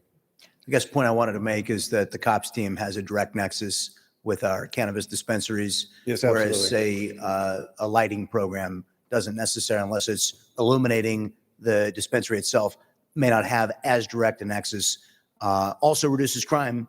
I supported it. And I want more lighting, but the nexus may be a little stronger with the COPS team. And also the cannabis enforcement role. We've taken a COPS deputy and we've allocated part of his or her time to that duty, yes, which has reduced the amount that that deputy has to do the other functions of the COPS policing team. Is that right? Sure. And it takes some of the load off the patrol team as well. too. So in a way, bringing this deputy on would help to replace some of that time that we've devoted to the cannabis enforcement activity. I depend on where you allocate that deputy, but yeah. It would. Right. Lieutenant, thank you very much. Thank you so much for your time. I really appreciate your information. I don't have any more questions for you, but I do still want to speak on this item while I have it. Thank you so much. $275,000 is a lot of money to allocate over a residual amount of time. I do love my sheriff's deputies. I do love what they bring to the community. I don't approve of reallocating that funding to youth cannabis or to increasing lighting, quite frankly. I feel like what the sheriff's deputies bring and what the cops bring is an actual body to the streets that's actually enforcing and providing enforcement to the problem in the community. I do feel like park rangers, again, would provide that enforcement. We actually get 2 park rangers for the cost of 1 deputy. So I actually, for these particular funds, and mind you, this year we only have $1.1 million in excess funds, which we've only had medical marijuana and we just converted to recreational. I anticipate there's going to be additional excess funds. We also have surplus funds at the end of the year. And one more thing that I want to say is that we have had 2 new sheriff's deputies over the last 2 years. One of them was for free. Thank you, Councilmember Franklin. And actually, it wasn't for free. We have an Exodus site here where our sheriffs are going to be able to take 5150s and get back on the road to protect the community. So it was actually a very smart, deal per se that we worked out with the county that saved the community $275,000 on that. So we have hired 2 deputies within the last couple of years. That is 2 more than we hired over a 10-year period before. So I feel like you've done a great job adding to the force. But if we look at when the last time was we had park rangers in our parks, I don't know when that is. And every time I look on Nextdoor and every time I look on Facebook, it's like, hey, our kids can't play in the parks. Hey, this is the bathroom's dirty. Hey, this. And I really feel like as a city, we should have dedicated park rangers where it's their job to community build in our parks, find out who's walking their kids in the parks, who's walking their dogs in the parks, who's in the park who shouldn't be in the park. Our deputies are spread thin, and one more deputy isn't going to be able to focus on that particular problem. And another thing is cannabis is smoked, guess where? In a lot of parks, okay? So this does, I feel like, work hand in hand with safety. It's something that the community would support. It's something the community wants. And it's something that I feel like my council should support, because we're not saying we don't appreciate our sheriff's deputies. We don't think you do a great job. It's just that we are on a downward trend crime-wise. We did just hire 2 more deputies that we don't know how they're going to affect it. And maybe next year when we have this conversation, we're like, look, we have 2 park rangers. They did great. We could use another deputy. That would be 3 hired over the last 3 or 4 years, which is 3 more than's been hired over 18 years. So as much as I love my sheriff's department, with these extra funds right now, I don't feel like allocating money for 1 additional sheriff's deputy is going to make as big of an impact for the community with our cannabis funds as this would. And to be able to tell my community, these cannabis funds are paying for park rangers in your parks. Every time your kids are in the parks walking around, there's going to be a park ranger check-in. We'll put them on a shift, however that works, okay? But to be able to say this money's directly going for that, and you can see the trucks driving around, you can see the rangers driving around. as much as I feel like one more cops deputy would be great, we have 2 more right now. Let them get in the swing of things. Next year when we revisit this, I'm still going to be on the council because I'm here for a little bit still, and I may be in support of a deputy next year. But I think the best use of these funds right now, and I was outvoted last time when we got a deputy, is for a park ranger, because that's what the community's been screaming for. So for me, I pretty much approve everything on this list. Except for this allocation for 275 for deputy. I would rather see it come back for a park ranger. And I think that we could show a bigger benefit to the community for 2 park rangers at this point in time based off of data. And that's what decisions come down to, is data. It's not politics. It's not whether you're pro depolicing or not. It's like, what's best for Vista? And right now, what's best for Vista, in my opinion, is 2 park rangers over a sheriff's deputy. With everything else, I approve everything else. I think it's great, but that's my take on it. And I do feel like you bring safety, but I feel like that brings safety, and I feel like that's a great compromise. And we got the lights, we got the scholarships, we got safety, and then we can look at a deputy another time. So that's my recommendation. So I do not approve the deputy on this list. Councilor Franklin, you're next up, but on the Exodus, the 5150s, the deputy, the free deputy we have is not a full-time deputy. He's not there. He's there 7 days a week? Well, not, No. not 7 days a week. No, It's- he has part-time coverage, but the 5150s are every day. Is that right? So the deputy is a full-time equivalent who will work 48 hours a week in the city of Vista. So yes, on the full-time. But that's like 3 or 4 days. But the 5150s that's a 24-hour. Isn't the Exodus now a 24-hour? Yeah, it is a 24-hour facility. Right. So Right. even though we got a deputy, it's not going to cover that all the time. It takes at least, 6 deputies to cover 7 days a week. Yeah, 7 days times with relief 24 hours. is a 6 at deputies. least 5, if not Yeah. more. But what this deputy that is from the Exodus contract is a cops deputy that is assigned to the team.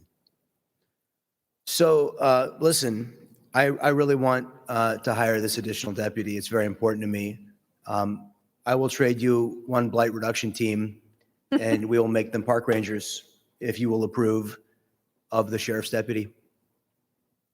We need to increase the amount of deputies serving our community. You got your 2 sheriff's rangers right there, your 2 park rangers right there on the blight reduction.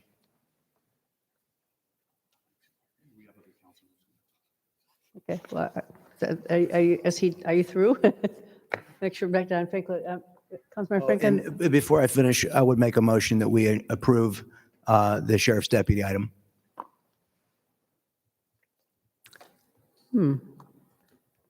Okay. I'll second that for you. And then we'll go down the line here. So Councilmember Melendez. Thank you, Madam Mayor. I wanted to take a quick moment to clarify some of my comments that were misconstrued. I did not say that sheriffs were not part of safety. I explained that the community is asking for specific forms of safety interventions that have been long overdue for investment. And I agree that the park ranger solution is one of them. We did kind of get ahead of that because originally the blight reduction team was, my understanding, supposed to be a park ranger position, but staff's analysis didn't quite see how that would be appropriate. I think it's still worth discussing. I, in fact, think that there are both of those items, a blight reduction team throughout the entire city, as well as a specific presence of a authority in the parks to provide, safety as well as approachability to the community is appropriate. So to clarify, the sheriff deputies in our community are absolutely providing safety and law enforcement. However, that's not necessarily essential to fund through this excess cannabis dollars. That was the main point of my comments. I am definitely looking forward to discussing what it would look like to hire some park ranger positions and also talk about blight reduction. I know that we discussed that during our last item, how there's an effort to do cleanup and have a more integrated downtown. and how that is also something that we need to see throughout the entire city. So there's clearly a lot of needs here that are being spread very, very thin. And I do want to clarify that safety and law enforcement, while they overlap, we want to recognize what the community has been telling us, which is that there's a lot of ways that we can practice safety in our community that does not necessitate hiring a new sheriff. And I think that some of these solutions, like increased lighting to reduce crime and hiring an approachable park ranger, could be solutions for that. So I know that we have other items that we want to get to. We also have a vote to look forward to, and there's other speakers. Thank you. Councilmember Contreras. So I just want to state that I think it's really inappropriate to try and make deals up here in the fashion that it was stated a little bit earlier. Listen, sheriff's deputy, actually the lieutenant, I was able to have a good conversation with him when I went to go visit the facility at Luz Duran Park where the Gang Enforcement Task Force is out of. And that facility is looking pretty haggard. I would rather, instead of having a reoccurring cost of $275,000 for a sheriff's deputy, I would rather be able to maybe create a new substation closer to downtown, right? I mean, there's so many other creative ways that we could utilize our funds to increase public safety. When it comes to historic crime levels in our city, I represent District 1. We have a triangle of crime that hasn't moved, and guess what else hasn't happened there? There's no lighting. So it's not like we're going to pay a deputy to go shine a light 24/7. We can really look at different public safety mitigation strategies that the return on investment is real. The community has been asking for it. And I do think we have a responsibility to utilize these funds in an appropriate manner. Having a reoccurring cost is just not an appropriate way to do that. I mean, we're about to come up at the end of our 5-year contract with the deputies. If we want to look at having another sheriff's deputy, we should be looking at a different source of funding. Cannabis sales tax revenue needs to go into mitigation strategies that the community has endorsed. Talking about trying to highlight the link between cannabis and the sheriff's deputy.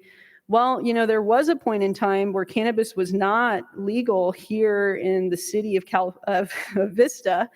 And we were spending a lot of money and a lot of time with our deputies having to go and shut down these illegal dispensaries. It was taxing on them because of the way that the process that you have to go through to shut them down. But the last time we spoke about cannabis, I asked the question about how many illegal dispensaries we have, and the answer was 0. So I just don't see a justification for a reoccurring cost of $275,000.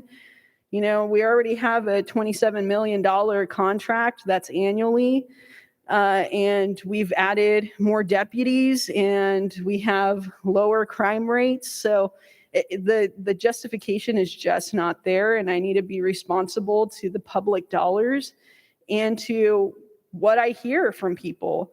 And I talk to a lot of people. I'm sure we all do.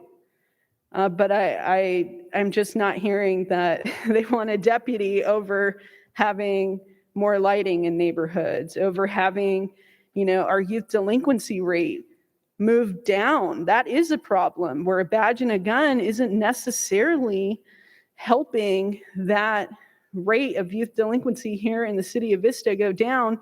But guess what could? Scholarship programs, right?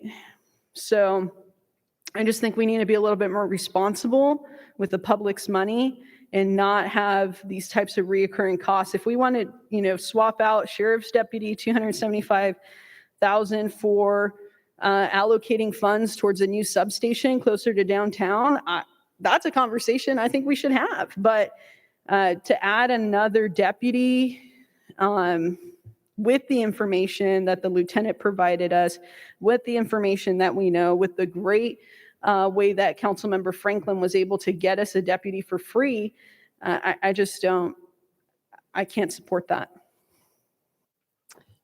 Deputy Mayor Green. All right. So thank you, everybody. And thank you so much for clarifying, Councilmember Melendez. I wasn't meaning to insult you in any way. I just wrote down that law enforcement wasn't tied to safety. So I wanted to specify. So I appreciate you clarifying that. I don't think that a sheriff's deputy in lieu of lights or in lieu of a scholarship program is a good idea either. But I think that a sheriff's deputy, in addition to all of that, is beneficial. And I think if we tell the community that we're spending the $1.13 million in excess revenue and we're getting them all of this stuff and one more deputy and possibly two more park rangers and park restroom maintenance and all that good stuff, we're not necessarily saying we're only doing one thing. We're saying we're doing a lot of things. I also speak to a lot of people, and you know, I have people who love sheriff's deputies and don't think we have enough sheriff's deputies. And I know Councilmember Franklin and Councilmember Ritter probably speak to those same people. We all run in different circles. And I think that's why our council is so well balanced, is because we have people who speak with different people in different circles, which is why we have all of these options listed here. So I really feel like with this excess cannabis money, we want to be able to allocate the funds in such a way that it makes all avenues of our community feel like they were heard and that they were given something. And if this breaks down where we can also have park rangers in our parks and it's being paid for by excess cannabis revenue. This isn't general fund money. This isn't money that we're allocating from the 4 million. This is excess cannabis revenue. So I don't feel like it's even money necessarily that the taxpayers were planning on spending. This is excess revenue that we're going to be allocating for this. And for the excess cannabis funds, we get to be able to tell our community, hey, what are you getting for the marijuana dispensaries in your city? Well, cannabis decoy enforcements, youth cannabis prevention, scholarship programs, increased lighting, sheriff's deputies, park rangers, blight reduction, park restroom maintenance. I think that's a good bang for your buck. I'm okay with the sheriff's deputy if we can have 2 park rangers as well. And the reason being is I think that that is a lot in addition to lighting. Nobody's taking away lighting. Nobody's taking away scholarships. We're just dividing the money equally. And I think this is kind of a win-win for everybody on all sides. So I'm okay with the sheriff's deputy, and I look forward to talking about the next item and hoping we can make park rangers. We're going to fund your park rangers. Oh, you Next item, got it. hopefully. Okay, Councilmember Franklin. Mr. Johnson, the blight reduction team was envisioned as 2 full-time code enforcement officers who would be outfitted with F-150 trucks. The salary seems like it would be very, very easy and simple for us to reprioritize instead of having them roaming the entire city, making their way from park to park to patrol, and to label them as park rangers and give them the stated core mission of policing our parks or providing the code enforcement function in our parks. Do you see any reason why I'm not making sense right now? The blight reduction team was envisioned to be kind of a quasi public works / code enforcement and take the pressure off of both departments, but serve the entire community. If the city council's and the reason why that was recommended, and I know you talked about park rangers in the past, but the reason why that was recommended is because we get a lot more calls citywide for issues than frankly we do in the parks. And I know you guys hear from individuals, but we get a lot more community calls. But if the council's preference is to go with more of a park-based system, then we can switch to that. That's not hard. I do want to say one thing though, and that is we have not had maybe it's semantics, maybe it's not. We have not had a formal position of park ranger in the city for probably 25 or more years. And typically cities that have park rangers, the park ranger has some higher level than let's say a code officer, maybe with a weapon of some sort, whether that's a firearm in some cities or a taser, things like that. My recommendation to all of you is not to have somebody that's we have park directors that patrol the parks on a daily basis. I would prefer, if you want to go down this route to protecting the parks, having safety in the parks, to hire more park directors. We can change their appearance in terms of uniforms and that type of thing, so there's a presence. But currently we have park directors, we've got code enforcement officers, we got the sheriff's departments, and frankly, park rangers would fit somewhere in the middle. And we're not an agency. Nobody in our agency other than code enforcement carries weapons. And so that would be a concern, to have a couple people out there that would be patrolling the parks at night and different hours. If they have problems, I would prefer they call the sheriff's department if there's a real need for that. But I think park directors serve the purpose anyhow. But yeah, you could pivot if that's the desire of the city council.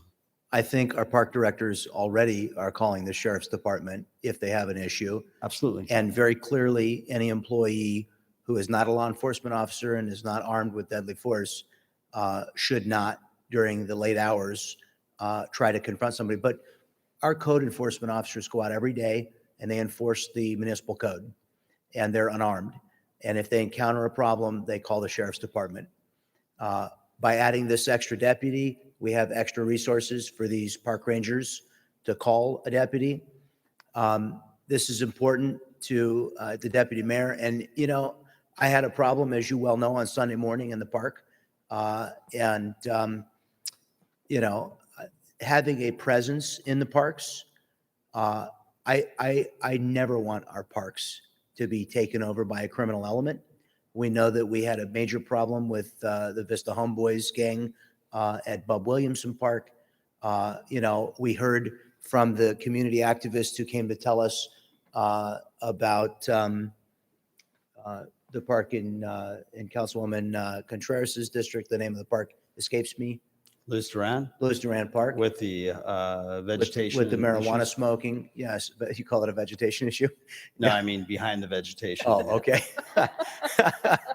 But you know what? Having an authoritative presence in the parks could absolutely make that park safer for Councilwoman Contreras' parks, could make all of our parks in the entire city safer. And it sounds like maybe the time has come, and I don't think we're going to have to work that hard to re-envision this. So, Madam Mayor, would you allow and indulge me to change my motion to one that authorizes the sheriff's deputy, as well as for $277,000, the hiring of 2 park rangers program to be devised by the city manager? Sure. Thank you. And I just wanted to say something else. Politics is sometimes deal-making, and I do resent the implication that there's something wrong with acknowledging another council member's priorities and seeing that their priorities are met in order that what you believe are priorities for your constituents are met.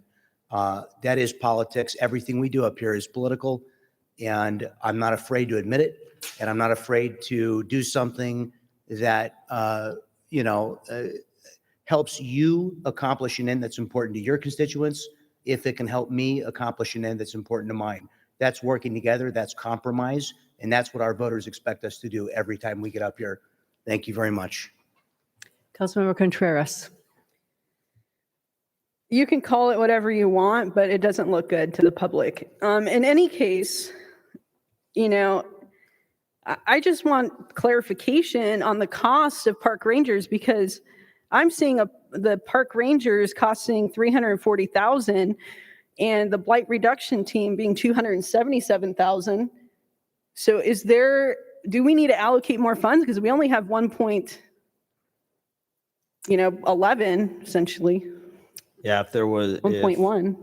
I believe, we could drill down on it, but if we were instructed to come back with park rangers, I believe it would be higher cost than the 277 listed there, based on what I think, again, I'm interpreting the level of service and the classification of the position that would be necessary. It would be a bit higher than 277. I'm not sure how much higher, but it definitely probably would be overall $20,000 to $30,000 more, I would guess. Yeah, so it just continues to be a concern, the fact that, we allocated almost $14 million for infrastructure that we weren't saving for, and we're going over the allotment that we have to spend right now. It's not a good look for the public, and I'm not in favor of not having a balanced budget. So maybe you all are, but I'm not. Deputy Mayor Green. Awesome. Thank you so much. Thank you for the spirited conversation, Council. I greatly appreciate it. As far as the actual ranger name, Calm Park Enforcers, I know when we were speaking additionally about a deputy, we were able to fit 2 park rangers in the cost of 1 sheriff's deputy pretty quick, and maybe it wasn't a ranger or whatever. So as long as we have, this is what I want. I want a city truck that says park enforcement, and I want 2 people who are charged with only driving by our parks like they have to be park enforcers or something, because that's what people want to see, is somebody that says park enforcement. I mean, if it's not a ranger, that's cool, but fit it within this budget, because that's what we want. I do want a balanced budget, and they don't have to carry a gun. They can call the cops too, but it's about community relationships and making it be safer. And we can make that happen within the constraints of our budget, and we can make everybody happy. So Yeah, I I'm think okay with if it's not technically a ranger, there's classification issues within local government that I think might confuse that. And I heard what you said, and I should say that this cost here is a cost for the first year, because we're going to have to buy vehicles and that type of thing. If it goes a second year, the cost will go down, because we will not be providing vehicles and supplies and those type of things. Thank you. Okay, Councilmember Franklin, can we call for the question maybe soon? Absolutely. I just wanted to note my commitment to work with you, Deputy Mayor Green, and the staff and all the council here to find the necessary gap in funding. If we need to reallocate funds to fully fund this park ranger program. It wasn't that I wasn't convinced of the value of it at the time. It was that I had another priority at the time. Poignantly, this last Sunday morning, I had an experience in the parks where something was on social media, and I went to check it out, and it needed law enforcement response. If the park rangers had been patrolling that park, probably that situation would have never gotten to that point. So I'm convinced that this is the right thing to do. And you have my commitment to find the funding to fully fund it. And I think the city manager is clever enough to find $30,000 without causing us to go bankrupt. And in fact, we have a $30,000 excess, do we not, in our year-end fund balance that we can allocate if necessary to have a perfectly balanced budget as required by state law and constitution? I think if we call it park enforcement, we will be within the budget. Fantastic. Move to call the question. Okay, and then Councilmember Melendez had one last thing to say. Thank you. Firstly, I want to understand, because there was a change in the motion, exactly what we're going forward to vote on. But I'm not quite understanding the rationale of now we're adding additional priorities to this list that would go over the total provided funding. And we're providing direction for us as a city to find funding to make this priority list whole, when my understanding is that with some of these priorities, such as a sheriff's deputy, we already can be finding that funding elsewhere and do not need to be using this excess cannabis revenue. So that, I just want to state that comment for the public, that we are theorizing to go over the allotted amount, when I think if we were to be doing this in a smart way, we would have tabled the opportunity to hire a sheriff's deputy at this time to prioritize some of the special projects that we are hoping to accomplish with these funds, and then ultimately reassess and move forward. But those are my final comments, and I would just like a clarification on what our vote is going to be on. Sure. Does the city attorney understand clearly, and the city clerk understand clearly what the motion is? I can restate just briefly. It is that we are authorizing $275,000 for one sheriff's deputy and $277,000 for the hiring of 2 park rangers. And there is sort of an assumed that this is in lieu of the next item, although I'm agreeing that it's in lieu, but I'm not sure that needs to be part of the motion.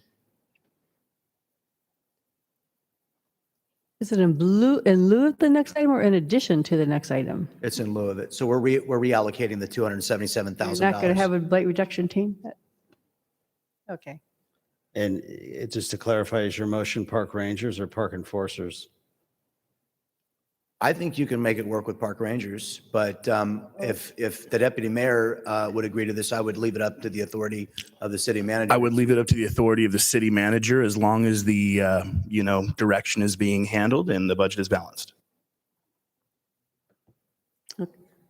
Okay, we got it all. I would say one last thing I can, because I haven't say anything. I would just say that public safety has always been our number one priority in Vista, fire and sheriff. And so I think with 11 cannabis dispensaries in Vista, I think it's put more of a strain on our deputies a little bit. It just, the drivers, the use of it in itself, and the new Exodus is going to be open 24 hours a day with 5150s. I think that's more of a strain. So I think I support the deputies. So anyway, so with that, we will vote, cast our votes.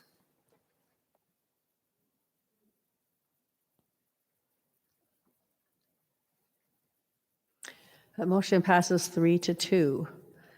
So that takes us to, do you have oral communications? Our oral communications. No, we do have one more thing? No, we did it in lieu of. I believe that Councilmember Melendez wanted to talk about the recovery program as well. Substance and abuse recovery. I'm okay on just passing up that opportunity to speak. Okay, so Do we need a motion to approve it? Do we need a motion to approve the balance of the items here, or has that already been approved? City Attorney? Oh, we It's already been did approved. that. Awesome.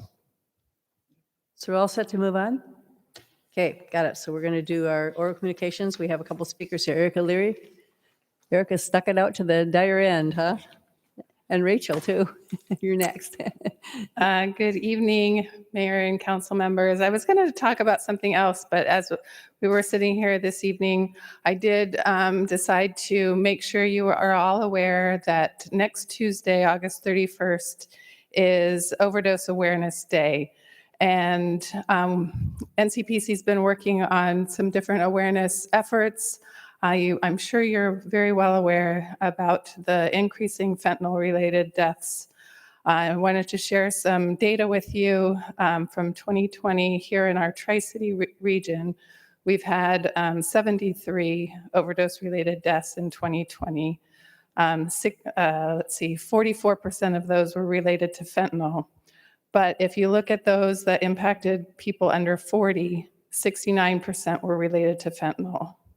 67% of our overdose deaths impacted people under the age of 50, 34 were under 40, and of those, 79% were male and 76% were white. The age range with the highest related fentanyl overdoses were those ages 30 to 39. And those are all just a bunch of numbers. You probably, I'm sure, are well aware of the terrible, tragic story in the news. I don't know Carissa Foster, so I won't speak for her and her family situation, but it was a tragic thing that happened here in Vista. So heavy news, and it does relate to cannabis too. You may recall the poster. I was here at a recent meeting sharing the graph of fentanyl-related overdose deaths with a quote from Dr. Ronit Lev, who's an emergency room physician here at Scripps. She says in her emergency room, she has not encountered a single overdose patient that did not start their drug use history with marijuana.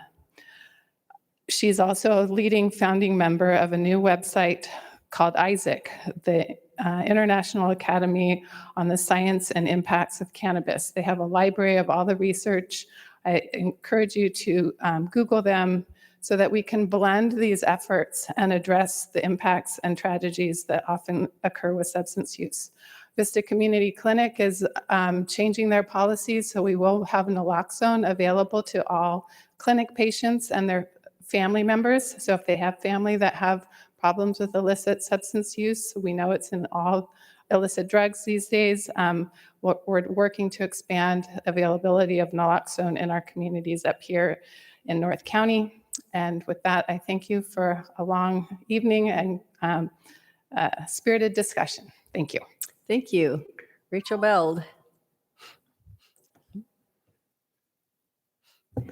Good evening, Rachel Bell with the Vista Chamber. This is my first back in-person meeting that I've attended, and I picked a good one. So thank you so much for all of your discussion tonight. It's exciting to be here, to stick it out to the end and to hear all the discussion. So thank you for that. I did want to just mention two things. We heard tonight during the ARPA discussion and another comments that there are a number of people looking for jobs, and there are also businesses that are hiring. I wanted to share that the Vista Chamber has a jobs board on our website, vistachamber.org/jobs. If a Vista business is hiring, they can utilize that tool. And if someone is looking for employment, they can utilize that tool as well. Also want to mention that the Vista Chamber publishes a quarterly publication, the Vista Magazine. It's available also on our website, vistachamber.org, right on the homepage. The fall edition is out. I know tonight we talked about telling Vista's story and all of the things that the city can do to publish articles and to highlight those amazing stories. And I just wanted to mention that in addition, the Chamber also helps to tell stories maybe from a little different perspective. And we encourage everyone to check that out online. We have printed copies available too around town. I want to thank you so much for all of the work that you do and for listening to the public. And I hope you have a great evening. And it's also Taco Tuesday. Is it still Tuesday? Just barely. Barely. Okay, that's all of our speakers. So we'll go to remarks. I just have a few things for the council here. In recognition of National Preparedness Month, check our city website for information on how to prepare for a wildlife, power outages, earthquakes, and other disasters at cityofvista.com/emergency-prep. And next thing is, with students returning to the classroom, remember to slow down around school zones, stay alert, and let's work together to keep Vista students safe throughout the school year. And lastly, our recreation's fall sports activities are underway, and you can register for adult and children's programs now at vistarecreation.org. So I'll go down the line and I'll start with Deputy Mayor. Thank you so much, Madam Mayor. I want to thank my council members for all the research they do, all the comments they make, and their heartfelt passion for our city. I know that we don't agree on everything, but one thing we agree on is we love Vista and we love our constituents, and we will fight tooth and nail for them. I want to thank Rachel Beld for showing up and for everything that you're doing for our community. Working with the school district is huge.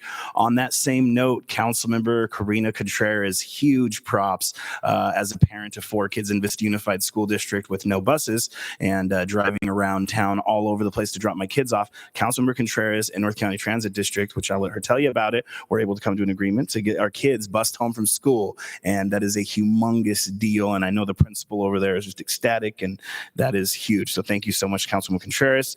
Another thing is school zones. We're back to school. I am taking my kid to school. Leave early so that you're not rude in line. Plan on taking like an hour round trip to drop your kid off. Because if you don't, you're rude and it's dangerous and kids can get hurt. And lastly, Philly Birdos and Airy Birdos and Albert Tacos are all open 24 hours and have amazing deals. You can actually get a beef taco for 99 cents at Philly Birdos on the corner of Williamston and Vista Way. Check them out. Have a great night, Vista. Okay. Okay, Councilmember Franklin. I want to second what the deputy mayor said about the fact that we don't always agree. And sometimes we don't always agree about the way to do things, even when we disagree about how what we're getting done. However, I do know that all of us care about our community, and we're all trying to do what we think is right, even though we may not agree on what that is. So I appreciate the spirited discussion. I appreciate all of you working with me. I'm not always the friendliest guy, especially when I get passionate about what I think's right. Appreciate you putting up with me, and I appreciate being able to work with you guys. Thank you. Councilmember Contreras. Yeah, so I want to say that by being nonpartisan and not being hyper political, in less than a year of being on North County Transit District, which I'm super happy and thankful that this council has approved, I was able to actually get some work done in the community, and that's picking up kids off Postal Way and all over the place who otherwise would have to walk an excess of 2 miles every day on streets that don't have sidewalks. And so now we're able to get them on the bus. It's $23 a month. We have a special route for them at $3 a day. And I could not have done it without Principal DeSanto at Rancho Minerva Middle School. This is something that she's been asking for. This is something that her and I talked about before I was on North County Transit District. And we actually happened to run into each other at a Film Hub for one of the events that the chamber was putting on, and we're like, hey, you know what, we haven't gotten this done, let's get it done. And just like that, we made it happen. I'm really thankful to our executive director, Matthew Tucker at North County Transit District. We literally got this done in just a few months. So I'm really, really happy about that. I also just, on the same line of just working for the community and not trying to be hyper partisan, I single-handedly was able to get the city of Vista $5 million for Fire Station 3 and $3.5 million for solar panels here at the Civic Center, and $600,000 for a well at Bringle Terrace Park. So that was also more than it's almost like 2 years in the making. And I always want to remind people, Wednesday is trash pickup day. So we, if you saw the presentation earlier, we had guerreras here, volunteers that meet up every Wednesday at Luz Duran Park, 9 a.m. We start walking by 9:15, and we walk, pick up trash, and come back to Luz Duran Park with the aim of getting there around 11 a.m. And then our lovely coworkers, my lovely coworkers in Public Works actually finishes the job, and they pick up the trash that we pick up. So I'm really thankful for serving the community of Vista and focusing in a nonpartisan way on things that have to get done. Councilmember Melendez. Thank you, everyone who's endured the entire meeting tonight. I know that it was a long one. I just want to say thank you to city staff for collaborating with this body and trying to find solutions for the community. I am here to serve the community, and sometimes that means that I have to fight for my values and the values that are reflected in the community, even if they don't always sit well in conversation. So we have to have very difficult conversations. We have to say what we believe is true. I know that I have to say what I believe is true. And I have a lot of respect for myself and a lot of appreciation of the community for putting me in this position. I really see it as a public servant role. This is not a beauty pageant for me. I am here to serve the community and talk about really hard issues. And in continuing that, I have a date for my first virtual town hall. It's a little bit more than a month out. It's going to be on October 14th in the evening. So if anyone watching or listening or here today is interested in participating in a virtual town hall specifically geared toward infrastructure and safety, I would love to have your contributions. The more public input, the better. I know that some of these in-person meetings aren't always as accessible. I know when we were virtual, we were getting a lot of comments and a lot of interaction. So since we don't have a hybrid model at this point, hopefully can in the future, I would like to try to fill those gaps of public information from the community with what I'm able to provide in terms of making myself available to the community to talk about important issues. If there is any needs that you have, feel free to reach out to me. You can find all my contact information on the city website. And I just appreciate so much the community sharing their opinions so that I can be up here and advocate for you. And I am ready to take a rest after a long meeting, and I hope everybody has a wonderful, blessed night. City Manager. Thank you, Mayor. A couple items. I mentioned earlier today that the senior center is going to increase their social hours. So starting tomorrow, Wednesday, senior center will be open from 8:30 to 10:30 on Wednesdays. And we anticipate being fully staffed and open to the public in September. As far as our shelter bed availability, we currently have 8 beds available between our 2 shelters at La Posada and Interfaith. And the last item, I want to say happy birthday to our fire chief, Ned Vanderpool, whose birthday was yesterday. I think it was a milestone birthday. I think it was 39, but he's behind the doors back there. So happy birthday to the chief. Okay. How about our City Attorney, Daryl Piper? Thank you, Mayor. Nothing. I really wouldn't dare at this hour. City Clerk? Kathy, do you have anything? Nothing, thank you. Okay, with that, we are adjourned.